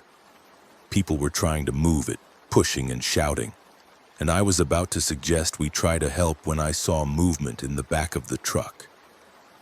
The rear door was partially open and figures were climbing out, at least a dozen of them, all with that same gray skin and vacant eyes. "Go, go!" Sarah shouted, and I threw the Jeep in reverse, backing up fast as the infected poured out of the truck and fell on the people trying to move it. The screams were immediate and horrible, and there was nothing we could do. I spun the wheel, turned the Jeep around, and accelerated back the way we'd come. "Where are we going?" Sarah asked. "I don't know. away from them, somewhere we can think. But everywhere we turned, there were more of them. The infection was spreading with terrifying speed, turning Montauk from a peaceful resort community into a charnel house in the span of a few hours. We saw a group of them attacking a family trying to load their car, saw others wandering through yards and streets, their movements becoming more coordinated as time passed, as if they were learning. The early confusion was giving way to something more purposeful, more predatory.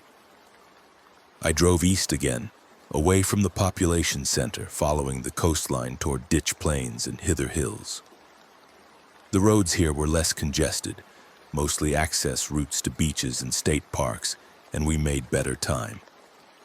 We passed Camp Hero State Park, the old Air Force station with its huge radar tower visible above the trees, and I had a flash of inspiration. "The radar installation," I said. "It's built like a fortress, concrete bunkers, limited access points. If we can get inside and secure it, we might be able to hold out." "Isn't it abandoned?" "Mostly, but the structures are still sound, and there's high ground, good visibility." We turned into the park entrance, driving past the chain-link fence that was supposed to keep people out but had been cut open years ago by urban explorers and vandals. The access road was rough, cracked pavement giving way to gravel, and the trees pressed in close on both sides. It felt like driving into a tunnel, and the shadows were deep enough that I nearly missed the figure standing in the middle of the road until we were almost on top of him. I slammed the brakes, and the Jeep skidded to a stop about 10 feet from Harrison Wells. He was covered in blood and filth, his expensive clothes torn, but he was alive and he looked furious. He raised a hand to shield his eyes from the Jeep's headlights, and when he recognized me, his face twisted into something ugly. "Anderson," he snarled, "you did this, you and your meddling." I got out of the Jeep slowly, my rifle ready but not aimed directly at him. "You're the one who opened that container. You knew what was inside. You wanted it to be viable, didn't you? That's why you opened it before running proper tests." Wells laughed, a harsh, bitter sound. "Viable? I needed to know if it was valuable. Do you have any idea what that virus is worth on the open market? What certain governments would pay for a pathogen that effective? I was going to be rich beyond measure. You've killed everyone instead. Collateral damage, and it's not over yet. I still have samples. I took blood and tissue before everything went wrong. I can still salvage this." Sarah had gotten out of the Jeep, her weapon drawn. "Harrison Wells, you're under arrest for... She faltered, probably realizing that there was no crime that adequately covered releasing a bioweapon that was turning Long Island into a zombie apocalypse. "You're not arresting anyone, officer," Wells said. "The old world is gone. The laws don't apply anymore. All that matters now is survival and having the resources to ensure it." He reached into his jacket, and both Sarah and I tensed, but he pulled out not a weapon but a satellite phone. "I've already made calls. My buyers are sending extraction. A helicopter will be here within the hour. They'll take me and my samples somewhere safe, somewhere I can continue the research and develop this into something we can control." "You're insane," I said. "I'm a realist. This outbreak can't be stopped, but it can be managed, guided. The virus can be refined. And I'm the only one with the knowledge to do it." He smiled. "I'm sorry about your friend Rodriguez, by the way. He was the first successful transmission. I studied the bite wound, took samples before he turned. Fascinating process, really. The virus works incredibly fast once it enters the bloodstream. I shot him. I didn't think about it. Didn't consider arrest or justice or any of the civilized options that 3 years of lighthouse keeping had let me pretend still mattered. I raised my rifle and put a .30-06 round through his chest. The impact threw him backward, and he hit the ground hard, blood spreading across his shirt. He looked up at me, shocked, his mouth working but no sound coming out. I walked forward and looked down at him. That was for everyone you killed, I said. And this is to make sure you stay dead. I put the second round through his head. Sarah was shouting something, objecting, citing laws and procedures that no longer had any meaning, but I ignored her. I checked Wells's body, found the satellite phone and a small metal case about the size of a cigar box. Inside were glass vials of blood and tissue carefully labeled in Wells's neat handwriting. I took the case and threw it as hard as I could into the woods. Then I picked up the satellite phone and smashed it against a rock until it was broken beyond repair. "We have to go," I said to Sarah. "His buyers are coming and they're not going to be happy." "You murdered him." "I executed a terrorist. There's a difference." I walked back to the Jeep. "You can stay here and wait for his helicopter if you want, or you can come with me and survive. Your choice."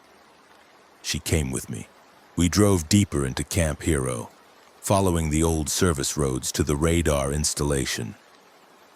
The massive dish loomed above us, over 100 feet of rusted metal and concrete, a relic of Cold War paranoia. The bunkers surrounding it were locked, but the locks were old and I had tools in the Jeep. It took me 15 minutes to get one of the doors open, revealing a stairway leading down into darkness. We cleared the bunker room by room, using flashlights to illuminate spaces that hadn't seen use in decades. The air was stale and thick with mildew, but the structure was sound. We found a room that must have been some kind of command center, with old equipment still bolted to metal desks and maps of the Atlantic coast on the walls. There was one entrance, the door we'd come through, and narrow window slits that gave us a view of the surrounding area. It would do. We barricaded the door with furniture and debris, stacking everything we could move into a makeshift barrier. Sarah was quiet, processing everything that had happened, everything she'd seen. When the work was done and we were as secure as we were going to get, she finally spoke. "What are we going to do?" "Survive," I said. "That's all we can do now." From our position in the bunker, we could hear the sounds of chaos continuing outside. Sirens, screams, gunfire, all of it filtering through the window slits in a constant symphony of horror. The sun was setting, painting the sky in reds and oranges that seemed inappropriate given what was happening below. Night was coming, and I had no idea what nightfall would bring. Around midnight, we heard the helicopter. It came in low and fast from the east, a civilian bird, expensive-looking with no running lights. It circled the area where I'd killed Wells, searchlights sweeping the ground, and after several minutes it landed. Men got out armed and professional, and they spread out to search. We watched from the bunker, staying dark and silent as they found Wells's body. Even from our distance, I could see their anger. They searched for another hour, looking for Wells's samples, presumably, but I'd thrown them deep into the forest and they had no hope of finding them in the dark. Eventually, they loaded Wells's body into the helicopter and left, heading east over the Atlantic. "Who were they?" Sarah asked. "The buyers, foreign agents, mercenaries, whoever Wells was dealing with. Doesn't matter now. They're gone." But the infected weren't. As the night deepened, we began to see them moving through the park, drawn by something we couldn't identify. Maybe sound, maybe smell, maybe some instinct that guided them toward living people. They moved in groups now, packs of 5 or 6, their movements coordinated in a way that suggested they were learning to hunt together. We counted at least 40 within visual range of our bunker, and God knows how many more were out there in the darkness. Sarah and I took turns sleeping, though neither of us got much rest. The bunker was cold, and the darkness was absolute when we turned off our flashlights to conserve batteries. I kept thinking about the submarine, about long nights underwater when the only sound was the hum of machinery, and the knowledge that tons of ocean pressed down above us. This felt similar, except instead of ocean, it was infected dead pressing down on the world we'd known. Morning came slowly, gray and miserable. The sounds of fighting from Montauk had diminished, replaced by an eerie quiet, broken only by occasional distant explosions. We ventured out carefully, weapons ready, and climbed to the top of one of the bunkers to get a view. What we saw made my stomach drop. Smoke rose from dozens of fires across Montauk, and the highways were rivers of abandoned vehicles. The military helicopters were still in the air, but there were fewer of them now, and they were pulling back west. As we watched, fighter jets screamed overhead, heading east, and seconds later we saw the distinctive trails of missiles launching from offshore. The missiles struck Montauk Village directly, conventional warheads that flattened entire blocks in massive fireballs. The shockwave reached us seconds later, powerful enough to make the bunker shake beneath our feet. More missiles followed, systematically destroying the downtown area, the docks, the commercial district. The message was clear. The military had given up on containment and rescue. They were sanitizing the infection zone, and they didn't care who was still alive down there. "Oh my God," Sarah whispered. "They're killing everyone. They're trying to stop the spread. It's not going to work." I was right. Over the next several days, we watched the infection spread despite the military's efforts. We scavenged supplies from the abandoned buildings in Camp Hero, finding old MREs that were probably older than Sarah, canned goods in a storage locker, even some weapons in what must have been a small armory, M16 rifles and ammunition that were outdated but still functional. We rationed everything carefully, knowing we might be there for a long time. Other survivors found us. They trickled in over the course of a week, people who'd managed to escape the initial outbreak and were looking for any safe haven they could find. A couple from the village named Tom and Janet Morris, both in their 60s, who'd owned a hardware store and had the practical knowledge to help fortify our position. A teenager named Kevin Martinez, who'd been separated from his family and was barely holding it together. A woman named Dr. Lisa Chen, no relation to Sarah, who'd been a physician in private practice and whose medical skills became invaluable when people started getting sick from the terrible conditions. We also lost people. Kevin went out on a supply run and never came back. We heard him screaming about 200 yards from the bunker, and by the time Tom and I got there with weapons, there was nothing left but blood and torn clothing. Tom took it hard. He'd taken Kevin under his wing, trying to give the kid some hope, and losing him broke something in the old man. He became withdrawn, barely speaking, going through the motions of survival without any real commitment to it. The infection continued to spread across Long Island. We watched it happen from our vantage point at Camp Hero, watched the fires spread west, watched the military establish and then abandon defense line after defense line. They tried to hold at the Shinnecock Canal, turning the waterway into a killing zone with machine guns and mines. But the infected just kept coming, wading through the water in such numbers that they eventually overwhelmed the defenders through sheer mass. About 2 weeks after the initial outbreak, we saw the first signs of government aircraft heading east in large numbers, heavy bombers and fighters, more than would be needed for conventional strikes. Sarah found an old radio in one of the bunkers and managed to get it working, and we listened to the emergency broadcast system repeating the same message over and over. All civilians east of William Floyd Parkway are advised to proceed west immediately.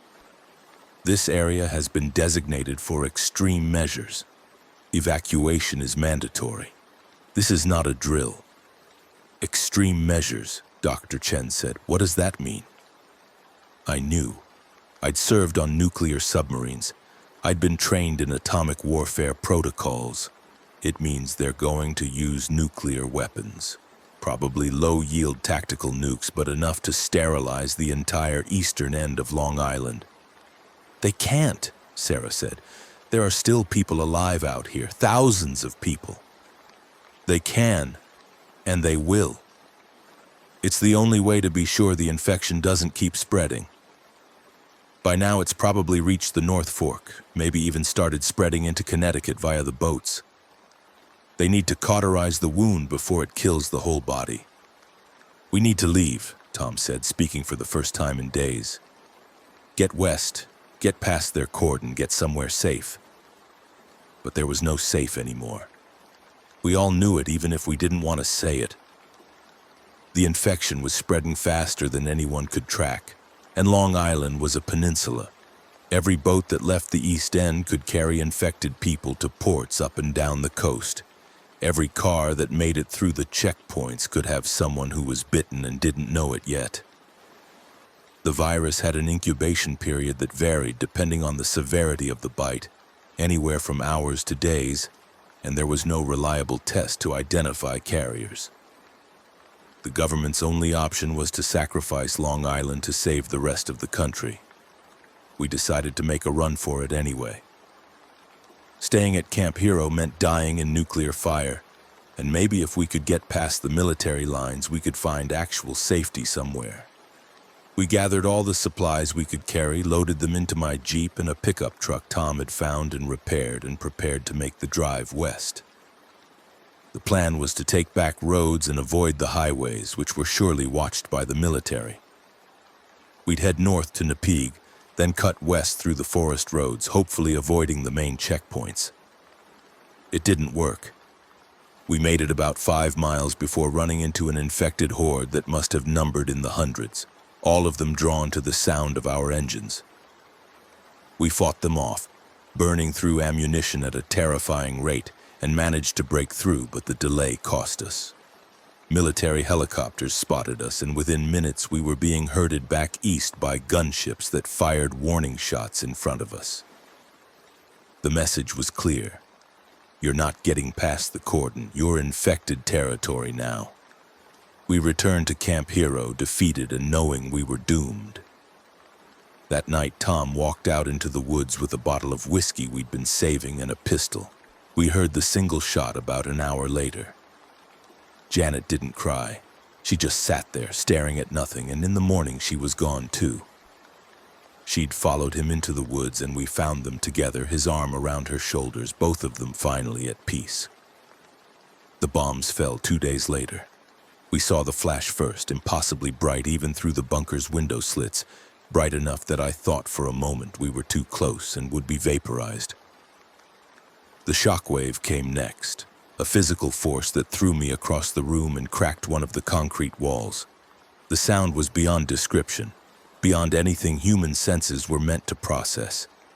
It went on forever, or maybe just a few seconds. Time lost meaning in that moment. When I could see again, when the world stopped spinning, I crawled to the window and looked out. Montauk was gone. The entire village, the lighthouse, everything east of where we were had been replaced by a column of fire reaching into the sky. The mushroom cloud was forming, that iconic shape that meant the end of everything, and I realized I was watching the place I'd called home for 3 years being erased from existence. More bombs fell over the next hour, each one slightly west of the last, marching across the East End like the footsteps of an angry god. They spared Camp Hero either by oversight or because we were close enough to the eastern edge that they assumed we'd die from fallout anyway. The ground shook with each detonation, and dust and debris rained down on us. Dr. Chen was unconscious, bleeding from her ears, the overpressure from the blasts having ruptured something inside her skull. Sarah held her, trying to stop the bleeding, but there was nothing we could do. She died without waking up, and we wrapped her in a blanket because we didn't have the strength to carry her outside. When the bombing finally stopped, the world was silent in a way I'd never experienced. No birds, no insects, no wind, just the ringing in my ears and the sound of Sarah crying. I went outside, climbing up to see what was left. The entire eastern horizon was obscured by smoke and fallout, a roiling black wall that stretched from ocean to ocean. The sky above was dark even though it was midday, the sun blocked by the ash and debris being thrown into the atmosphere. In the distance, I could see fires still burning, feeding on whatever fuel remained in that atomized landscape. We were dead. Maybe not immediately, but the radiation exposure alone would kill us within weeks. Even if we somehow survived that, there was no food, no clean water, no infrastructure. And the infected that hadn't been in the blast zones would still be out there, wandering through the rubble, unchanged by the nuclear fire because they were already dead. Sarah and I sat together in the bunker for 3 days, rationing our remaining food and water, not talking much because there wasn't much to say. On the 3rd day, we heard engines outside, military vehicles, a whole convoy of them rolling through Camp Hero with what looked like radiation detection equipment. Soldiers in full protective gear were going building to building, checking for survivors or more likely for signs of infection spread. We went out to meet them, hands raised, no weapons visible. A soldier with a flamethrower kept us covered, while others approached with Geiger counters. The readings must have been bad because they immediately backed off, and a man who identified himself as Major Chen, actually Sarah's uncle, though neither of them acknowledged it in front of the other soldiers, told us we had been exposed to lethal levels of radiation. "We can't take you with us," he said, his voice muffled by the respirator in his protective suit. "I'm sorry, but we can leave you supplies, painkillers for when it gets bad. There's nothing else we can do." "The infection," I asked, "did you stop it?" He hesitated. "We stopped it here. But there have been outbreaks in Connecticut, in New Jersey, even in New York City.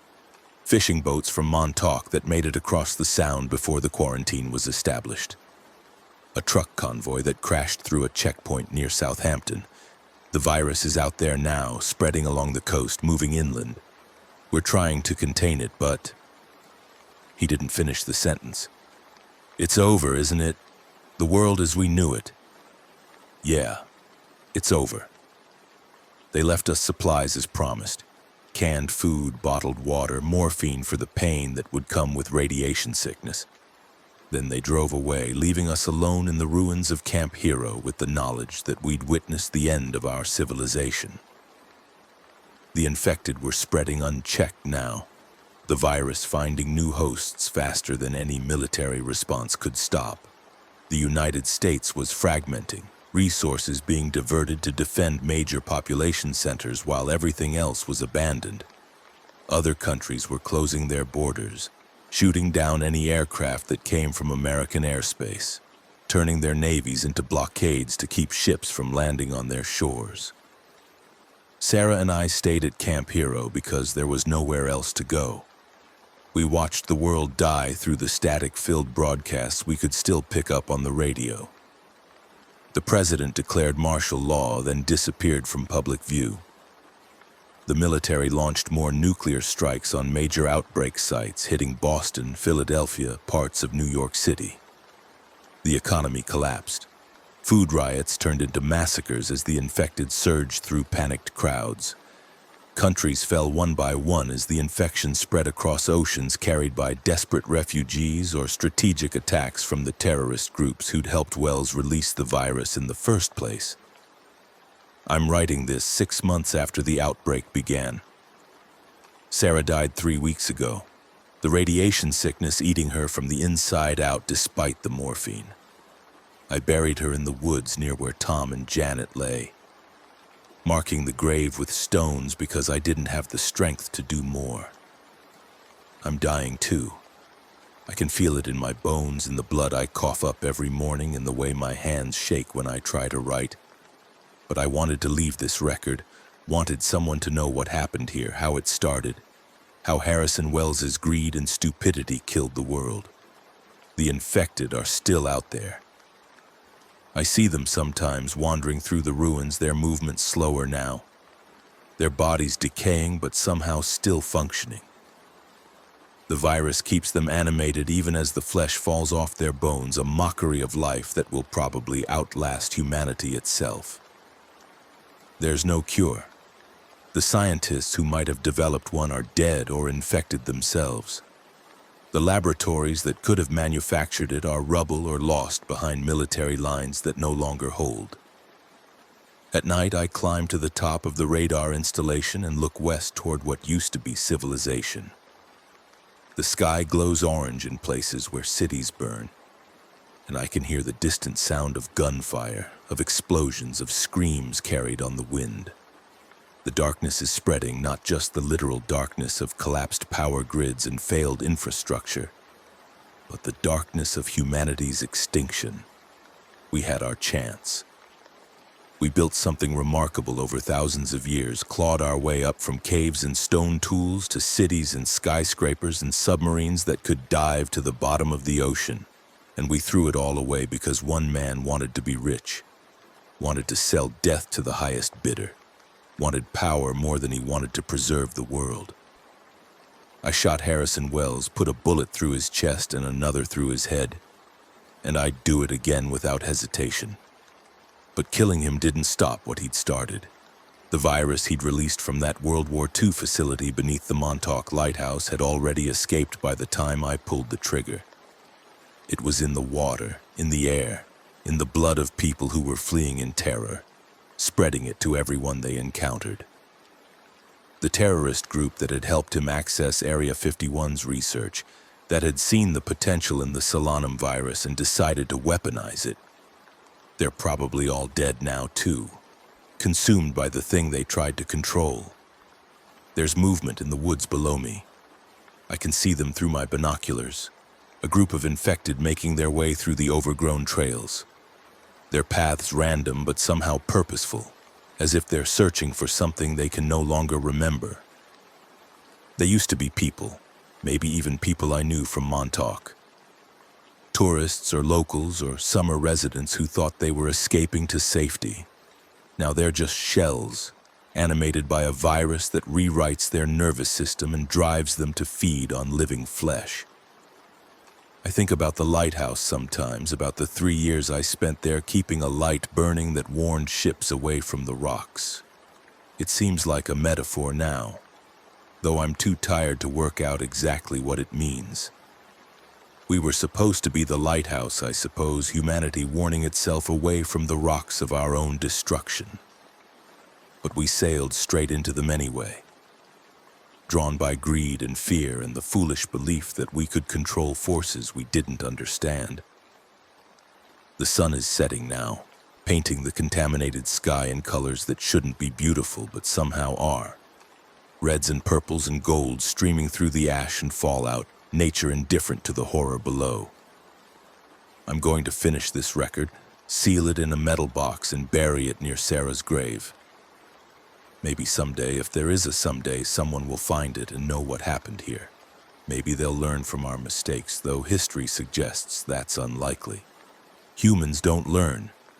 We just keep making the same errors in different forms until something comes along that we can't recover from. The Solanum virus was that something. It spread too fast, killed too efficiently, turned its victims into weapons that created more victims. The terrorists who released it thought they could use it for leverage, for power, but they miscalculated.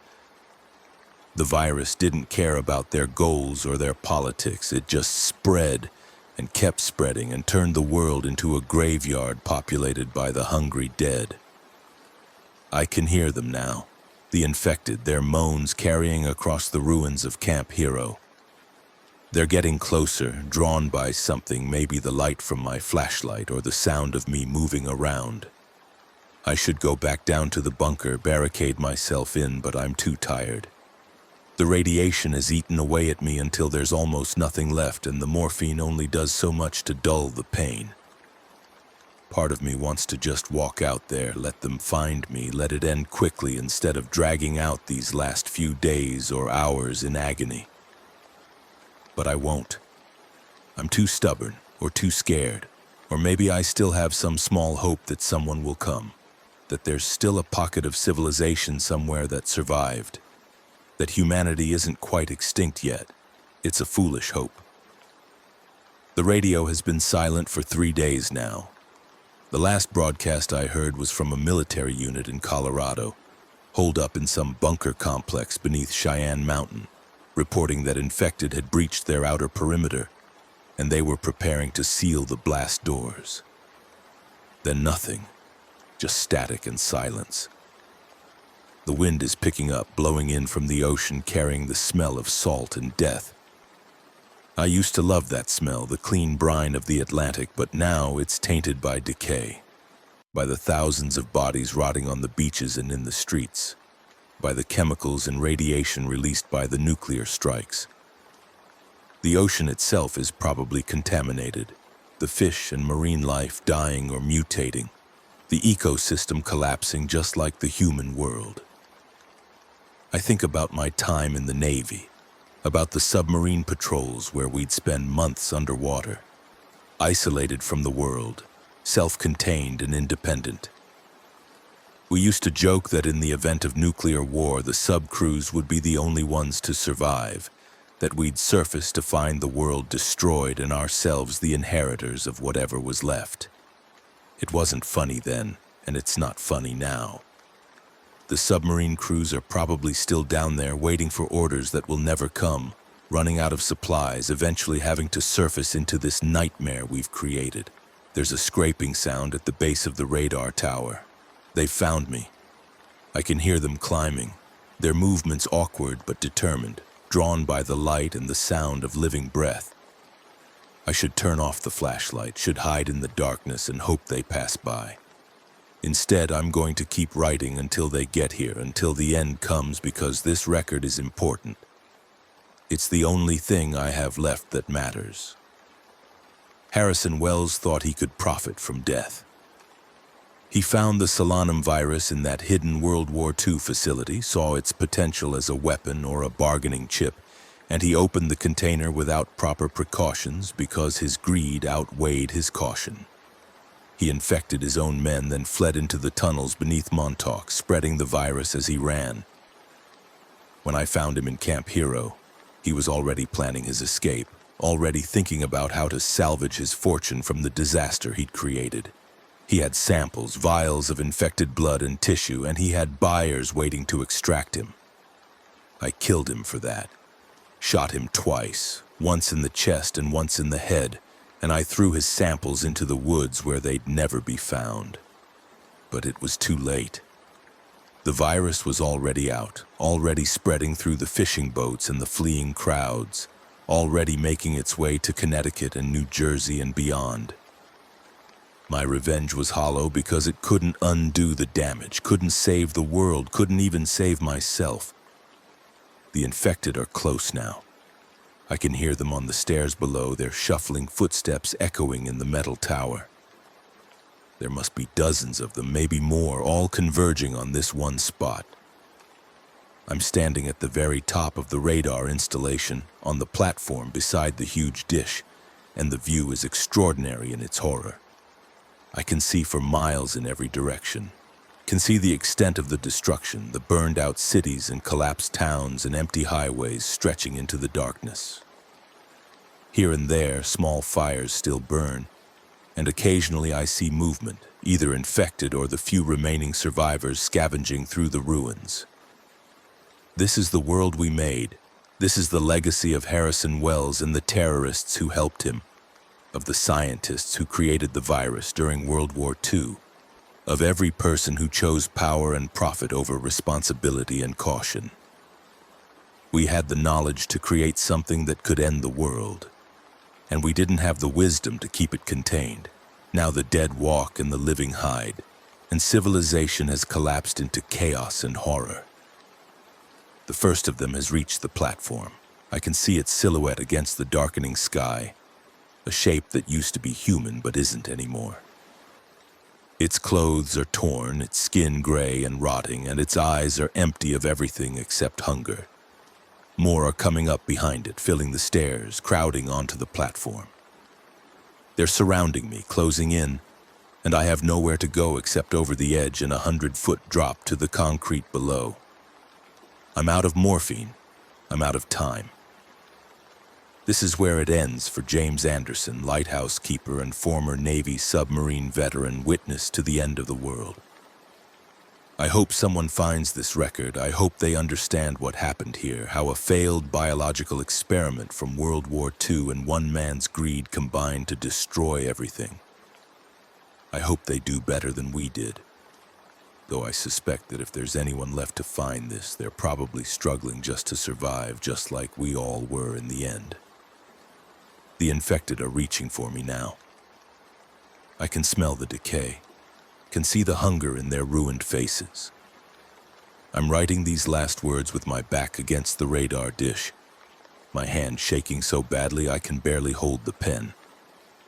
When I finish this sentence, I'm going to seal this journal in the metal box I prepared, and then I'm going to step off the platform.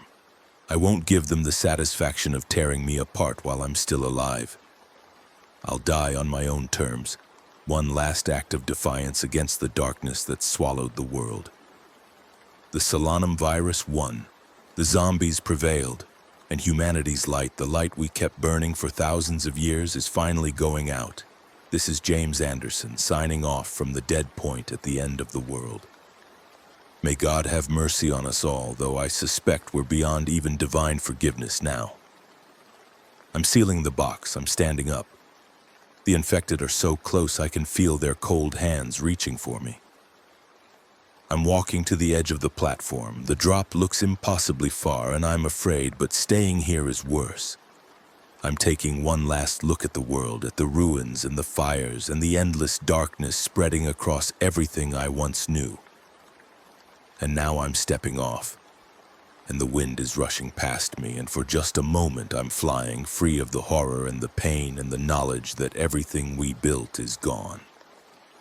For just a moment I'm free, and then there's the impact, and then there's nothing at all.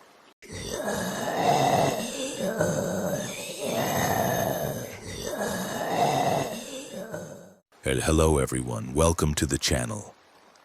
Before we begin the zombie apocalypse, I want to ask for your support by subscribing to the channel. Your subscription is very important to me and helps me a lot, so please subscribe to support me. Maybe that way I can stay alive a little longer. Now let's go to day 0, how it all began. I'd been guiding tourists through Niagara Falls for 3 years, ever since I left the army, and I thought I'd seen everything the place had to offer.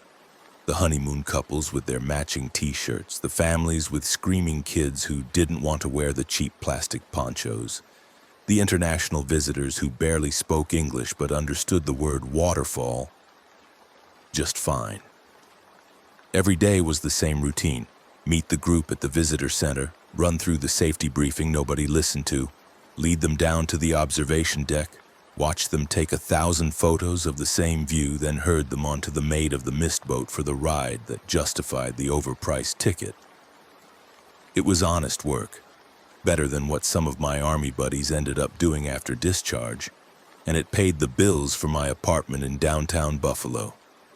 The roar of the falls had become white noise to me, just part of the background hum of my existence. But that morning in late September, standing at the edge of the American Falls with my clipboard and headset, I noticed something different about the mist. It had a smell to it, something chemical and wrong that cut through the usual clean scent of churning water. I'd been downwind of the spray for 3 years and never noticed anything like it before. But when I mentioned it to my supervisor, Carlos just shrugged and said the treatment plants upstream had probably adjusted their output levels or some shit like that. He didn't care, and neither did the tourists pouring through the gates, their phones already out and recording before they even saw the falls. My group that day was typical. 2 honeymoon couples, 1 family from Ohio with 3 kids under 10. A pair of college girls doing a road trip, and an elderly man traveling alone who kept asking questions about the geology that I answered from the script I'd memorized. I led them through the usual route, pointing out the best photo spots, explaining the history of daredevils who'd gone over in barrels, making jokes about the gift shop that got polite laughs. The mist rose up from the gorge in thick clouds, and when it hit us on the observation platform, I saw a few people wrinkle their noses at that chemical smell, but nobody said anything. The Maid of the Mist was packed that afternoon, tourists crammed shoulder to shoulder on the deck in their blue ponchos, cameras protected in plastic bags, everyone jostling for position as the boat motored toward the Horseshoe Falls. I stayed near the stern, keeping an eye on my group, making sure nobody leaned too far over the railing or tried to climb onto the life preserver boxes. The mist got thicker as we approached, that strange smell getting stronger, and I saw one of the college girls coughing, wiping her face with her poncho sleeve. The roar of the falls drowned out everything else, millions of gallons of water crashing down every second, the boat rocking in the turbulence. When we turned back, everyone was soaked and laughing, and I counted heads to make sure I hadn't lost anyone. The elderly man looked pale, sweat on his forehead despite the cool spray, and I asked if he was all right. He nodded, said something about the altitude change affecting his blood pressure, and I made a mental note to watch him on the walk back. That evening, after my shift ended and I'd turned in my equipment, I stopped at the Seneca Niagara Casino for a drink like I did most nights. The bar was half empty, locals nursing beers and watching baseball on the mounted screens. And I took my usual seat at the end where I could see the door. The bartender, Marie, a woman in her 50s who'd been working there longer than I'd been alive, poured me a whiskey without asking and commented that I looked tired. I told her about the weird smell in the mist, and she said she'd heard other guides mentioning it over the past week or two, along with some complaints from hotel guests about nausea and headaches. She figured it was industrial runoff from one of the chemical plants upriver, probably Wells Chemical, since Harrison Wells owned half the tourist infrastructure in the area and wasn't known for following environmental regulations too closely. I'd heard the name before, seen his face on billboards advertising his hotels and attractions. A silver-haired man in an expensive suit with a smile that didn't reach his eyes. Marie said there'd been rumors for years about his company dumping waste into the Niagara River, but every time inspectors came around they found nothing, or at least nothing they were willing to put in a report. I finished my drink and drove back to Buffalo.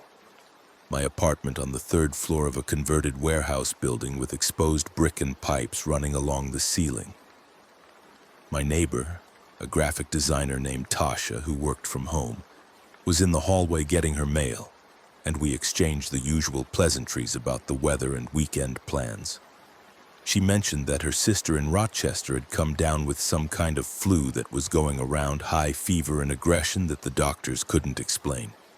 But they'd given her antibiotics and sent her home. I didn't think much of it at the time, just another bug making the rounds as summer turned to fall. I heated up leftover Chinese food, watched highlights from the Bills game I'd missed, and went to bed early because I had the opening shift the next morning. Sleep came hard because my head was pounding, a pressure behind my eyes that felt like sinus congestion, and I blamed it on too much time in the mist that day. The next morning, Thursday, I woke up feeling worse, my throat raw and my body aching like I'd run a marathon.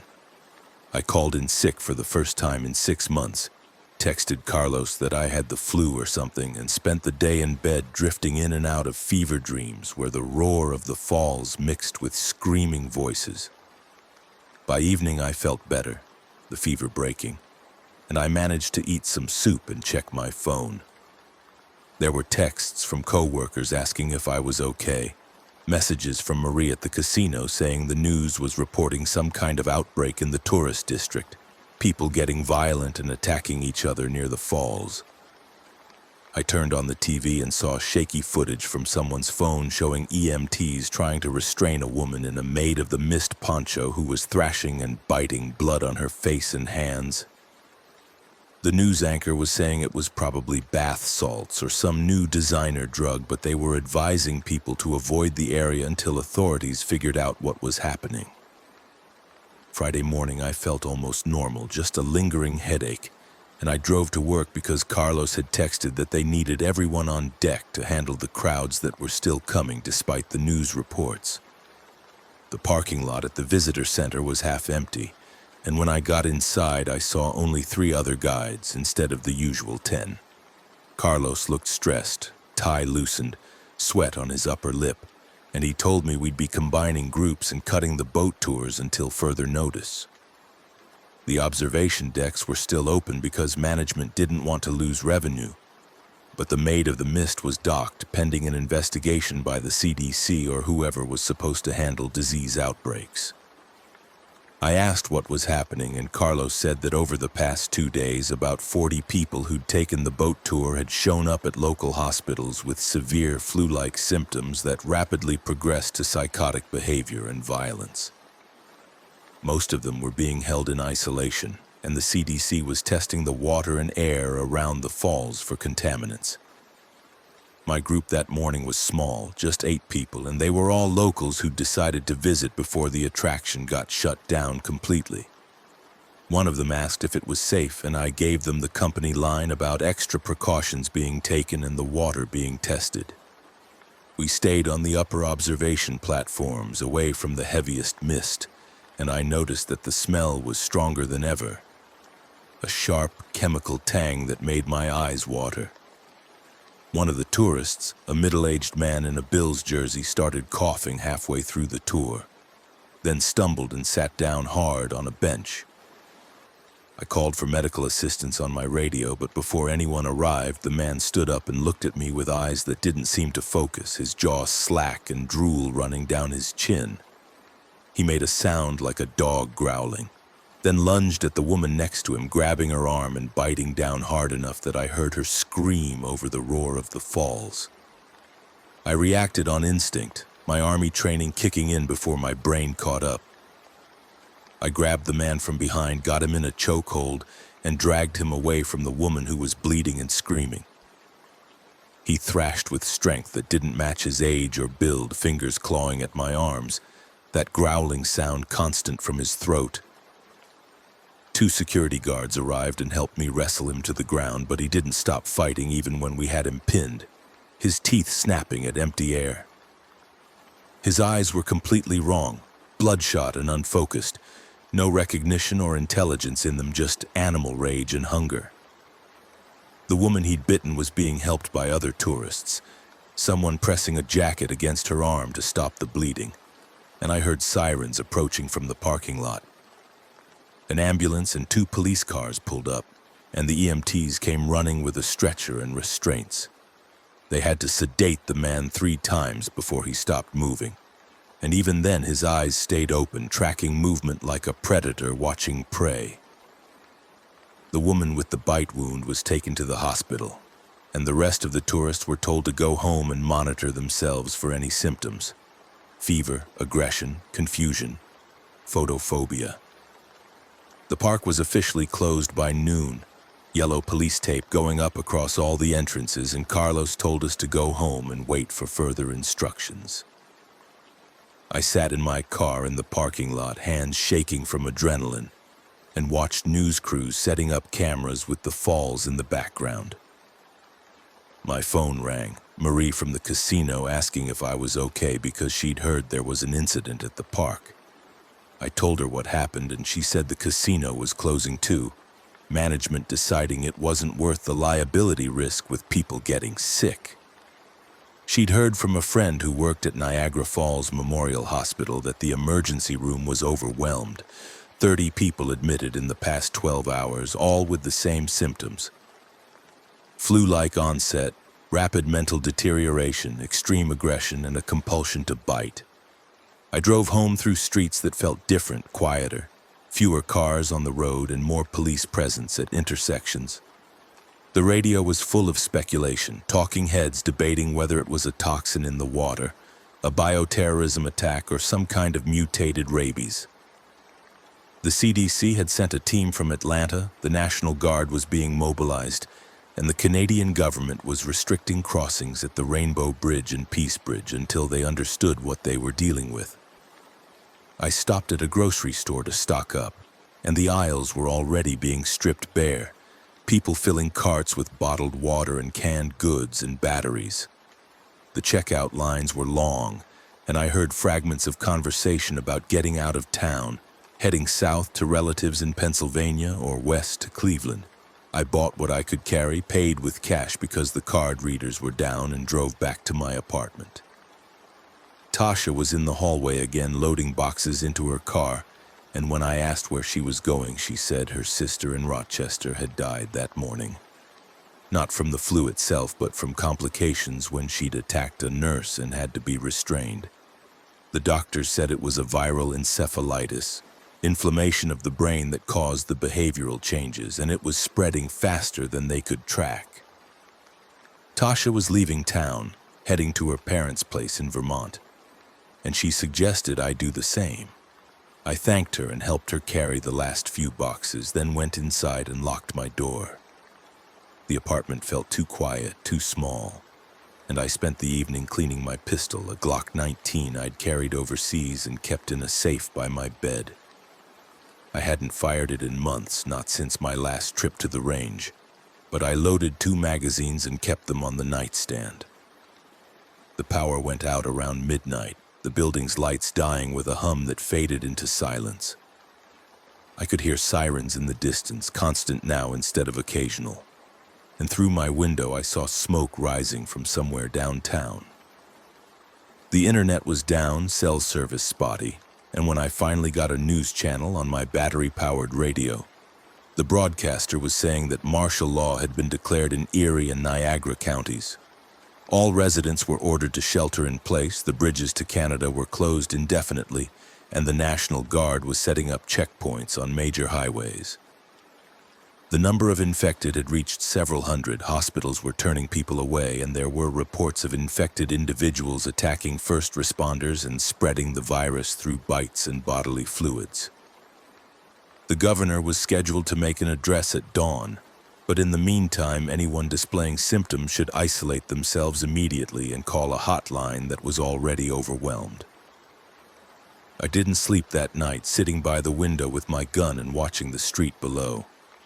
Around 3 in the morning, I saw movement in the alley behind the building. Shadows that moved wrong, too jerky and aggressive to be normal people.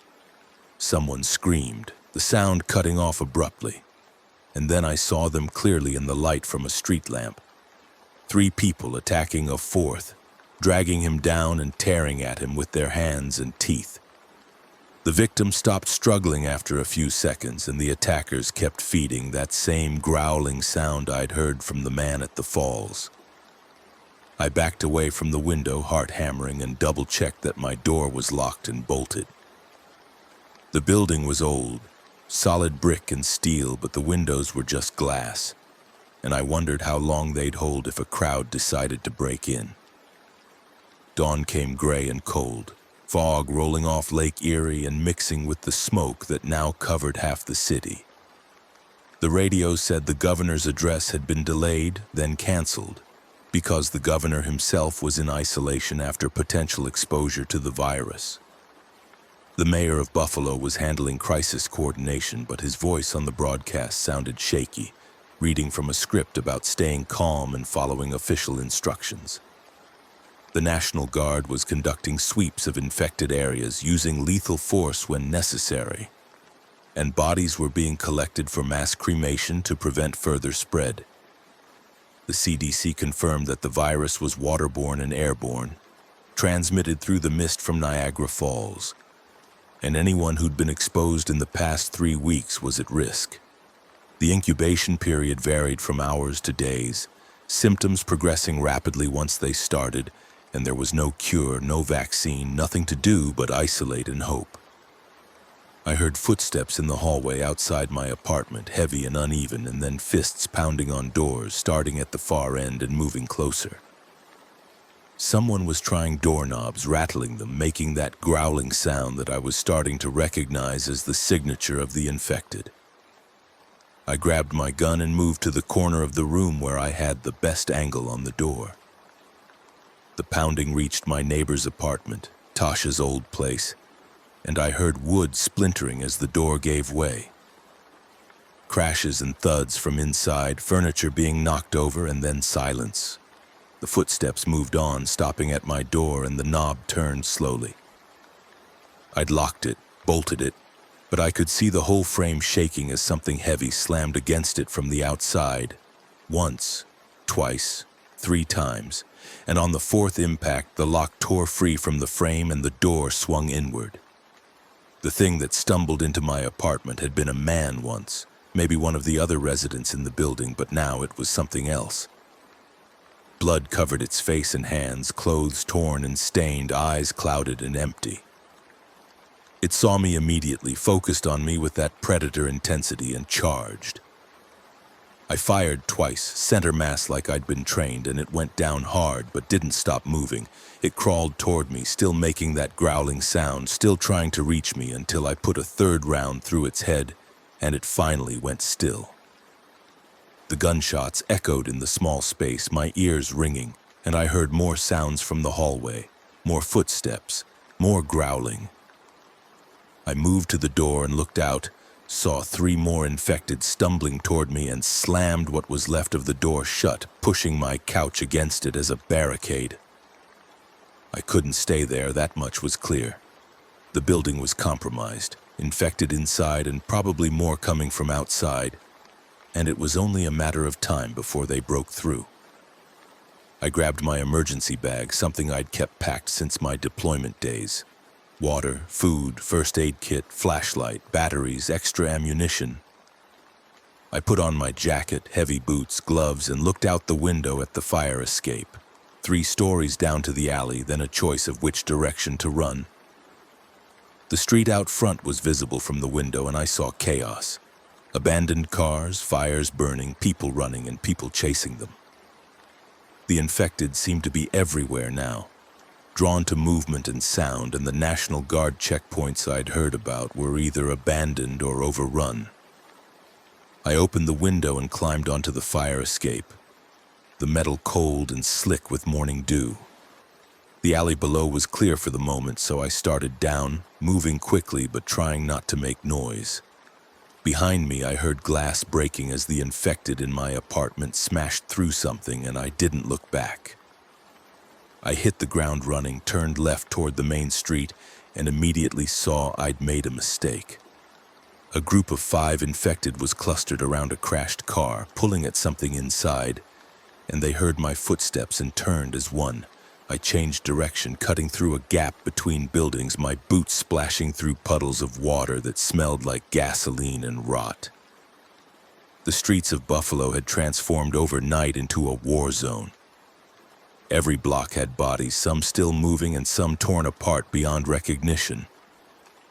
Cars were piled up at intersections where drivers had tried to flee and crashed, windows smashed and doors hanging open.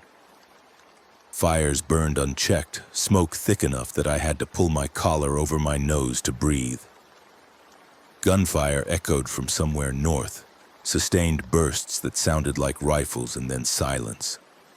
I kept to the edges of buildings, staying in shadow, moving south toward the waterfront because I had some half-formed idea about stealing a boat and getting out onto Lake Erie. It was stupid, nowhere to go and no guarantee the water was safe, but staying in the city was certain death.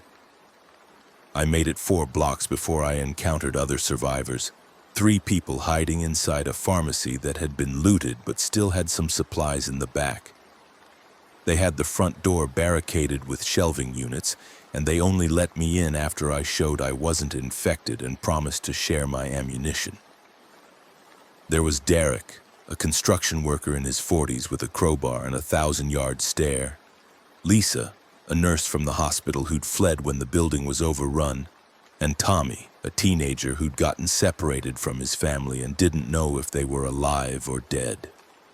They'd been there since last night, watching infected wander past, trying to figure out their next move. Lisa said the hospitals were gone, completely overrun, staff either dead or infected or fled. She'd seen things, she said, patients turning violent in their beds, attacking doctors and nurses, the virus spreading through the wards faster than anyone could contain it.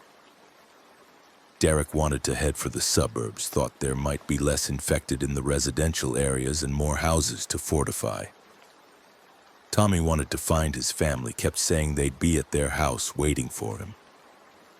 Lisa didn't know what she wanted, just sat on the floor hugging her knees and staring at nothing. I told them about my boat idea and Derek laughed, said the marina would be swarmed because everyone had the same idea. He was probably right, but I also knew we couldn't stay in the pharmacy. We had some food, some water, but no real defenses if a large group of infected found us. While we were debating, we heard screaming from outside, close enough that we could hear words. Someone begging for help, running footsteps, and then the wet sounds of tearing and feeding. We stayed quiet, barely breathing, and after a few minutes the sounds moved on. Derek said we needed to go now while there was still daylight, because night would be worse. We gathered what supplies we could carry, mostly bottled water and medical supplies that Lisa knew how to use, and I distributed some of my ammunition so Derek and Lisa each had a handful of bullets for the pistols they'd scavenged. Tommy had a baseball bat, wood wrapped with duct tape for better grip, and he held it like he knew how to swing. We moved out through the back door, into an alley that smelled like death, and started east toward the residential neighborhoods. The infected seemed to hunt by sound and movement more than sight, because we managed to avoid several groups by moving slowly and staying quiet. They were fast when they spotted prey, faster than a normal person should be able to move. But they were also clumsy, running into obstacles and each other in their frenzy to attack. I saw one trip over a curb and smash its face on the pavement hard enough to shatter teeth, but it just got up and kept coming after the person it was chasing. We crossed Delaware Avenue, a major street that was now a graveyard of abandoned vehicles, and found a house with a solid door and windows we could barricade. The family who'd lived there was gone, probably fled or dead, and we spent an hour making the place defensible before we let ourselves relax even slightly. Derek found a battery-powered radio in the garage and got it working just in time to hear an emergency broadcast from what was left of the government. The president was addressing the nation from an undisclosed location, saying that the outbreak had spread beyond Niagara Falls to surrounding cities, that Buffalo, Rochester, and parts of Canada were under quarantine, and that all resources were being mobilized to contain the situation. He talked about hope and American resilience and prayers, but he didn't talk about a cure or a timeline for when this might end. He said to stay indoors, avoid contact with infected individuals, and wait for evacuation procedures that were being coordinated with state and local authorities. Then the broadcast cut to static and we couldn't get it back. Lisa checked us all for bite marks and scratches, any sign of infection, and we all came up clean. She explained what she knew about the virus from her time at the hospital. It was related to rabies but mutated somehow, affecting the brain's aggression centers and destroying higher cognitive function within hours of symptoms starting. Transmission was through bodily fluids, primarily bites, but also through open wounds exposed to infected blood. The mist from the falls had been the initial vector, spreading the virus to thousands of tourists and workers over several weeks before anyone realized what was happening. She thought the contamination was deliberate, someone introducing the virus into the water upstream, but she didn't know who or why. Night fell and we took turns on watch, 2 hours each, listening to the sounds of the city dying outside. Screams, gunfire, explosions, glass breaking, and underneath it all, that constant growling of the infected. I had the midnight to 2 shift, and I sat by a front window with my gun in my lap, watching shadows move through the street. I counted 17 infected pass by in those 2 hours, some alone and some in groups, all of them moving with that same jerky, aggressive gait. Around 1:30, I saw something that made my blood run cold. A woman infected but still partially dressed in business clothes, carrying a briefcase like she was heading to work, her face a mask of dried blood and her eyes empty. The virus didn't completely destroy the body's muscle memory, apparently, just rewired it toward violence and feeding. Derek took over at 2, and I tried to sleep on a couch in the living room, but every time I closed my eyes, I saw that man at the falls. The way he'd looked at me with nothing human left inside. I thought about Harrison Wells, the tourism mogul Marie had mentioned, and wondered if he had anything to do with this. His chemical company was upstream from the falls, and if anyone had the access and motive to contaminate the water, it would be him. But why? What could possibly be worth unleashing this kind of horror? I must have drifted off eventually, because the next thing I knew, Tommy was shaking me awake, whispering urgently that something was happening outside. I moved to the window and saw what he meant. The street was full of infected now, dozens of them, maybe 100, all moving in the same direction like they were being called.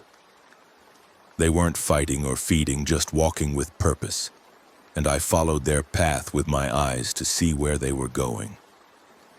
About 3 blocks east, there was a glow in the sky, flames rising from what looked like a large building, and I realized it was a fire station.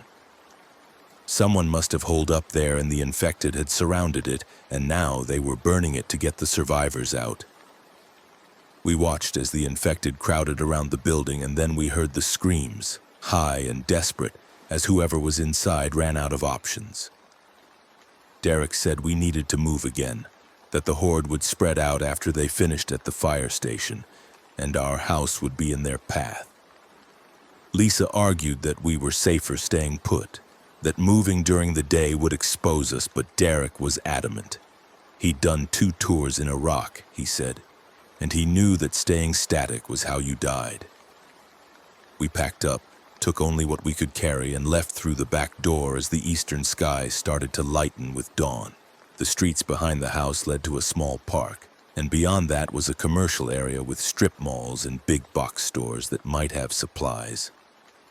We made it to the park and were halfway across an open field when we heard engines, heavy diesel sounds, and saw National Guard trucks rolling down the street to our north. They were moving fast, soldiers in the back with rifles, and they didn't slow down for the infected that stumbled into their path, just ran them over and kept going. One truck stopped at an intersection, and soldiers jumped out, setting up a machine gun position and firing controlled bursts at a group of infected that was charging them. We ran toward them, waving and shouting, but they either didn't see us or didn't care. The machine gun kept firing, bodies dropping, and then the soldiers packed up and moved on, leaving the dead piled in the street. We followed their path at a distance, hoping they were heading somewhere safe, somewhere with supplies and reinforcements. The commercial area was ahead, a shopping center with a Walmart and several smaller stores, and we could see more military vehicles parked in the lot. The soldiers had set up a perimeter, concertina wire and concrete barriers, and there were civilians inside, maybe 50 people being organized into groups. We approached slowly, hands visible, and a soldier with sergeant stripes waved us through after checking us for bites. He said this was a temporary collection point. They were evacuating civilians to a secure zone south of the city, but transport was limited, and it would be first come, first served. Inside the perimeter was chaos, people arguing about who should get on the next truck, families trying to stay together, and soldiers trying to maintain order without much success. I saw children crying, old people sitting on the ground looking lost, and able-bodied men like me being told we'd have to wait because priority was women, children, and elderly. Derek didn't like that, started arguing with the sergeant, and got a rifle butt to the gut for his trouble. Tommy helped him up, and Lisa pulled us away before the situation escalated. We found a spot near the Walmart entrance and sat down to wait, watching as trucks rolled in, loaded up with people, and rolled out. Hours passed, the sun climbing higher, and the number of civilians still waiting barely decreased. Around noon, we heard explosions from the north, heavy booms that shook the ground, and someone said the military was bombing bridges to slow the infected from spreading. The bridges to Canada were gone. The Peace Bridge and Rainbow Bridge both dropped into the river, and now they were working on the highways out of the city. The sergeant confirmed it when someone asked. They were creating a quarantine zone, cutting off all routes in and out, and anyone still inside would be on their own until reinforcements arrived or the virus burned itself out. That caused a panic, people rushing the trucks, and the soldiers had to fire warning shots to push them back. Derek said we needed to get out now, forget the trucks, and just start walking because this place was going to turn into a massacre when the infected showed up. He was right, of course. Around 2 in the afternoon, we saw them coming from the east. A mass of infected that had to number in the thousands, drawn by the noise and activity at the collection point. The soldiers saw them too and started shouting orders, everyone to get inside the Walmart. They'd hold the perimeter as long as they could. We ran with the crowd crushing through the doors, and I lost sight of Tommy in the press of bodies. Inside was pandemonium. People screaming and pushing, shelves being knocked over, and no clear leadership or plan. Lisa stayed close to me, and Derek fought his way through to a sporting goods section where he started breaking into the gun cases. The soldiers outside opened fire, and through the windows I could see muzzle flashes and infected falling. But there were too many, and they kept coming. The perimeter was overrun in minutes, concrete barriers knocked aside, wire trampled, and infected pouring through the gaps. Soldiers fell back toward the building, still firing, and some of them made it inside before the doors were blocked shut with shopping carts and pallets. The infected hit the glass windows and doors like a wave, thousands of pounds of force, and the glass held for maybe 30 seconds before it shattered. They came through in a flood, grabbing anyone close to the entrance, and the screaming reached a pitch that made my ears hurt. Derek had gotten shotguns from the case, tossed one to me and one to a soldier who'd lost his rifle, and we formed a line near the back of the store with maybe a dozen other people who had weapons. We fired into the mass of infected pushing through the store, and they fell, but more kept coming, climbing over their own dead, mouths open and hands reaching. I lost count of how many I shot. Just kept pulling the trigger and racking the slide, shells falling at my feet. Lisa was behind me, dragging wounded people back and trying to stop bleeding, but most of them were already infected from bites and scratches, the virus working fast. I saw a woman turn in front of me, her eyes going cloudy and her face twisting into a snarl, and I had to shoot her before she attacked the child she'd been protecting. We couldn't hold the line. There were just too many of them, and we were running low on ammunition. Derek yelled for everyone to fall back to the loading docks at the rear of the store, and we ran, fighting our way through aisles of infected and dead bodies. I saw Tommy against a wall, his bat broken and his throat torn out, eyes staring at nothing, and I couldn't stop to close them. The loading dock doors were chained shut from the outside, and it took 3 of us hitting them with a forklift to break through. We spilled out into the delivery area behind the Walmart, maybe 20 survivors out of the 50 who'd been in the collection point, and ran for a gap in the fence that led to a residential street. Behind us, the Walmart was completely overrun, infected filling every aisle, feeding on the dead and dying. The soldiers who'd stayed to cover our retreat were gone, either dead or infected themselves, and I didn't let myself think about how many people we'd left behind. We ran until our legs gave out, ended up in a subdivision of identical houses with neat lawns and SUVs and driveways, and broke into the first house that looked secure. It was empty, family fled or dead, and we collapsed in the living room, gasping for air and checking ourselves for bites. One of the survivors, a kid maybe 18 who'd been working at a store in the mall, had a deep scratch on his arm, blood welling up, and Lisa examined it with a flashlight.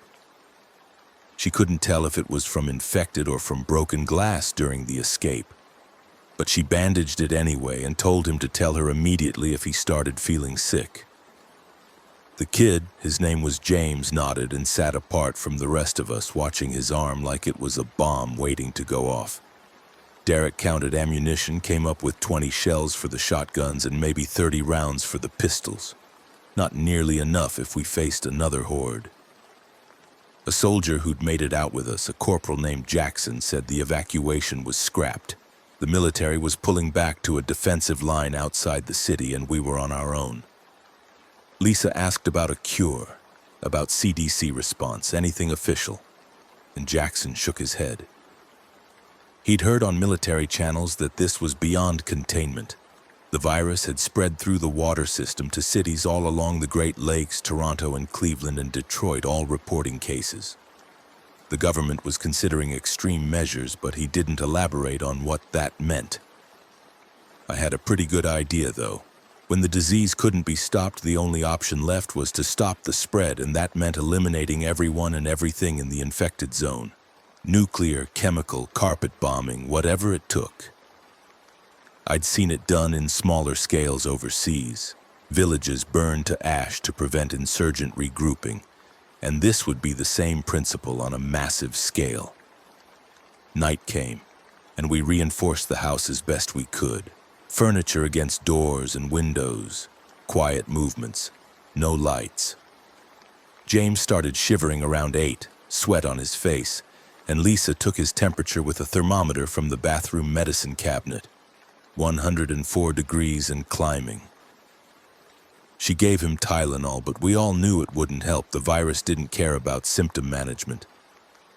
James knew it too. I could see it in his eyes, the fear and resignation. He asked Derek to shoot him before he turned, and Derek said he would, promised he'd make it quick. Around 10, James started thrashing, talking gibberish about water and falling, and then he lunged at Lisa with his teeth bared. Derek put the shotgun against the back of his head and pulled the trigger, and James dropped without a sound. We dragged the body outside and left it in the yard, couldn't risk burning it and attracting attention. The other survivors, there were 16 of us now after James, sat in silence and tried to process what this meant. Anyone who'd been scratched or bitten during the Walmart fight was potentially infected, and we didn't know who might turn next. Derek proposed that everyone show their skin, check for marks, and anyone who had something suspicious would be isolated. It led to an argument, accusations that Derek was trying to get rid of people to save resources, but eventually everyone agreed and we did the inspection. 3 people had scratches that could have come from infected. A woman in her 30s named Rachel, an older man named Bill, and Corporal Jackson. They were moved to a separate room, told to stay there and call out if they felt symptoms. And the rest of us tried to sleep in shifts. I had watch from 2 to 4 in the morning, sitting by a window that looked out on the street, and I saw fires on the horizon in every direction. Buffalo was burning, entire neighborhoods consumed, and I wondered if anyone was even trying to fight the fires anymore, or if the firefighters were dead or fled. Movement in the street caught my attention. A group of infected walking past, and among them I saw what looked like National Guard uniforms. Soldiers who'd been overwhelmed and turned. The virus didn't discriminate, didn't care about training or weapons, it just spread and consumed.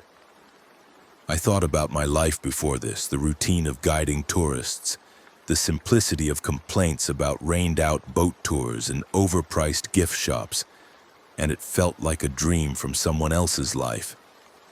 Rachel started screaming around 3:30, and we found her in the isolated room attacking Bill, blood on her hands and face. Jackson had already turned too, his eyes empty and his jaw working like he was trying to bite through the air. Derek and I put them down with headshots, and Bill was still alive but bleeding from a dozen bite wounds. He begged us not to let him turn, said he had grandchildren somewhere and didn't want to die as one of those things. I gave him my pistol and stepped out of the room, heard the shot a minute later, and went back in to retrieve the weapon from his hand. That left 13 of us, and dawn was still an hour away. When the sun came up, we had to make a decision about where to go next. Staying in the suburbs was clearly not working. Too many infected wandering through, too many houses to check and clear. One of the survivors, a woman named Karen who'd been a paralegal before the outbreak, suggested we head for the waterfront, specifically the old grain silos and industrial area where there might be boats and fewer people to attract infected. It was risky, but everything was risky now, and at least on the water we'd have options. We gathered our supplies, left the house, and started west toward Lake Erie.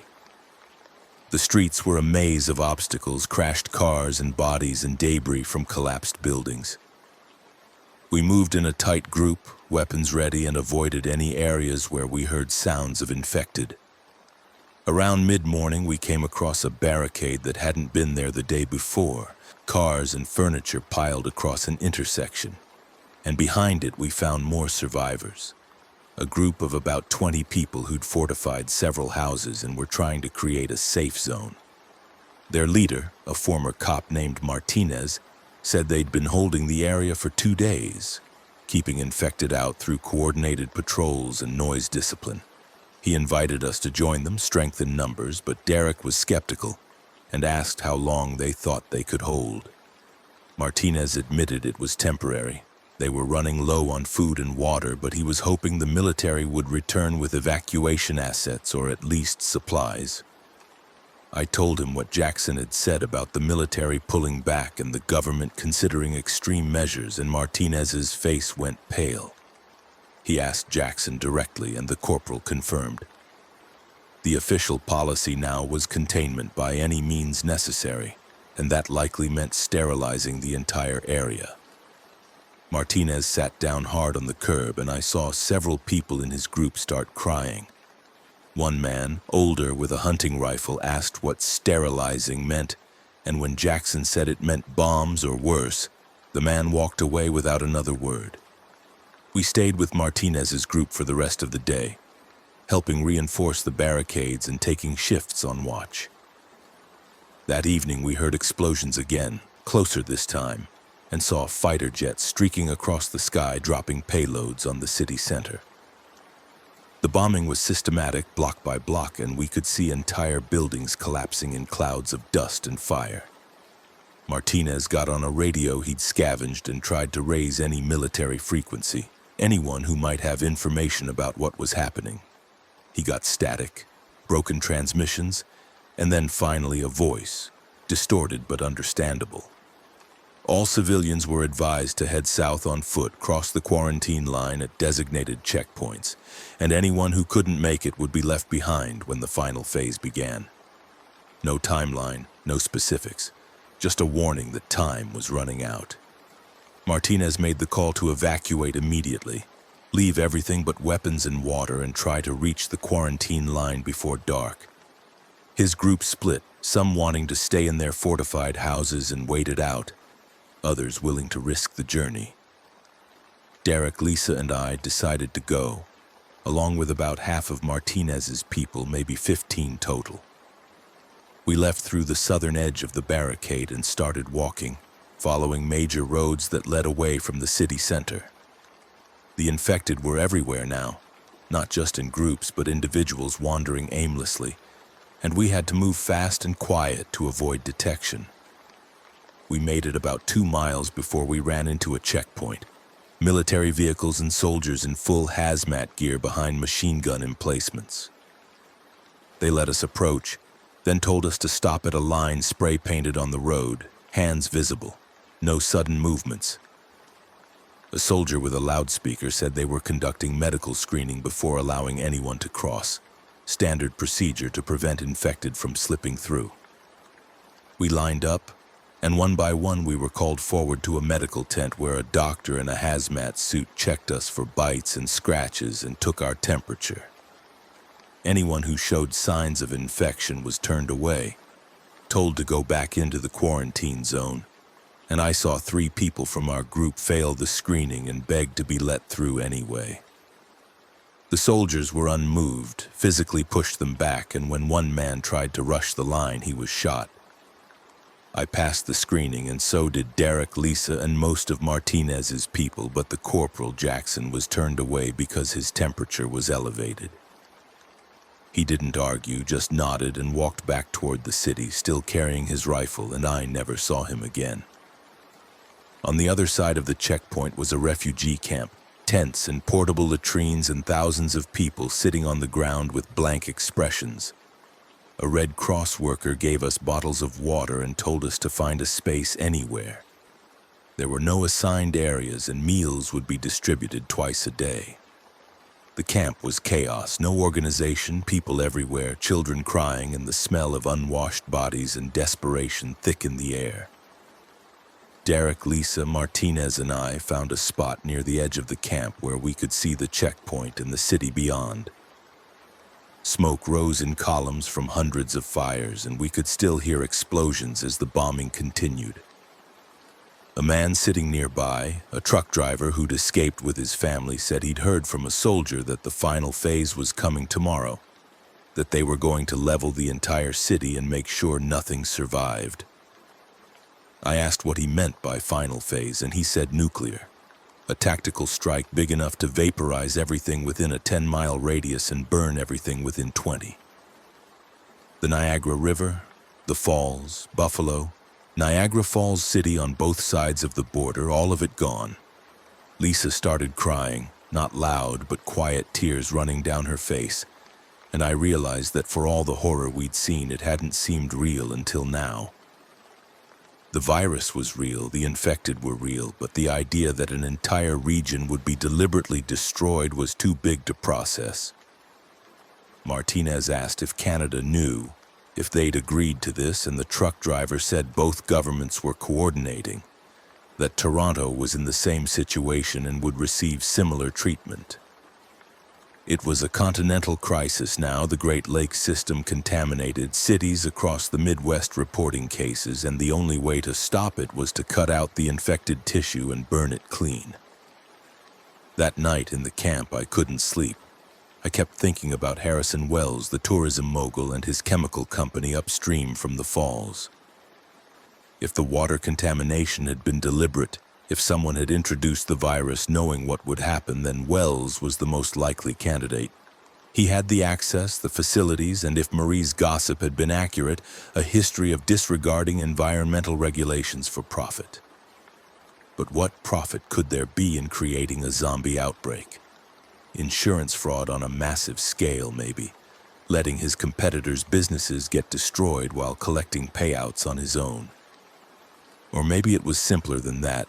An accident that he'd covered up, and by the time he realized the scope of the disaster, it was too late to contain. I mentioned my theory to Derek, and he said it didn't matter now. Wells was probably dead or infected like everyone else. But I couldn't let it go.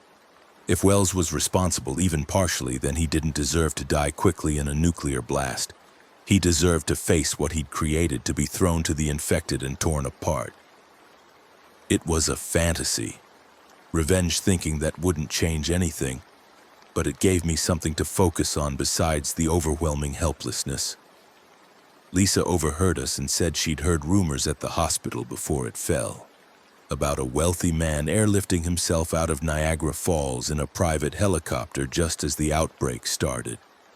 No confirmation, but the description matched Wells. Silver hair, expensive suit, arrogant smile. The next morning, the camp was woken by loudspeakers telling everyone to prepare for immediate evacuation further south. Buses were coming, transport to secondary camps in Pennsylvania and Ohio, and we had 30 minutes to gather our belongings. The crowd surged toward the road where the buses would arrive, and people started pushing and fighting for position. I saw a woman trampled, children separated from parents, and soldiers trying to maintain order with rifle butts and warning shots. Derek grabbed my arm and pulled me back. Said we weren't getting on those buses, there were too many people and not enough vehicles, and we'd be better off walking. He was right, but Lisa wanted to try. Said her best chance of survival was with official evacuation routes and government protection. Martinez agreed with her, wanted to trust the system. Derek and I wished them luck, gave them some of our supplies, and headed east along the quarantine line instead of south toward the buses. We figured if Wells had escaped by helicopter, he would have gone somewhere with resources and security, somewhere he could wait out the crisis in comfort. His company headquarters were in downtown Niagara Falls on the Canadian side, and if he was anywhere, he'd be there or at one of his estates nearby. We walked for hours, following the line of military checkpoints and barricades, watching as helicopters and jets continued to patrol overhead. Around noon, we saw a convoy of military trucks heading north back toward the city, and soldiers dismounting with equipment that looked like radiation sensors and decontamination gear. Derek flagged one down and asked what was happening, and a sergeant said they were conducting final sweeps for survivors before the strike, scheduled for 1800 hours, 6 p.m. Anyone still inside the zone after that would be considered lost. The sergeant looked at us like we were crazy when we said we wanted to go back in, but he didn't stop us, just shook his head and wished us luck. The checkpoint guards were even more confused when we approached from the outside and asked to be let through. They made us sign waivers, documents stating we understood the risks and were entering the quarantine zone voluntarily, waiving any right to rescue or evacuation. Derek signed without reading, and so did I, and they opened a gap in the concrete barrier just wide enough for us to slip through. On the other side was the city we'd fled, now even more ruined than before, streets cratered by bombs and buildings reduced to rubble. The infected were fewer in number here, the bombing having killed thousands, but the ones that remained were just as dangerous. We moved quickly, heading north toward the Canadian border, or what was left of it. The bridges were gone, but there were boats on the American side of the river, pleasure craft and fishing boats tied up at private docks. We found one that looked seaworthy, a 30-foot cabin cruiser with enough fuel to cross, and Derek hot-wired the ignition while I cast off the lines. The river was choked with debris, bodies floating face down and pieces of destroyed bridges jutting from the water. But we navigated through and reached the Canadian side just as the sun started to dip toward the horizon. Niagara Falls, Ontario was in the same condition as the American side, maybe worse. The tourist district was a wasteland, hotels gutted by fire, attractions smashed and looted and infected everywhere. We docked the boat at a marina that had been overrun, bodies piled on the walkways, and made our way inland toward the business district where Wells Chemical had its headquarters. The building was a modern glass tower, still standing but damaged, windows blown out on the lower floors and smoke stains running up the facade. We approached cautiously, weapons ready, and found the main entrance barricaded from inside with furniture and debris. Derek thought we should find another way in, but I was impatient, angry, and I used my shotgun to blast the lock on a side door that led to a loading dock. Inside was dark, emergency lights flickering, and the smell of decay so strong it made my eyes water. We moved through corridors lined with offices, saw bodies of security guards and employees, and followed signs toward the executive suites on the top floor. The elevators were dead, so we took the stairs, 15 flights up, and emerged into a reception area with leather couches and abstract art on the walls. The door to the CEO's office was ajar, and inside we found Harrison Wells. He wasn't dead or infected. He was sitting behind his desk in a perfectly tailored suit, drinking scotch from a crystal glass, a pistol in his other hand. He looked up when we entered, showed no surprise, just mild annoyance like we were interrupting a meeting. I raised my shotgun and told him to put the gun down, and he complied, setting it on the desk with exaggerated care. He asked who we were, and I told him. Former tour guide, former soldier, survivor of the outbreak he'd caused. He laughed at that, a dry sound without humor, and said he hadn't caused anything. He'd just failed to prevent it. His company had been developing a rabies vaccine, experimental trials, and there'd been a containment breach at their upriver facility. By the time they discovered the leak, the virus had already entered the water system, and Wells had made the calculation that admitting fault would destroy his company and accomplish nothing. I called him a murderer, said he'd killed thousands, maybe millions, and he shrugged, said people died every day from corporate negligence, industrial accidents, pollution, and nobody called those CEOs murderers. He'd made a business decision, weighed the risks, and decided that covering up the leak was better for his shareholders than coming clean. The virus had been an accident, he claimed, a mutation they didn't anticipate, and once it was loose, there was no stopping it anyway. He'd used his resources to get himself and his family to safety. a bunker somewhere in the Canadian Shield, and he'd only come back to the office to retrieve some documents before the final evacuation. He hadn't expected to run into anyone, certainly not survivors looking for revenge. Derek asked about the insurance fraud, the idea that Wells had profited from the outbreak, and Wells admitted it freely. His competitors' properties had been destroyed, their businesses ruined, and his company held policies on assets that would pay out regardless of the cause of destruction.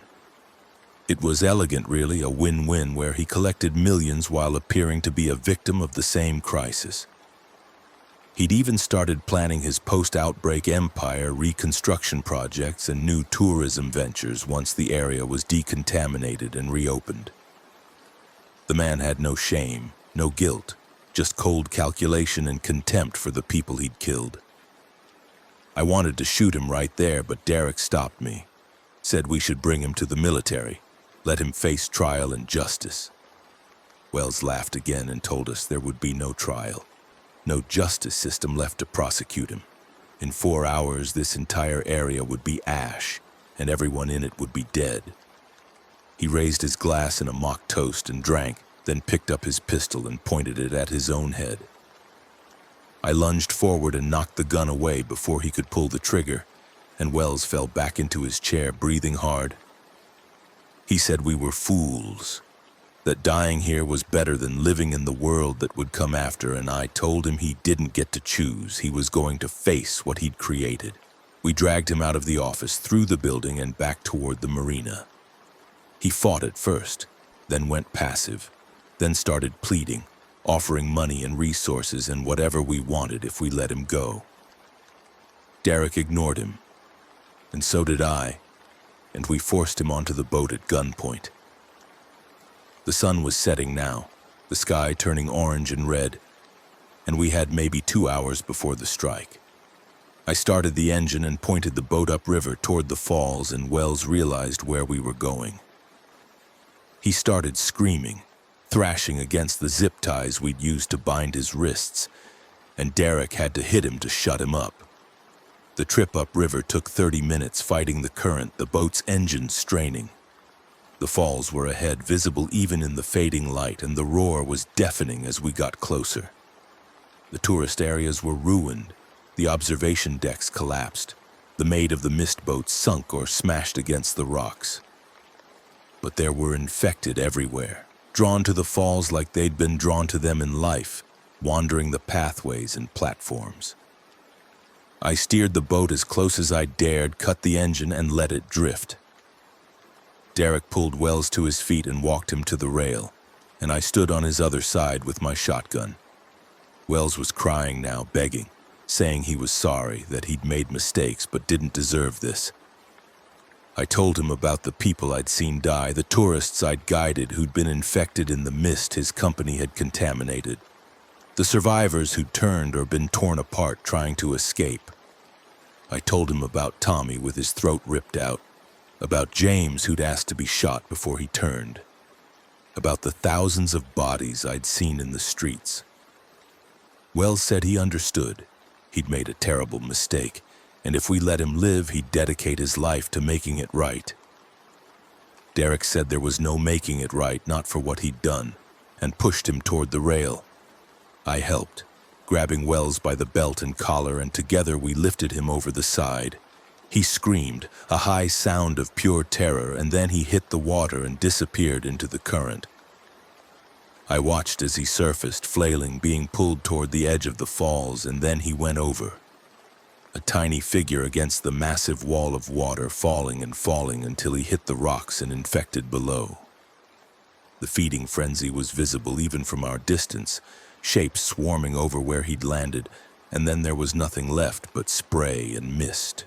Derek and I stood there for a long moment, watching the falls, and then we turned the boat around and headed back downriver. We didn't talk about what we'd done, didn't need to.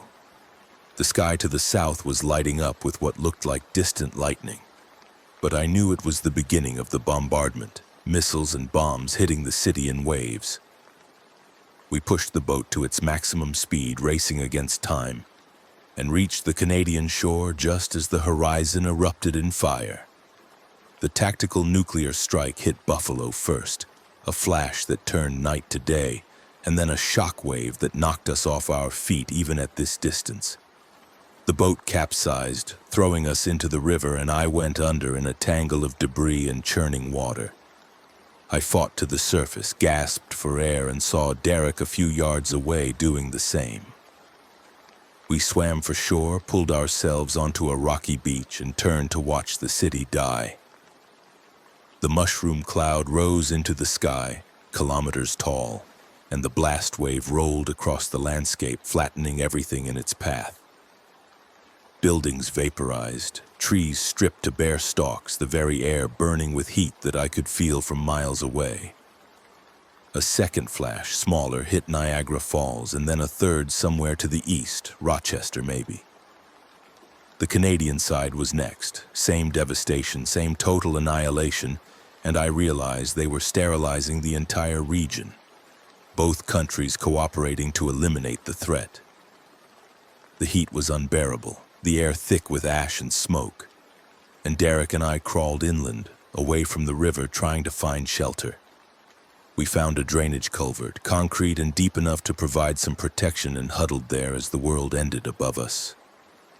The roar was constant, louder than the falls ever were, and I felt the ground shake as secondary explosions chain-reacted through fuel depots and chemical plants. Hours passed, maybe, or minutes, I couldn't tell, and when the shaking finally stopped and the roar faded to a dull rumble, I crawled out and looked at what remained. Nothing. The cities were gone, replaced by craters and burning wasteland, fires raging in every direction. The falls themselves were obscured by smoke and steam, the river boiling from the heat. The sky was black with ash, the sun hidden, and the temperature had to be 40 degrees hotter than it had been before the strike. Derek was coughing, his face burned from the initial flash, and I realized my own skin was blistered and raw. We had no supplies, no water, nothing but the clothes on our backs and the weapons we'd somehow held onto. We started walking south, away from the destruction, following the river until it veered away from the devastation. We passed through zones of lesser damage, suburbs where buildings still stood but were empty of life, and eventually reached areas where the blast hadn't reached, but the fallout was already falling like snow. We covered our faces with torn shirts, tried not to breathe too deeply, and kept moving. Other survivors emerged from hiding, people who'd been outside the immediate blast zone, and we formed a loose group moving together for safety.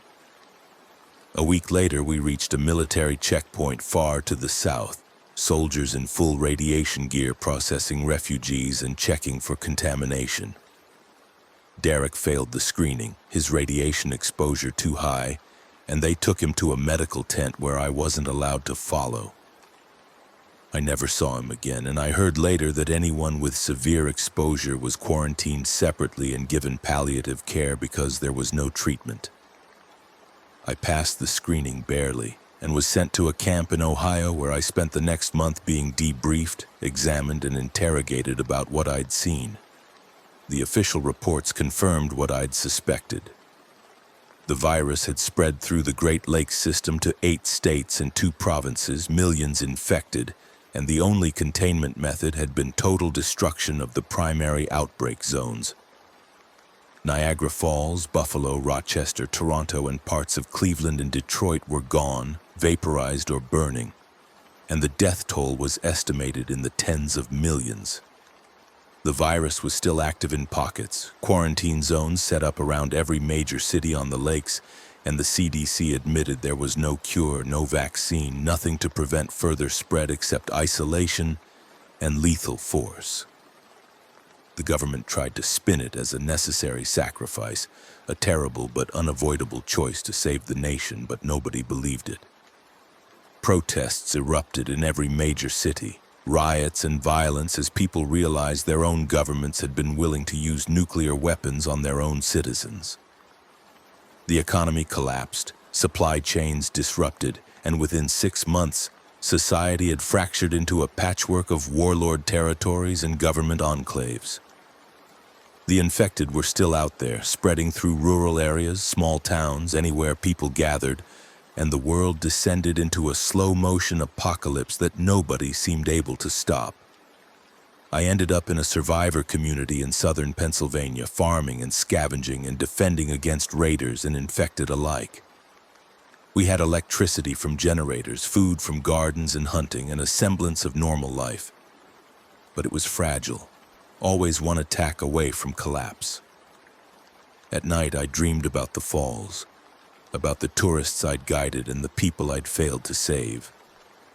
I dreamed about Harrison Wells falling into the water, and sometimes in the dreams I was falling with him, both of us screaming into the void. The virus never stopped spreading. New outbreaks happened every few months, new quarantine zones established, new cities burned or bombed. The government that remained operating out of fortified bunkers and aircraft carriers maintained that containment was possible, that eventually the infected would die off, and the world could rebuild. But I knew better. I'd seen how fast it spread, how easily it overwhelmed defenses, and I knew that this was the new normal.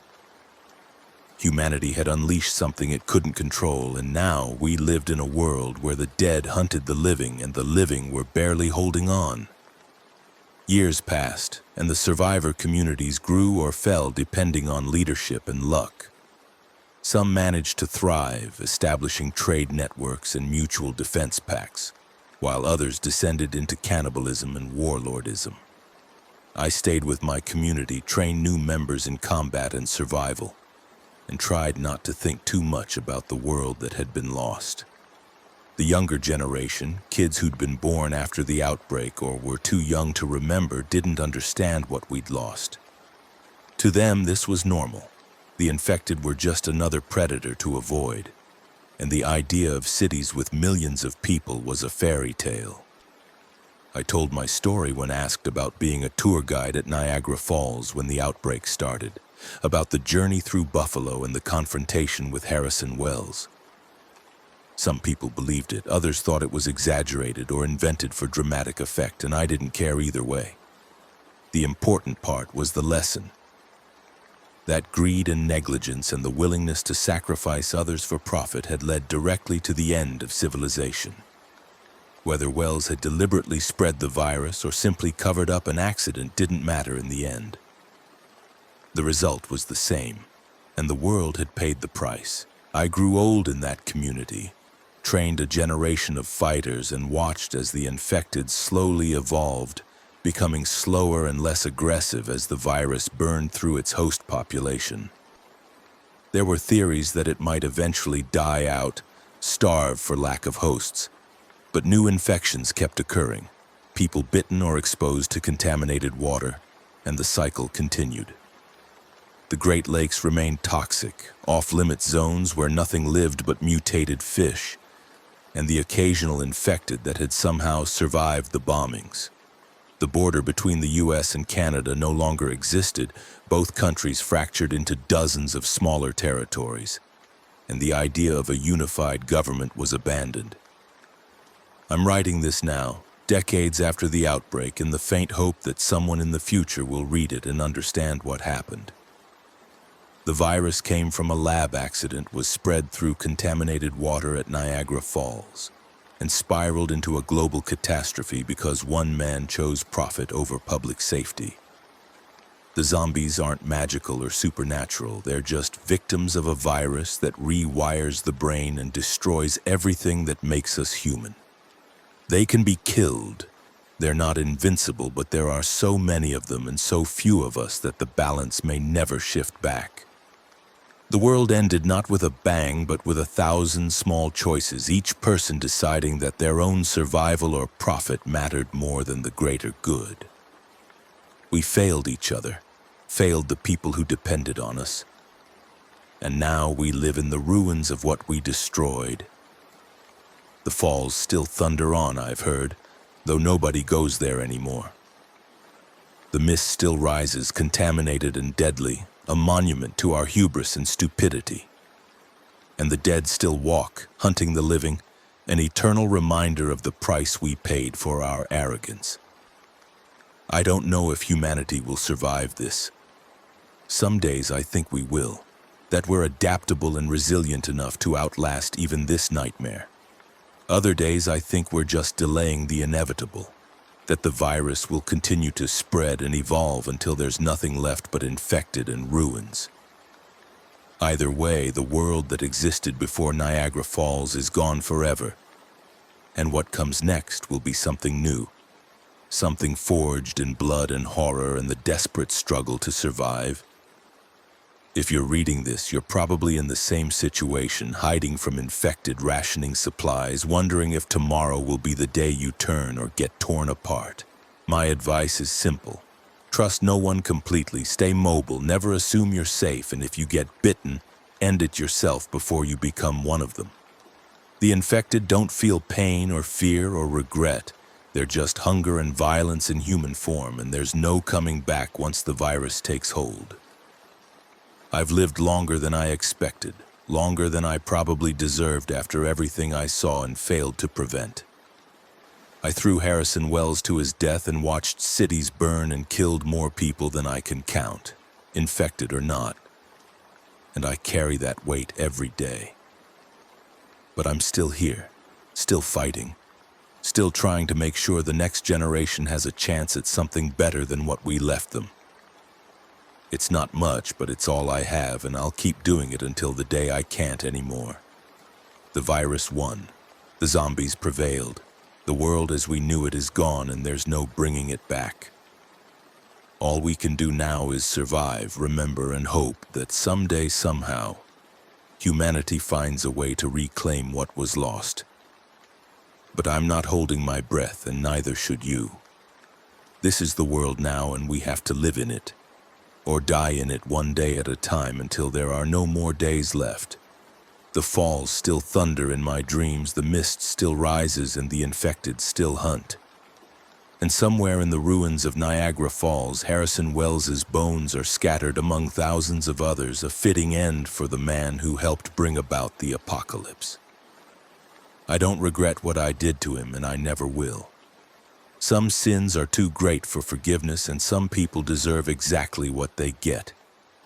This is my testimony, my confession, my warning to anyone who finds it. The end came not from aliens or asteroids or divine judgment, but from our own greed and negligence and the terrible choices we made when faced with difficult truths. We had a chance to stop it, to contain it, to save ourselves, and we chose money and power and self-preservation instead. Now we pay the price every day in blood and fear and the constant struggle just to see another sunrise. The world ended at Niagara Falls, and it's never coming back. The descent was slow, each rung of the ladder cold under my hands. The smell got worse as I went down, making my eyes water. When I reached the bottom, I found myself in a chamber that had been sealed off centuries ago. The walls were covered in pictographs, faded red and white handprints, spiral symbols, figures that might have been humans or spirits. The greenish light was coming from some kind of fungal growth on the walls, bioluminescent patches that spread across the stone like lichen. I'd never seen anything like it. In the center of the chamber were 3 bodies, not ancient bodies, fresh bodies, the contractors. They were sprawled on the ground, their hard hats nearby, their tools scattered. I moved closer, my heart hammering. One of them was twitching, his fingers clawing at the dirt floor. I knelt down, checked for a pulse. His skin was cold, clammy. His eyes were open but unfocused, pupils dilated so wide they looked black. White threads were growing from his mouth, thin filaments of the same fungus that covered the walls. I jerked back, pulled out my radio, called for an ambulance. Sarah's voice came back scratchy and confused. She asked what was wrong. I told her we had 3 men down, possible toxic exposure, some kind of fungal contamination. She said she'd call 911, get a hazmat team out here. I told her to evacuate the park, get everyone out now. She started to argue, said we couldn't just evacuate without clearance from the superintendent. I cut her off, Told her this wasn't a discussion, get everyone out. She said okay, she'd start the evacuation. I looked back at the contractor. He was convulsing now, his whole body seizing. Foam was coming from his mouth mixed with more of those white threads. I didn't know what to do. I wasn't a medic, not anymore. I'd had some training in the army, basic combat lifesaver stuff, but this was beyond anything I'd ever seen. I reached for his shoulder, tried to turn him on his side so he wouldn't choke. His hand shot out, grabbed my wrist. His grip was impossibly strong. He pulled me toward him, his mouth opening wide, those fungal threads reaching out like the tongues of some nightmare creature. I yanked my arm back, fell on my ass, scrambled away. He sat up, moving in jerky, uncoordinated spasms. His eyes were still vacant, but his body was moving with purpose now, crawling toward me. I grabbed my flashlight, swung it at his head. The impact made a wet, cracking sound. He didn't slow down. I swung again, harder. This time he went down, but only for a second. The other two contractors were starting to move now, the same jerky, puppet-like motions. I ran for the ladder, hauled myself up as fast as I could. Behind me, I could hear them scrabbling against the stone, trying to follow. I climbed, hand over hand, my breath coming in ragged gasps. Tom's face appeared above me, silhouetted against the sky. He reached down, grabbed my hand, pulled me the last few feet. We both collapsed on the rim, gasping. I told him we needed to seal the shaft right now. He asked what I'd seen down there. I said I didn't know, but it wasn't safe. We grabbed the steel plate that had been covering the shaft before the contractors opened it, dragged it back over the hole. It was heavy, maybe 300 pounds. We managed to get it in place, then piled rocks on top for good measure. My radio crackled. Sarah said the evacuation was underway, but people were asking questions, getting upset. Some of them wanted refunds. I told her to tell them whatever she needed to, just get them out. She said the ambulance was 20 minutes out coming from Cortez. I said okay, but I didn't think the ambulance would help. Whatever was happening in that chamber, it wasn't something paramedics could fix. Tom and I walked back toward the visitor center. The parking lot was chaotic. Tourists loading into vehicles, rangers trying to direct traffic. Lisa ran up to us, asked what the hell was going on. I told her there'd been an accident, possible biohazard. She looked terrified. I felt bad for scaring her, but there wasn't time to sugarcoat it. The superintendent's truck came roaring up, a cloud of dust behind it. David Martinez climbed out, his face red. He demanded to know why we were evacuating. I told him about the chamber, the contractors, the fungus. He looked at me like I'd lost my mind. He said we couldn't just shut down the park because of some mold. I told him it wasn't mold, it was something else, something dangerous. He said I was overreacting, he'd go down and assess it himself. I tried to stop him, but he brushed past me, headed for the work site. Tom and I followed. By the time we got there, he'd already pulled the steel plate off the shaft. He was peering down into the darkness, calling for the contractors. I yelled at him to get back, but he ignored me. Then he screamed. One of the contractors had climbed the ladder, was pulling himself over the rim. His face was covered in the white fungal threads growing from his eyes, his nose, his mouth. His skin was gray, mottled with dark veins. He lunged at Martinez, knocked him down. They rolled across the ground, Martinez screaming, the contractor biting at his throat. I ran forward, kicked the contractor in the ribs as hard as I could. He barely reacted. I kicked again, aimed for his head. This time he released Martinez, turned toward me. I could see the intelligence was gone from his eyes, replaced by something primal and hungry. He came at me, moving faster than he should have been able to. I backpedaled, reached for my pepper spray. I pulled the canister, sprayed him full in the face. Nothing. He didn't even blink. His hands caught my shirt, pulled me close. I could smell him, rot and earth and something sweet like decay.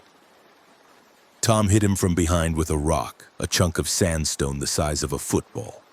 The contractor went down hard, his skull cracking. But he didn't stop moving. He was crawling now, dragging himself toward us. Martinez was on the ground, clutching his throat. Blood was pouring between his fingers. I knelt beside him, pressed my hands over his, tried to stop the bleeding. He was making wet, gurgling sounds, his eyes wide with panic. I told him to hold on, help was coming. But I could see it was bad. The bite had torn through the carotid artery. There was too much blood. Tom was smashing the contractor's head with the rock over and over, turning it into pulp. But the body kept moving, kept trying to crawl. Finally, after what felt like forever, it stopped. Tom dropped the rock, his hands shaking. Martinez went still under my hands. I checked for a pulse. Nothing. He was dead. I sat back, my hands covered in his blood. The other two contractors were climbing out of the shaft now, moving with the same jerky, relentless motion. I grabbed Tom's arm, pulled him to his feet. We ran. The visitor center was in chaos when we got there. Sarah had her radio out, was talking to someone, her voice high and frantic. I asked her what was happening. She said the ambulance had been in an accident on Highway 160, some kind of multi-car pileup. They were sending another one, but it would be at least 40 minutes. I told her to forget the ambulance. We needed to barricade the building. She stared at me. I could see she thought I'd snapped. Maybe I had. I told her about Martinez, about the contractors. She went pale. Lisa was crying in the corner. Some of the tourists who hadn't left yet were demanding answers. I ignored them, started dragging desks and filing cabinets in front of the doors. Tom helped me, his face set in grim determination. Through the windows, I could see movement near the Cliff Palace trailhead. The infected contractors, all three of them now, were shambling toward the visitor center. Behind them, Martinez was getting up, his throat torn open, blood soaked down the front of his uniform. He was moving the same way, jerking and twitching. I told everyone to get away from the windows. Some of them listened. Others thought I was crazy, started yelling that they wanted to leave. One man, heavy-set with a Nebraska Cornhuskers hat, tried to push past me to the door. I shoved him back, told him if he went out there, he'd die. He swung at me. I ducked, put him in a hold I'd learned in Army combatives training, forced him to the ground. He was still yelling, but at least he wasn't trying to leave. The infected reached the building. They pounded on the doors, the windows. The glass was thick, safety glass. But I didn't know how long it would hold. Sarah was on the phone with 911 trying to explain the situation. I could hear the dispatcher asking her to calm down, asking if this was a prank. She screamed that it wasn't a fucking prank. We needed help. The dispatcher said they'd send someone. Sarah threw the phone across the room. The pounding got worse. One of the windows cracked, a spiderweb pattern spreading across the glass. I looked around for weapons. There were fire extinguishers on the walls, a few maintenance tools in the back room. Not much. Tom had found a fire axe, was holding it like he knew how to use it. I grabbed a crowbar, tested the weight. It felt solid. The window shattered. The contractor who'd attacked Martinez came through first, pulling himself over the broken glass, leaving chunks of his flesh on the shards. He fell onto the floor, got up, immediately focused on the nearest person, a teenage girl who'd frozen in terror. I ran at him, swung the crowbar at his head. The impact made a sound like a hammer hitting a watermelon. He went down. I hit him again and again until his skull was caved in and the white fungal threads were spilling out with the brain matter. The girl was screaming. Everyone was screaming. The other infected were coming through the window now, and more were appearing from other parts of the park, people I recognized, other rangers, maintenance workers, tourists who hadn't made it out. We fought. There's no other word for it. We fought like animals, using whatever we could find. Tom's axe split heads open. My crowbar crushed skulls. Sarah stabbed one of them through the eye with a broken piece of desk leg. Lisa bludgeoned another with a fire extinguisher until the canister ruptured and foam sprayed everywhere. The tourists who could fight did. The ones who couldn't were dragged down, torn apart, their screams cutting off as teeth found throats. The man with the Cornhusker's hat went down fighting, taking 3 of them with him before they overwhelmed him. A woman who'd been trying to protect her daughter got bitten on the arm, watched in horror as the fungal threads started growing from the wound. She begged us to kill her before she turned. Tom did it, one clean swing of the axe. The daughter saw it happen, just stood there in shock, not making a sound. By the time the fight was over, there were 14 of us left. The visitor center was destroyed, bodies everywhere, blood on every surface. We were all injured in some way, cuts and bruises at minimum. I had a gash on my forehead where one of them had clawed me, the blood running into my eyes. I wiped it away, looked around. We couldn't stay here. The building was compromised, the windows broken, the doors barely holding. I told everyone we needed to move, get to the vehicles, try to get out of the park. Sarah said her car was in the employee lot, maybe 100 yards from the building. Tom's truck was there too. We could make it if we moved fast. I asked if anyone was injured beyond minor cuts. 3 people raised their hands. One man had a deep bite on his calf. Another woman had scratches across her back that looked infected, the skin around them already turning gray. The teenager whose mother had been killed had a bite on her shoulder, was already looking pale. I told them I was sorry, but they couldn't come with us. They'd turn, and then they'd kill the rest of us. The man with the bite started crying, begging. I looked away. Sarah stepped forward, said we couldn't just leave them. I said we didn't have a choice. She said there had to be another way. I asked her what way. She didn't have an answer. Tom said he'd stay with them, make sure they didn't suffer. I told him no, we needed him. He said someone had to do it. I looked at him for a long moment, then nodded. He was right. He was always right. I told the others to get ready to move. We gathered what supplies we could, water bottles, first aid kits, some food from the vending machines we smashed open. I took a moment to grip Tom's shoulder, told him thank you. He said to get everyone out, that's all that mattered. I said I would. I didn't know if I was lying. We made our run for the parking lot.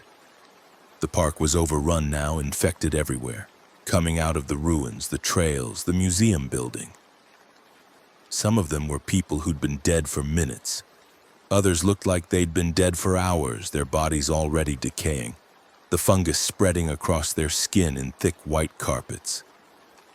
We ran in a tight group, staying together, fighting when we had to, running when we could.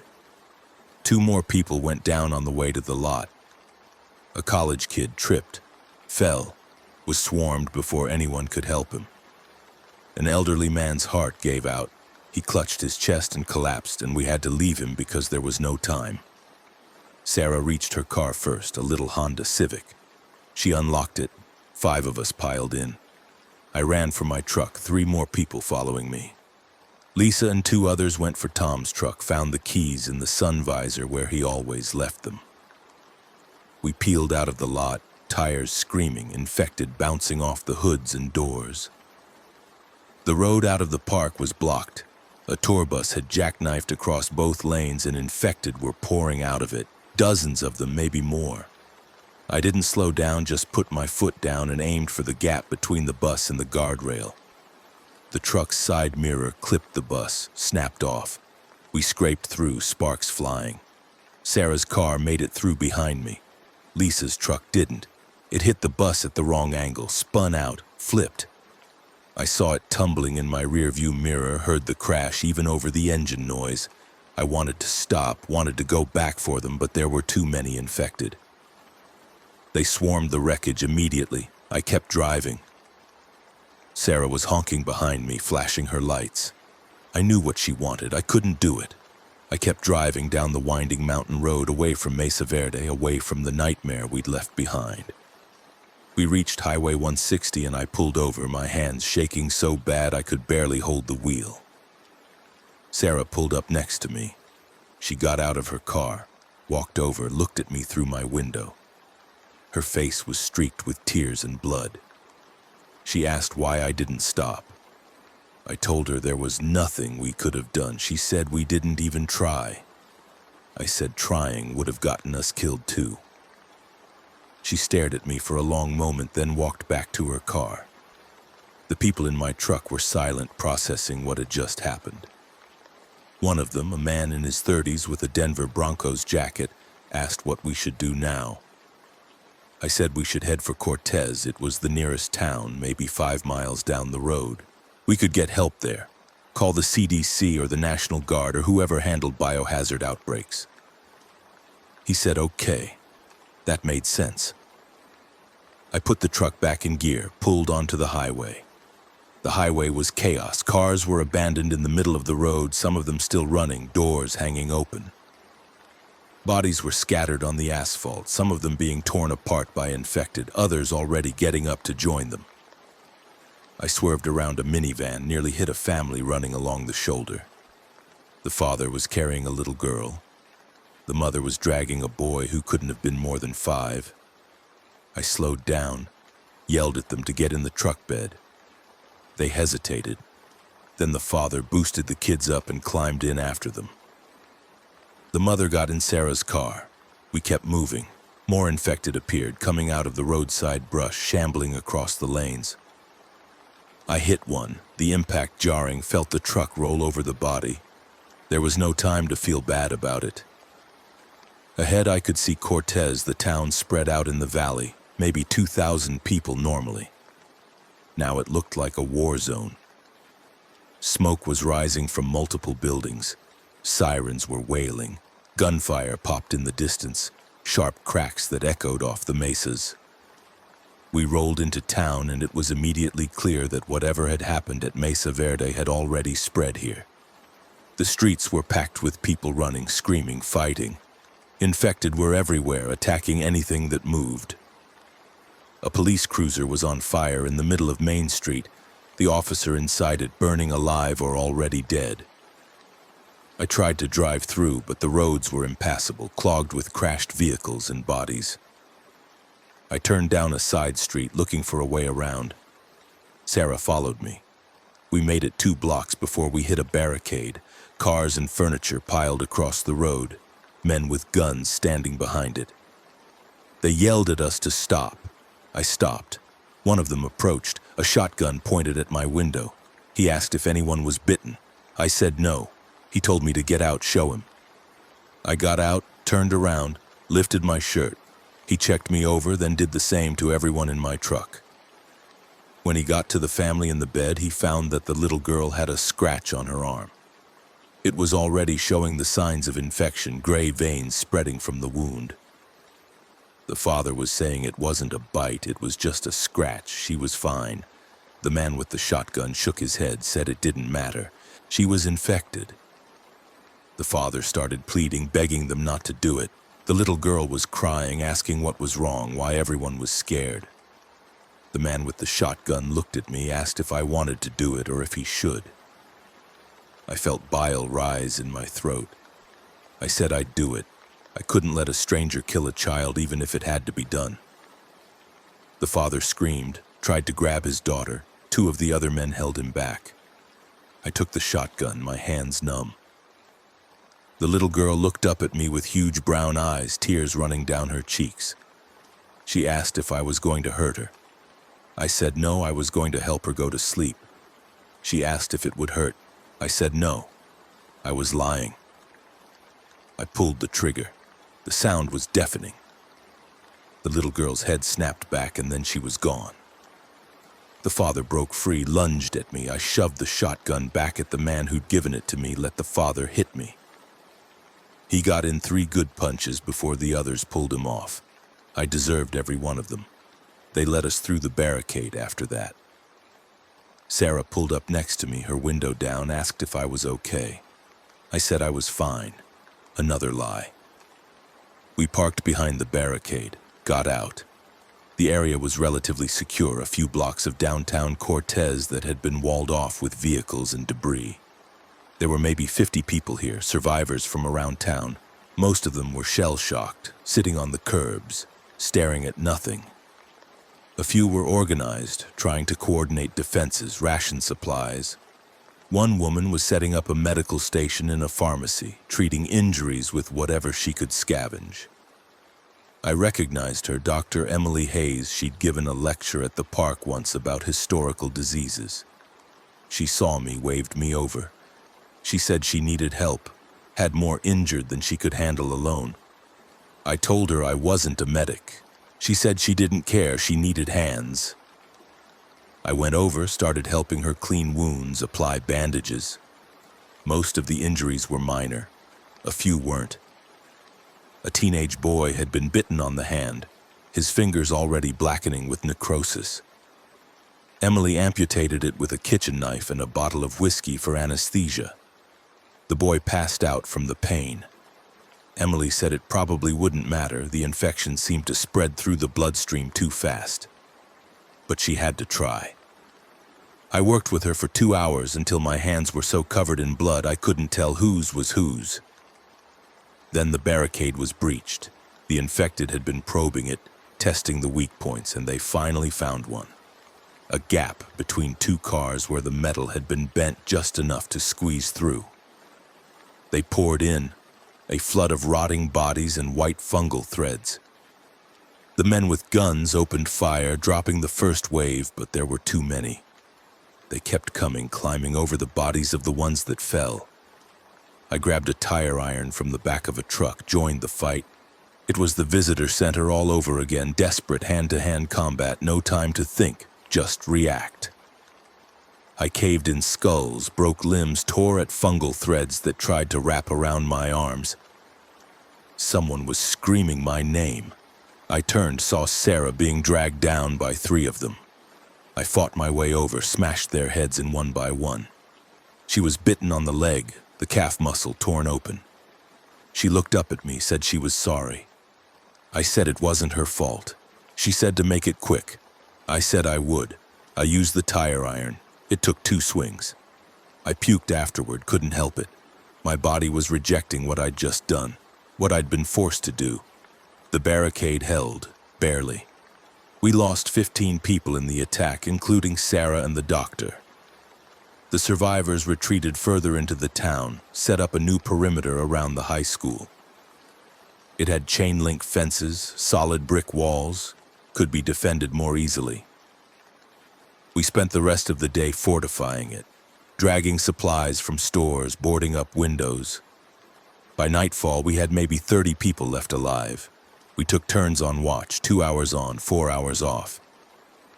I couldn't sleep when my turn came to rest. Every time I closed my eyes, I saw the little girl's face. Sarah's face, Tom's face. I wondered if he'd made it quick for the people he'd stayed with. I hoped so. Around midnight, we heard helicopters, military Blackhawks flying low over the town. They didn't land, just circled, searchlights sweeping across the streets. Someone tried to signal them with a flashlight, got no response. They flew away after a few minutes. I asked one of the other survivors, an ex-Marine named Davis, what he thought that meant. He said it meant the military knew what was happening but wasn't coming to help. Not yet. The next morning we woke to find the town completely overrun. The infected had multiplied overnight, thousands of them now, filling the streets, breaking into buildings. We could see them from the high school roof, a sea of rotting bodies. Davis said we needed to leave, get out into the desert where there were fewer people. I said we had no vehicles, no way to get through that many infected. He said we'd have to go on foot then, take our chances. A few people agreed with him. Most were too scared to move. I looked around at the faces staring back at me, waiting for someone to make a decision. Somehow I'd become the leader by default, probably because I was ex-military, or because I'd been the first ranger to see what was happening, or just because I was still alive when so many others weren't. I told them we'd wait until dark, then make a break for it. We'd head west, into the desert, try to reach Dove Creek or one of the other small towns. Maybe they weren't hit as hard. Maybe we could find help there. It was a long shot, but it was all we had. We spent the day preparing. We gathered food, water, medical supplies, weapons. There weren't many guns. The barricade group had taken most of them, and they were all dead now. We had some hunting rifles, a few pistols. Mostly we had improvised weapons, crowbars and baseball bats and kitchen knives. Davis showed us how to move quietly, how to avoid detection, basic infantry tactics. I helped where I could, drawing on my own training. By the time the sun set, we were as ready as we were going to be. We moved out just after dark, a line of 30 people slipping through the chain-link fence one at a time. The infected were less active at night, their movements slower, their senses dulled. We used that to our advantage, moving through the shadows, avoiding the main streets. We made it 6 blocks before someone panicked, started running. The infected heard him, converged on his position. We tried to pull him out, but there were too many. He went down screaming. We kept moving faster now, the element of stealth lost. 3 more people died before we reached the edge of town. By the time we hit the open desert, we were down to 26. We walked through the night following Highway 491 north, staying off the road itself, using the scrubland for cover. The moon was nearly full, giving us enough light to see by. Around 3 in the morning, we heard engines, trucks coming from the south. We hid in a dry wash, watched them pass. Military convoy, maybe 15 vehicles, armored personnel carriers and supply trucks. They were heading toward Cortez. Davis said they were probably going to try to secure the town. I said it was too late for that. He agreed. We kept walking. By dawn, we'd covered maybe 10 miles. Everyone was exhausted, dehydrated, their feet blistered. We found an abandoned gas station holed up inside. There was no power, but there was water in the coolers, some canned food on the shelves. We rationed it out, tried to rest. I took first watch, standing by the broken front window, looking out at the empty highway.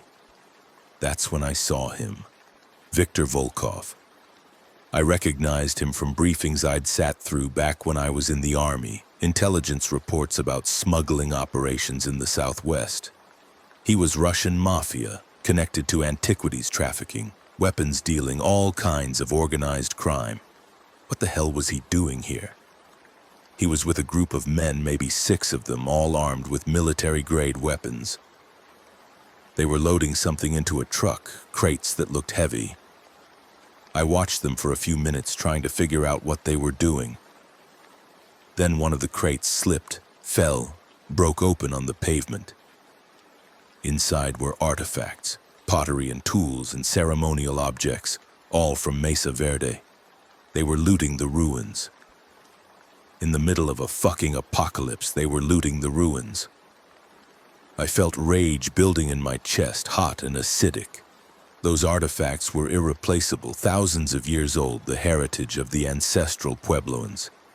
And these bastards were stealing them while people were dying. I woke Davis, told him what I'd seen. He looked through the window, swore under his breath. He asked if I wanted to do something about it. I said yes. He said we didn't have the firepower to take them on. I said I didn't care. He looked at me for a long moment, then nodded. He said he'd get some volunteers. We ended up with 6 people willing to fight, including me and Davis. The rest would stay at the gas station, wait for us to come back.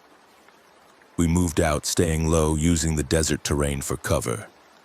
Volkov's men were careless, confident that no one would challenge them out here. We got within 50 yards before they noticed us. Davis opened fire first, his hunting rifle dropping one of them. Then all hell broke loose. We had surprise on our side, but they had better weapons and training. The firefight lasted maybe 3 minutes. When it was over, 4 of Volkov's men were dead. 2 had escaped in one of the trucks, including Volkov himself. We'd lost 2 of our people. Davis took a round to the shoulder, was bleeding badly but alive. I searched the bodies, found radios, some cash, a satellite phone. I pocketed the phone. Might be useful. We went back to the gas station, patched up Davis as best we could. The bullet had gone clean through, no major arteries hit. He'd live if infection didn't set in. I told the others about Volkov, about the artifacts. Some of them thought I was crazy for caring about pottery when the world was ending. Maybe they were right, but it mattered to me. Those ruins had stood for 800 years.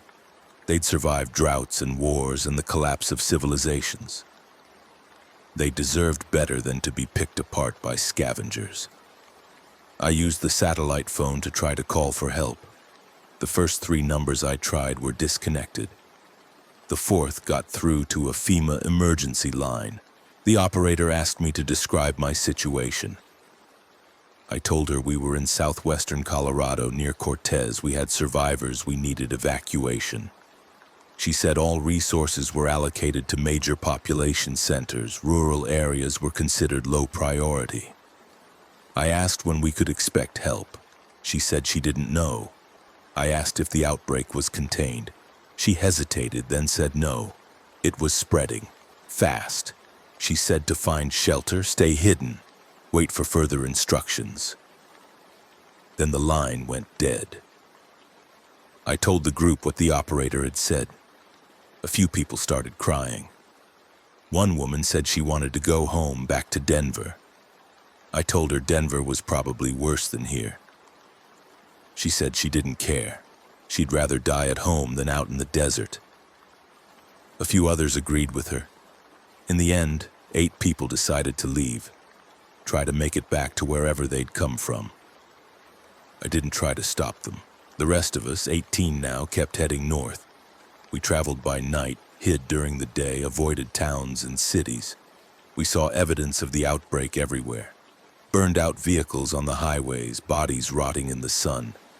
Infected wandering alone or in packs, their skin covered in thick white fungal growths that looked like tumors. We fought when we had to, ran when we could. Over the next week, we lost 6 more people, some to infected attacks, some to injuries and sickness.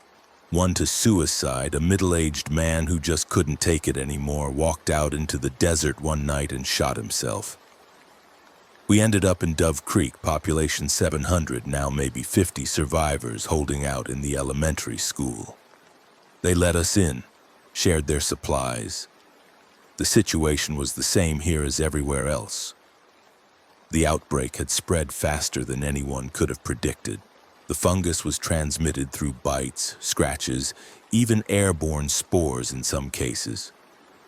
Once infected, transformation took anywhere from an hour to 12 hours depending on the severity of the exposure. The fungus took over the nervous system, kept the body moving even after brain death, drove the infected to attack and consume living flesh. There was no cure, no treatment. The only solution was a bullet to the brain. The school's survivors had organized a pretty good defense system, barricaded the building, set up watch rotations, rationed food carefully. Their leader was a woman named Margaret, a former teacher in her 60s with a steel spine. She asked me about Mesa Verde, how it had started. I told her about the sealed chamber, the contractors, the ancient plague. She went pale. She said she'd heard rumors, theories that the infection wasn't natural, that it had been released deliberately. I asked who would do something like that. She said she didn't know, but it didn't matter now. We stayed in Dove Creek for 2 weeks. It was the closest thing to stability any of us had experienced since the outbreak. We helped with the defenses, went on scavenging runs, tried to make ourselves useful. Davis recovered from his shoulder wound, regained most of his range of motion. I started training some of the younger survivors in basic combat skills. How to use a weapon, how to move under fire. One of them was a 19-year-old named Jake. Reminded me of the recruits I'd trained back in the army, eager but inexperienced. I took him under my wing, taught him everything I could. Margaret said she was trying to establish contact with other survivor groups, maybe form some kind of network. The satellite phone I'd taken from Volkov's men helped with that. We managed to reach groups in Farmington, Durango, even as far as Albuquerque. The news was always the same. The infection was spreading, the military was overwhelmed, major cities were falling one by one. The government had retreated to secure locations, left everyone else to fend for themselves. Then Volkov came back. He hit us at dawn before most people were awake. His men came in fast, heavily armed, used explosives to breach the barricades. The attack was coordinated, professional. This wasn't just a raid for supplies. They were targeting us specifically. I realized he must have tracked us from the gas station, been planning this for days. The firefight was brutal. Close quarters combat in the school hallways. We killed 4 of his men in the first few minutes, but we lost 8 of our people. Jake took a bullet to the chest right in front of me. Went down gurgling blood. I couldn't help him. Had to keep fighting. Margaret was hit in the leg. Kept firing from behind an overturned desk until she ran out of ammunition. Davis and I fell back to the cafeteria with the remaining survivors, maybe 20 of us now. Volkov's voice echoed through the building, speaking in accented English. He said he just wanted the satellite phone and any weapons we had, give them up and he'd leave us alone. I yelled back that he could go fuck himself. He laughed, said he expected that. Then he said something that made my blood run cold. He said he knew who I was. Carlos Rodriguez, former Army sergeant, the man who'd killed 4 of his men at the gas station. He said he'd looked forward to meeting me. He said he'd been at Mesa Verde that day, had been planning to raid the sealed chamber for months, had bribed the contractors to open it. He hadn't known about the fungus. Thought it was just an old tomb full of pottery and bones. When the outbreak started, he'd realized it was a perfect cover for his operations. No cops, no FBI, no one to stop him from looting what he wanted. He'd been working his way through the Four Corners region, hitting archaeological sites, museums, private collections. He said he had a buyer lined up in Eastern Europe, someone who'd pay millions for authentic ancestral Puebloan artifacts. He said he'd split the money with me if I helped him, gave him the phone and the weapons. I told him to go to hell. The attack resumed. They threw grenades, tried to smoke us out. The cafeteria was filling with tear gas and smoke from burning furniture. We couldn't hold. I made the call to evacuate, told everyone to get to the back exit. We'd make a run for the vehicles in the parking lot. We moved in groups of 3, covering each other. I was in the last group with Davis and Margaret. We almost made it.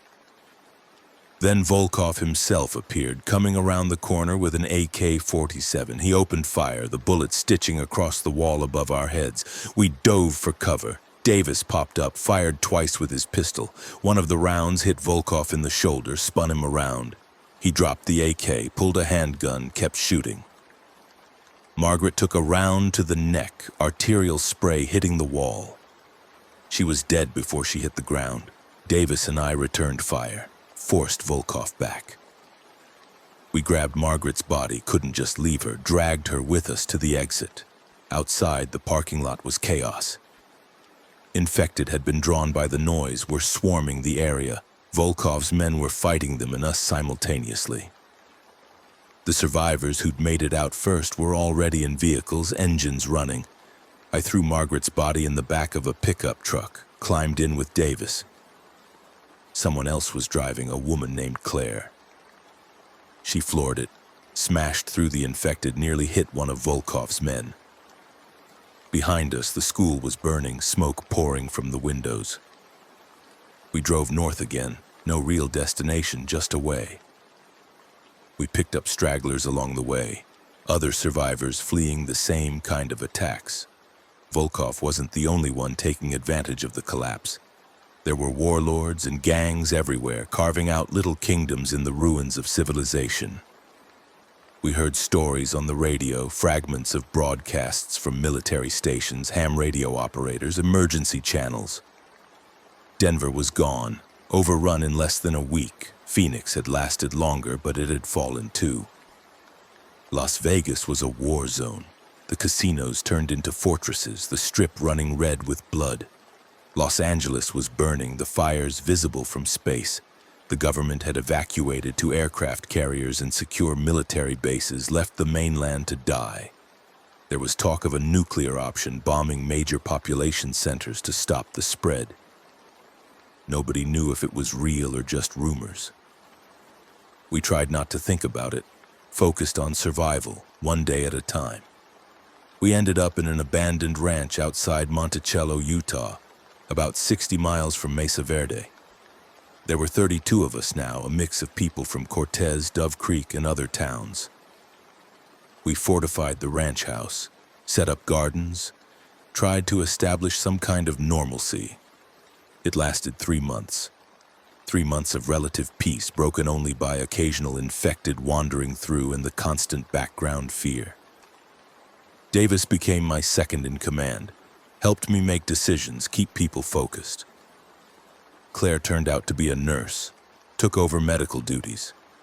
We even had a few kids in the group, tried to give them some kind of education, some hope for the future.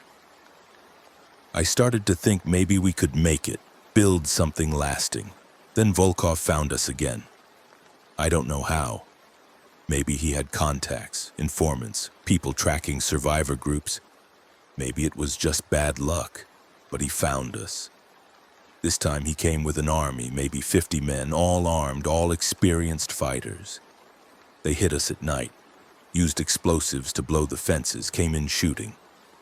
We fought back, but we were outgunned and outnumbered. The battle lasted 2 hours. When it was over, half our people were dead. The rest were rounded up, disarmed, forced into the barn. Volkov walked in, his shoulder bandaged from where Davis had shot him. He looked older than I remembered, thinner. The apocalypse had been hard on everyone. He walked up to me, smiled. He said he'd been looking for me, wanted to settle our account. I asked what he wanted. He said the same thing as before, the satellite phone, the weapons, any supplies we had, plus one more thing. He wanted me to work for him. He said he needed someone with military training, someone who knew how to fight, how to lead.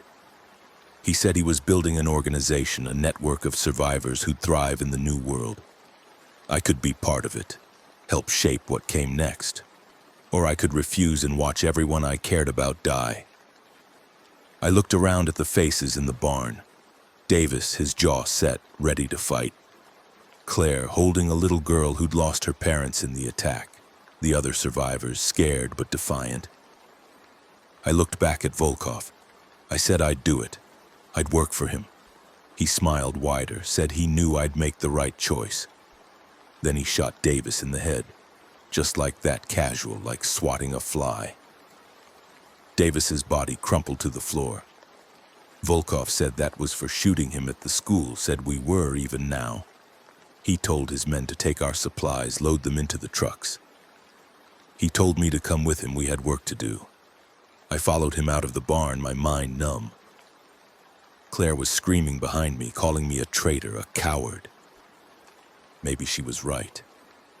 Volkov took me to his camp, a fortified compound outside Blanding. It was impressive. Walls made from shipping containers, guard towers, organized living quarters. He had maybe 200 people here, some fighters, some workers, some just refugees he'd taken in. He showed me around, proud of what he'd built. He said this was the future, strong leaders taking control, rebuilding society on new terms. I nodded along, played the part. Inside, I was planning how to kill him, planning how to make him pay for Davis, for Margaret, for everyone he'd destroyed. I just needed the right moment. He put me in charge of training his fighters, teaching them infantry tactics. I did it, spent weeks working with them, gaining their trust, learning the compound's layout, its weaknesses. Volkov trusted me more each day, started bringing me into his inner circle, discussing his plans. He told me about the artifacts, showed me his collection. He had pottery, jewelry, ceremonial objects, all stolen from Mesa Verde and other sites. He said his buyer was still interested even now, even with the world ending. Rich people would always want rare things, it was human nature. He said he was planning one last raid, back to Mesa Verde.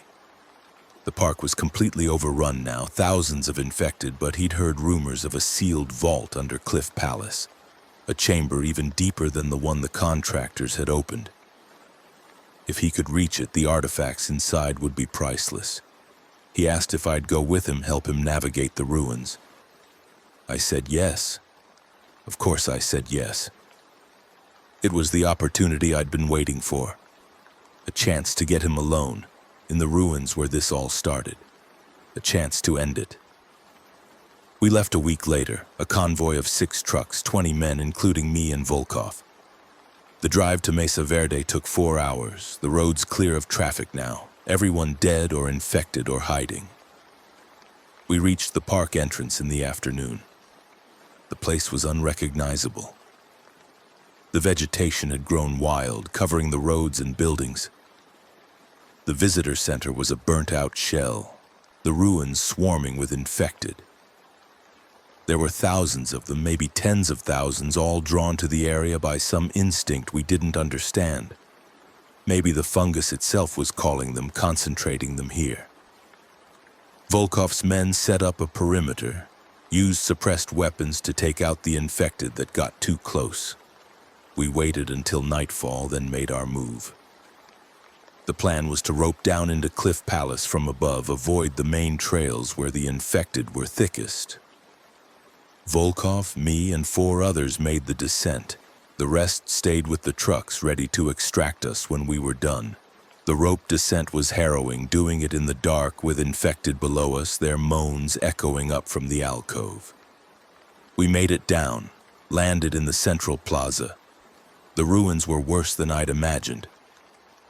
The fungus had spread everywhere, growing on the walls, the floors, thick white carpets of it pulsing with that greenish bioluminescent light.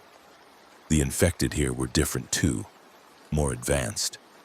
The fungus had completely overgrown their bodies, turning them into grotesque sculptures of flesh and spore. Some of them were barely human-shaped anymore, just masses of mycelium with limbs sticking out. They moved slowly, drawn by our presence, but not as aggressive as the fresher infected. Volkov led the way, following a map he'd gotten from somewhere, heading for the deeper chambers. We climbed down through kivas, crawled through crawl spaces, descended into areas I'd never seen in my years as a ranger.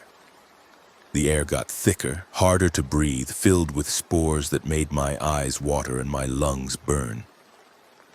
We reached the vault after 2 hours of navigating the ruins. It was behind a collapsed wall. Would have been impossible to find without knowing where to look. Volkov's men used explosives to clear the debris, small charges that wouldn't bring the whole structure down. Inside was a chamber like the one the contractors had opened, but bigger, more elaborate. The walls were covered in pictographs, detailed scenes of death and disease, people with white growths coming from their bodies. The ancestral Puebloans had known about the fungus, had sealed it away, tried to contain it. And we'd unleashed it. In the center of the chamber were burial platforms, bodies wrapped in textiles, preserved by the dry air and the fungus. Around them were artifacts, hundreds of them, pottery and tools and jewelry and ceremonial objects. Volkov's eyes lit up. He started cataloging them, telling his men what to take. I hung back, watching, waiting. One of Volkov's men got careless, touched one of the burial platforms. The fungus reacted, spores exploding from the textile wrappings in a thick cloud. The man inhaled, started choking. Within seconds, the white threads were growing from his mouth, his nose, his eyes. He collapsed, convulsing. The others backed away, but they'd all been exposed to some degree. Volkov swore, ordered them to seal the chamber. We needed to get out. But it was too late. The infected we'd passed on the way in were coming back, drawn by the noise and movement. They were blocking the exit route. Volkov pulled his weapon, started firing. I grabbed him, threw him to the ground. His gun went skidding across the chamber floor. I pulled my knife, the one I'd been carrying since the army, the one that had seen me through every fight. I told him this was for Davis, for Sarah, for Tom, for everyone he'd killed or destroyed. He laughed, said I was a fool, said we were all going to die here anyway.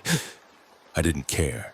I drove the knife into his chest, twisted it, felt his blood spill hot over my hands. He tried to fight back, but he was weak. The shoulder wound I'd given him earlier never fully healed.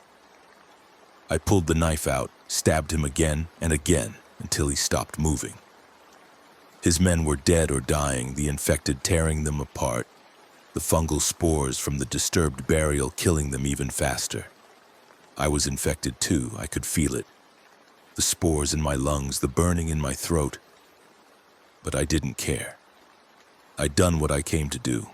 I dragged Volkov's body to one of the burial platforms, laid him on it, let him rot here with the people he'd stolen from. I sealed the chamber entrance, piling rocks and debris until nothing could get in or out.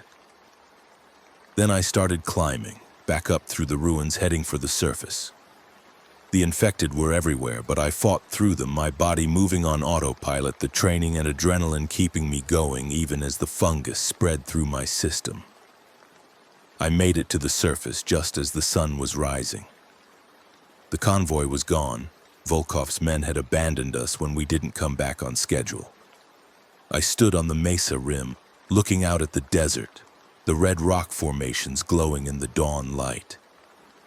I could see smoke rising from distant towns, hear the faint sound of explosions. The world was ending, had been ending for months. In the distance I saw them, aircraft, military jets, flying in formation from the east. They were heading for Mesa Verde. I knew what that meant. The government had decided to cut its losses, cauterize the wound. They were going to nuke the site, destroy the infection at its source. It wouldn't work. The fungus had already spread too far. The spores carried on the wind all across the four corners, probably beyond. But they had to try. I sat down on the rim, my back against a rock, and waited. The infection was taking hold. I could feel the threads growing inside me, wrapping around my organs, my brain. Soon I'd be like the others, a mindless thing driven only by hunger. But not yet, not for a few more minutes. The jets came in low, released their payload. I saw the bombs falling, sleek metal shapes tumbling through the air. Then the world turned white. The blast wave hit first, knocked me flat, burned the skin off my exposed arms and face. Then the sound, a roar so loud it felt like my skull was splitting. Then the heat so intense it turned the sand to glass. I should have died instantly, but somehow I didn't. Maybe it was the fungus keeping my body alive even as it burned. I crawled away from the crater, blind now, my eyes melted but still moving. Behind me, Mesa Verde was gone, 800 years of history erased in a moment. The cliff dwellings, the kivas, the petroglyphs, all of it vaporized. The bomb had created a crater 1/2 mile wide, the mushroom cloud rising into the sky, visible for hundreds of miles. The fallout would spread, kill everything for miles around, but it wouldn't stop the infection. Nothing would stop it now. I kept crawling, don't know why. Some animal instinct to survive. I made it maybe 1/2 mile before my body gave out. I collapsed in the dirt, my chest heaving, every breath agony. The fungus was taking over now, I could feel it, the white threads bursting from my skin, reaching for the sun. My mind was fragmenting, memories dissolving like smoke. I thought about Maria, wondered if she was still alive, if she'd made it out of Denver, probably not. I thought about Tom, hoped he'd found peace. I thought about all the people I'd killed, the infected, the little girl, Sarah, all of them. I'd done what I thought was right, tried to protect people, tried to survive. It hadn't mattered. None of it had mattered. The zombies had won. They'd always been going to win. The infection was too fast, too virulent, too perfect. Maybe it really had been designed. Maybe the ancient Puebloans had been trying to create a weapon, or maybe nature had just gotten lucky, created the perfect predator. Either way, humanity was finished. I could feel myself changing, the last of my humanity slipping away. Soon I'd be one of them, shambling through the ruins, driven by mindless hunger. But for now, in these last few seconds, I was still me. Still Carlos Rodriguez, ranger, soldier, killer, survivor. I'd lived through hell, watched the world burn, murdered the man who destroyed so many lives. It would have to be enough. The sun was high now, beating down on the scorched earth. The wind was blowing from the west, carrying the spores, the infection, spreading it further. Towns, cities, states, countries, all falling one by one. The military would keep fighting, keep bombing, keep trying to contain it. They'd fail. The infection would reach the coasts, cross the oceans, spread across every continent. Within a year, maybe less, there'd be nothing left. No cities, no governments, no civilization. Just the infected, billions of them, and whatever pockets of survivors could hold out in isolated places. And eventually, even they would fall. The human race was over. We'd had our chance, built our cities and our monuments, and now we were giving it all back to the earth. The fungus would inherit the world, would spread its spores across the planet, consuming everything.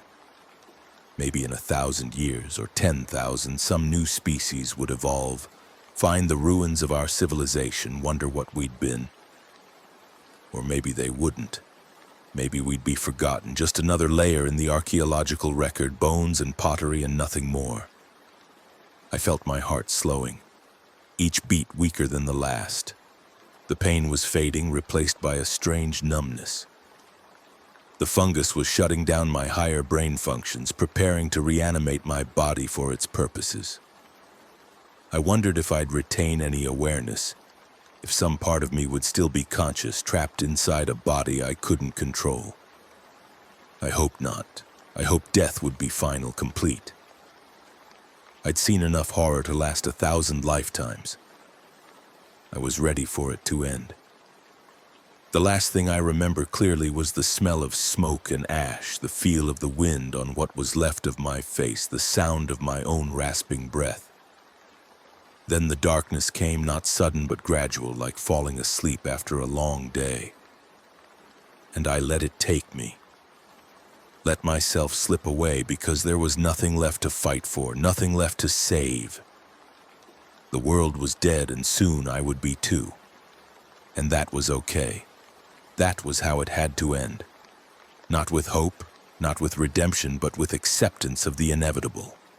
The zombies had won. The virus continued to spread. Mesa Verde was gone, reduced to radioactive ash.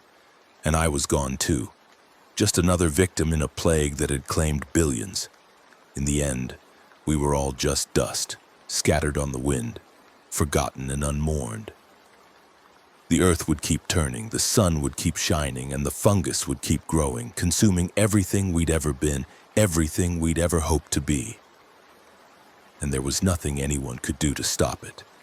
The infection didn't care about our monuments, our achievements, our dreams. It didn't care about the cliff dwellings that had stood for 800 years, the artifacts that had survived centuries, the knowledge we'd accumulated. It just consumed, spread, multiplied. That was its nature, its purpose. And we'd unleashed it through our own arrogance, our own greed. Volkov had opened the chamber looking for riches. The government had tried to weaponize it or study it, I never knew which. Either way, we'd unleashed something we couldn't control, and now we were paying the price. The ultimate price. Extinction. Not just of humans, but of everything we'd built, everything we'd created. The libraries would burn, the museums would crumble, the cities would be reclaimed by nature, overgrown with vegetation and fungus until there was no trace we'd ever existed. Future archaeologists, if any ever arose, would find our ruins and puzzle over them, try to reconstruct our civilization from fragments and guesses. They'd wonder what happened to us, why we vanished. And maybe someone would find Mesa Verde, find the crater, the traces of radiation, and understand. Understand that we'd destroyed ourselves trying to destroy the infection that we'd unleashed. Poetic justice, maybe. Or just tragedy. I couldn't tell anymore. My body was moving again, not under my control. The fungus had taken over, was using my muscles, my limbs, puppeting my corpse for its own purposes. I could feel it, distantly, like watching myself from far away.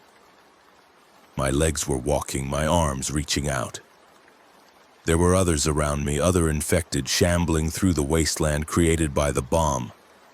We were all heading in the same direction, driven by some collective intelligence the fungus had created. Maybe it was looking for new hosts, new sources of biomass.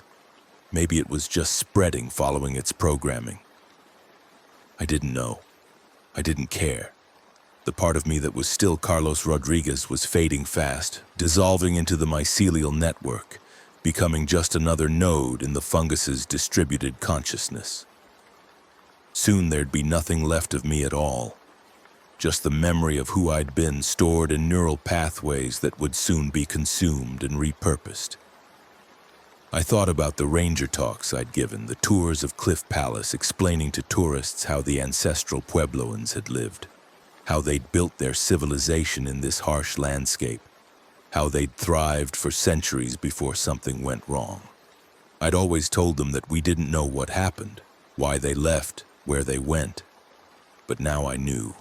They'd encountered the fungus, had tried to contain it by sealing it away, and they'd succeeded for a time. But they'd known it was still there, still viable, still dangerous. That's why they'd left, why they'd abandoned their homes, their heritage. They'd been trying to save their descendants from what they'd unleashed. And we'd come along 800 years later and undone all their work, opened the seal, released the plague. We'd doomed ourselves through our own curiosity, our own greed. If the contractors had never opened that chamber, if Volkov had never bribed them, if the Park Service had just left that section of Cliff Palace alone, none of this would have happened. But that was the nature of humanity, wasn't it? We couldn't leave things alone. We had to explore, exploit, understand, even when it killed us. The walking continued, hours turning into days. My body didn't tire, didn't hunger, didn't feel pain. The fungus sustained it through chemical processes I couldn't begin to understand, breaking down my remaining tissue and converting it into more fungal matter. Eventually there'd be nothing human left, just a walking colony of mushrooms in roughly human shape. I'd seen the advanced infected back in Cliff Palace, the ones that were more fungus than flesh. That would be me soon. The landscape we were walking through was devastated, the fallout from the bomb having killed everything for miles. The ground was gray ash, the few remaining trees burned to skeletal remains. Nothing moved except the infected, hundreds of us, thousands maybe, all shambling west toward the setting sun. The fungus was driving us to find new territory, new hosts. It would spread across the four corners, then across the southwest, then across the whole country. Within months, it would reach both coasts. Within a year, it would cross the oceans. There was no stopping it now. The bombs had failed. The military had failed. Humanity had failed. I wondered if there were still survivors out there hiding in bunkers on islands in remote locations, probably. Humans were resilient, adaptive. Some would find ways to survive, at least for a while.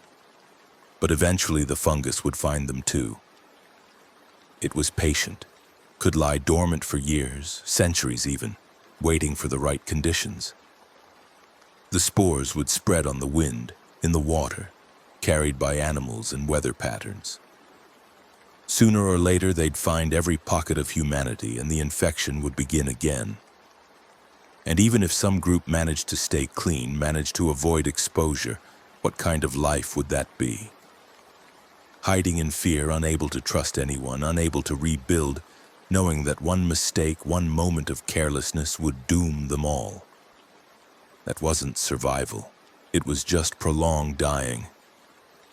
Better to go out fighting like Davis had. Better to make it mean something. I'd killed Volkov, that had meant something. I'd avenged the people he'd murdered, stopped him from profiting off the apocalypse. It was a small victory in the face of total defeat, but it was something. The days blurred together. The infected column kept moving, picking up new members as we went, leaving a trail of spores behind us. We passed through the remains of towns, the buildings empty, the streets silent. We passed farms where the crops were withering in the fields, houses where families had died together, highways where abandoned vehicles rusted in the sun. The world was empty now, a graveyard stretching to every horizon. Sometimes we encountered other groups of infected and we merged with them, the fungus recognizing its own, creating larger and larger herds. Sometimes we encountered survivors and the infected would attack them, driven by the fungus's need to spread. I watched these attacks from inside my dead eyes, unable to intervene, unable to help. My body would participate, hands that had once helped people now tearing them apart.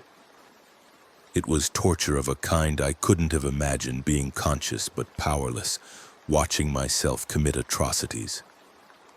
I prayed for the last of my consciousness to fade, to finally be released from this nightmare. But the fungus kept some spark of me alive, maybe for its own purposes, maybe by accident. Either way, I remained, a ghost haunting my own corpse. We reached the ruins of Cortez after what might have been weeks. The town was unrecognizable, overgrown with fungal blooms, the buildings collapsing, everything covered in that pale white growth. The elementary school where we'd made our last stand with Margaret and the others was a massive fruiting body now. Mushrooms the size of cars growing from the roof and walls. I could see bodies inside, wrapped in mycelium, being slowly digested and converted. The fungus was terraforming the planet, turning it into something alien, something suited to its needs rather than ours. In a few years, this whole region would be unrecognizable, transformed into a landscape of fungal forests and spore clouds. And the infected would shamble through it forever, never dying, never resting, just walking and spreading and consuming. I thought about the nuclear bomb, the crater where Mesa Verde had been. The radiation would persist for thousands of years, make that whole area uninhabitable. But it hadn't stopped the infection. If anything, it had made it worse, given the fungus new mutations to work with, created new strains that were even more virulent. The spores from Mesa Verde had spread on the mushroom cloud, been carried hundreds of miles, seeded new outbreaks across the Southwest. The government's final solution had just accelerated the end. By the time we reached what had been Farmington, New Mexico, I'd lost all sense of time. Could have been months, could have been years. My body was more fungus than flesh now, the white threads completely covering my skin, growing from every orifice, branching out into complex networks. I was part of something larger now, connected to every other infected through the mycelial network, sharing information, sharing consciousness.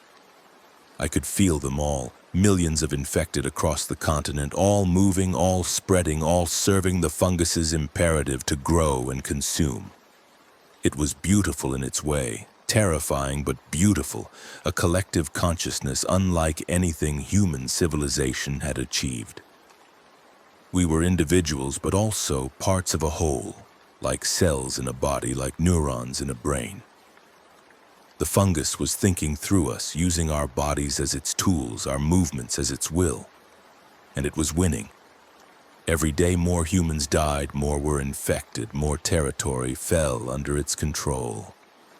The maps I could see through the shared consciousness showed the infection spreading like a stain, covering North America, jumping to South America, crossing to Europe and Asia. Island nations were holding out, places like New Zealand and Japan, but even they would fall eventually. The spores would find a way.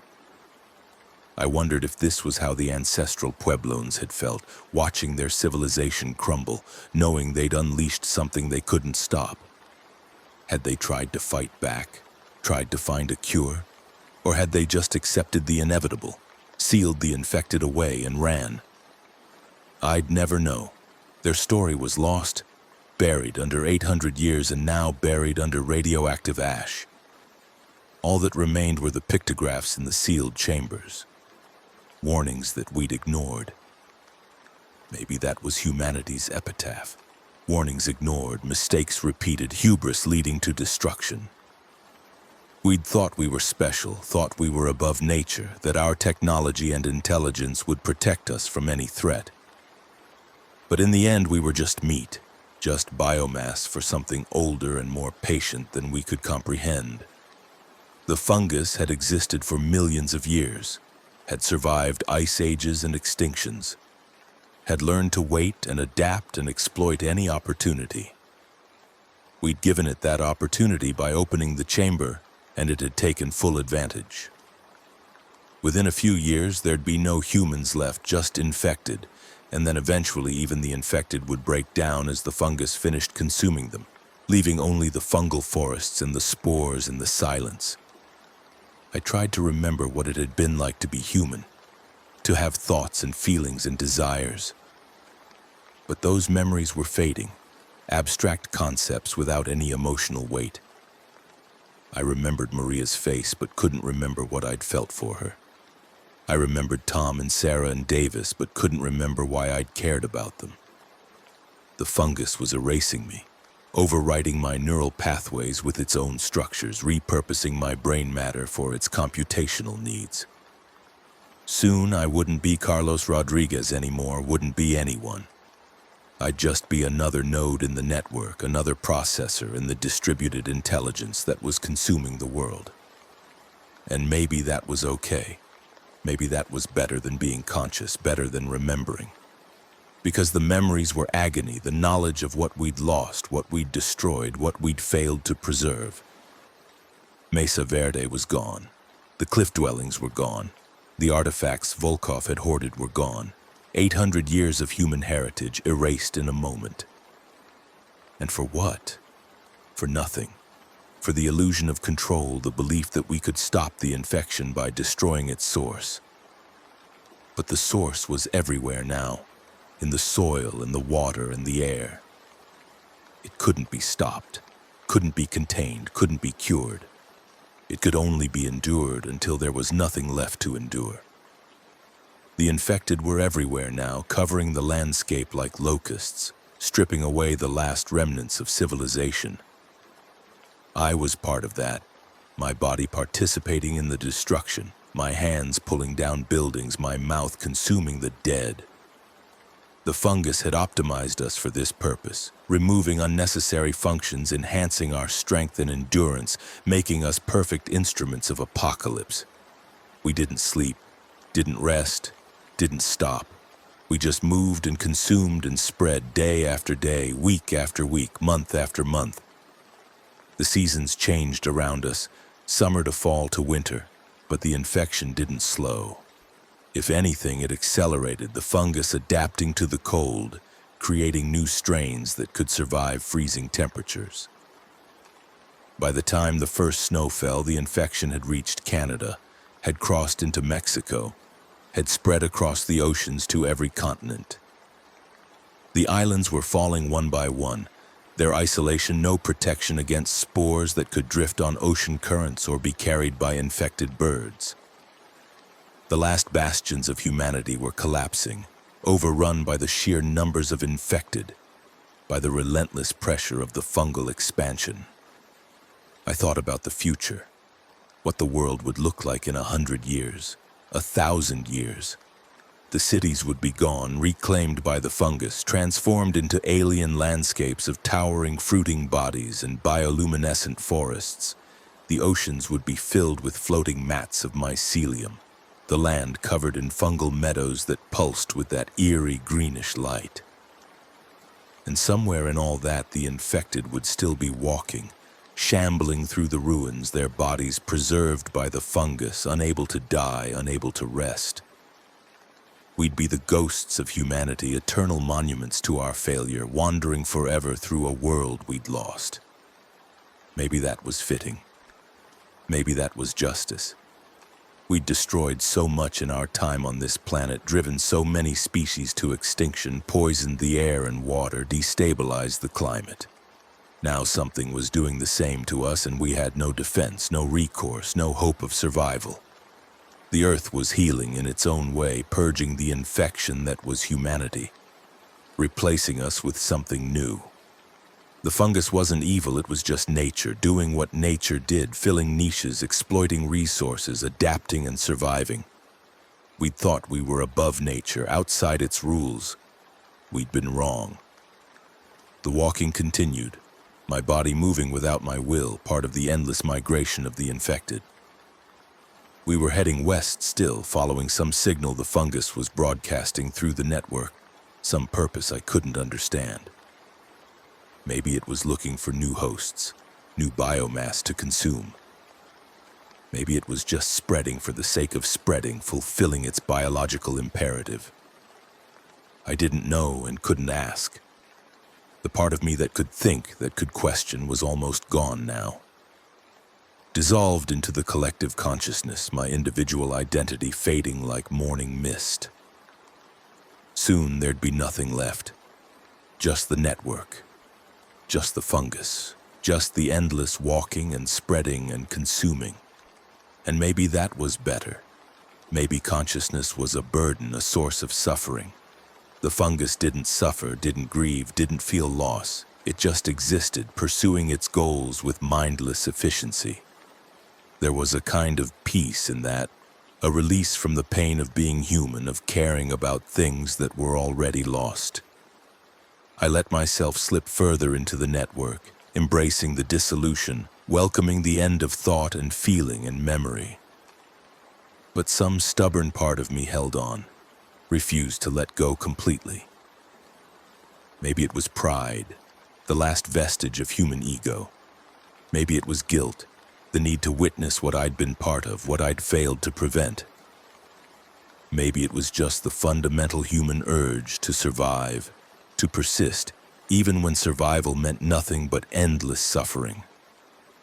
Whatever it was, it kept me conscious, kept some spark of Carlos Rodriguez alive in the mycelial network.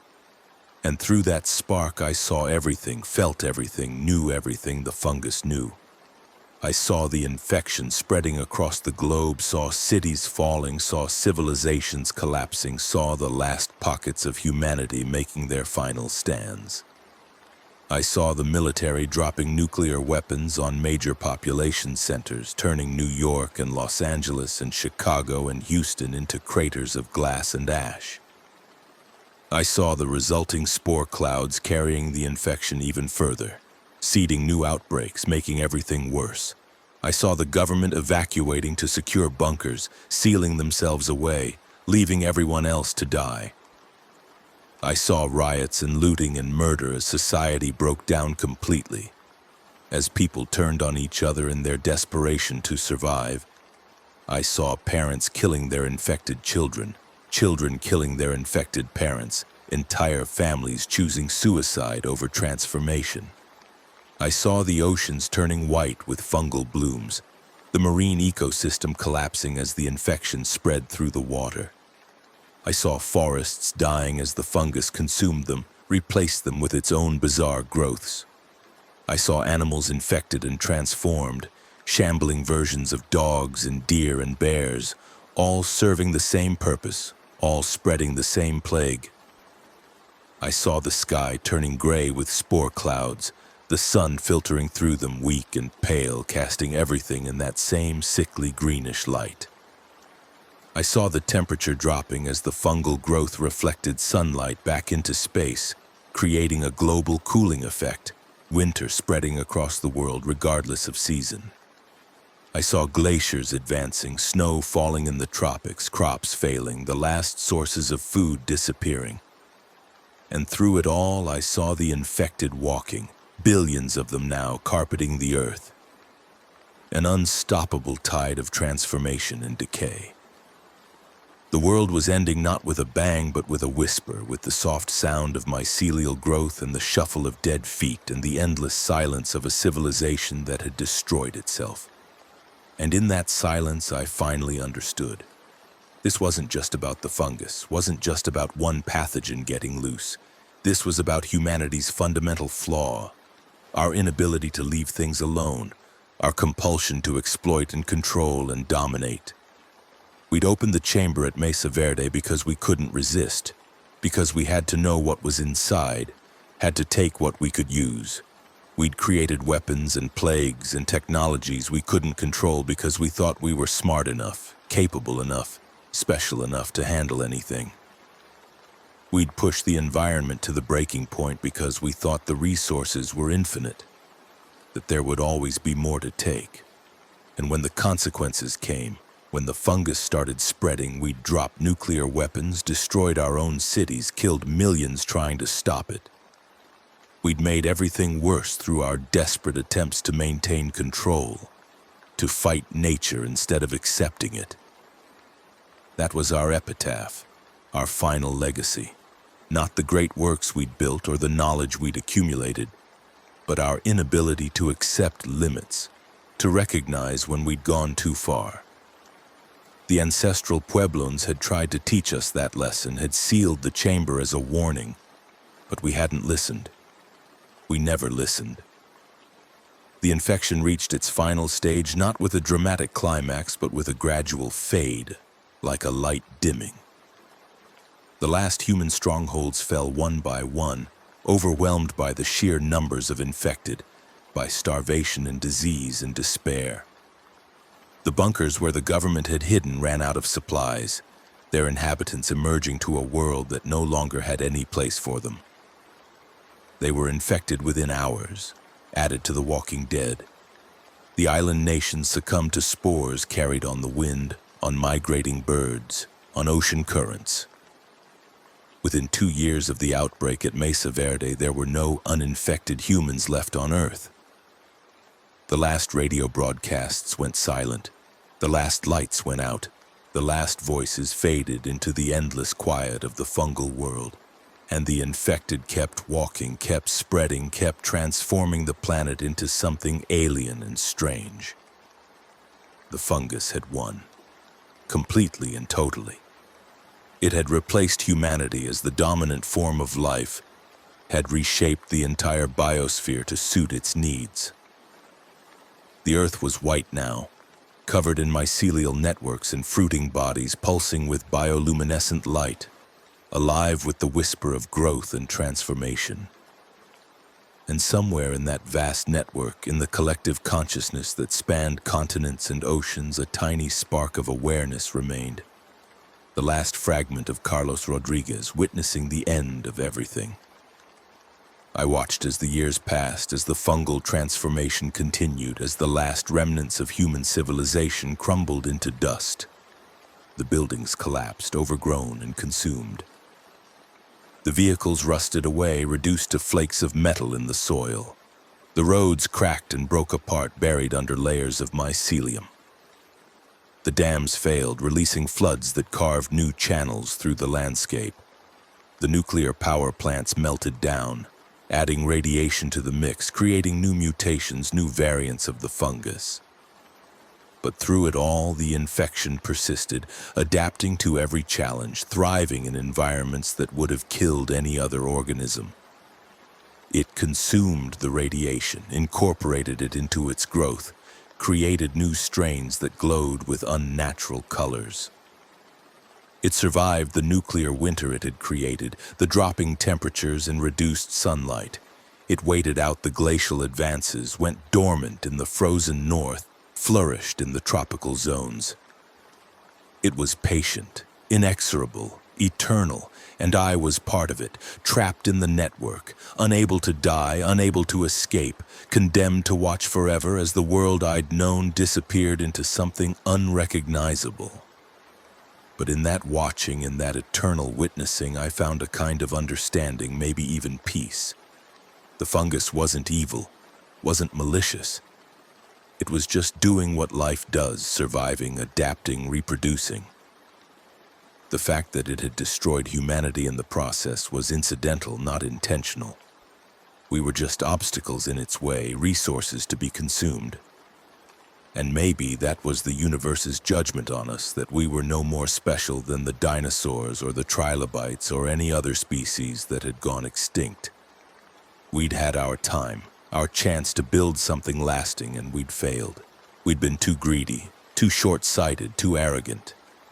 We destroyed our own future through our inability to work together, to sacrifice for the common good, to recognize that we were part of nature rather than above it. And now, nature was reclaiming what we'd taken, erasing our presence, writing over our history with its own story. In a million years, maybe less, there'd be no trace we'd ever existed. The fossils would be scattered, the artifacts degraded, the ruins buried under miles of fungal growth. Future intelligent life, if any arose, would never know we'd been here, would never learn from our mistakes. We'd be forgotten completely and utterly, as if we'd never existed at all. And maybe that was the kindest ending we could have hoped for. To be forgotten rather than remembered for our failures. To simply cease to exist rather than being held up as cautionary tales for future civilizations. The universe was vast and old and indifferent, and our brief moment of consciousness was nothing more than a flicker, a statistical anomaly in the great flow of time and entropy. We'd thought we mattered, thought we were important, thought our works would endure. But in the end, we were just organic matter, just molecules arranged in interesting patterns, and now those patterns were being rearranged into something else, something simpler, something more suited to the current conditions. The fungus would continue to spread, would colonize the entire planet, would persist for millions of years until the sun's output changed, or some cosmic disaster wiped the slate clean. And then it too would end, would fade into the same oblivion that had claimed us. Nothing lasted forever. Not civilizations, not species, not even worlds. Everything was temporary, everything was fragile, everything was doomed to eventual dissolution. Understanding that, accepting it, was the only wisdom worth having, the only truth that mattered. My consciousness faded completely then, the last spark of individuality dissolving into the vast collective, Carlos Rodriguez ceasing to exist as anything more than a memory stored in fungal neural networks, a ghost in a machine that barely remembered being human. The walking continued, the infected shambling through the transformed world. But I was no longer among them, no longer aware of my body's movements, no longer capable of thought or feeling or regret. I was the fungus now, was the infection, was the end of the world made manifest, and in that final dissolution, in that ultimate surrender to the inevitable, I found what I'd been looking for all along, not peace exactly, not forgiveness or redemption, but release, the blessed absence of consciousness, the end of pain and memory and loss. The world went on without me, without humanity, without any acknowledgement of what had been lost. The sun rose and set over fungal forests. The seasons changed in their endless cycle, and the infected walked on forever and always until there was nothing left to consume, and they too crumbled into dust and spores, becoming just another layer in the geological record, just another failed experiment in the long history of life on Earth. And that was the end, not dramatic or meaningful or even particularly sad, just the quiet cessation of existence, the final and absolute victory of entropy over order, of death over life, of silence over noise.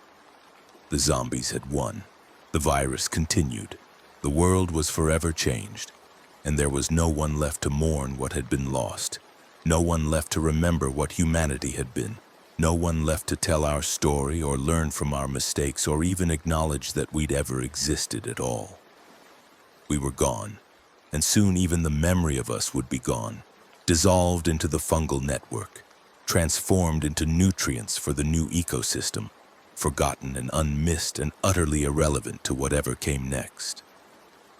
That was our legacy, our contribution to the universe, a cautionary tale that no one would ever hear, a lesson that would never be learned, a tragedy without witness or meaning or purpose. We'd lived, we died, we'd been forgotten, and the world moved on. World.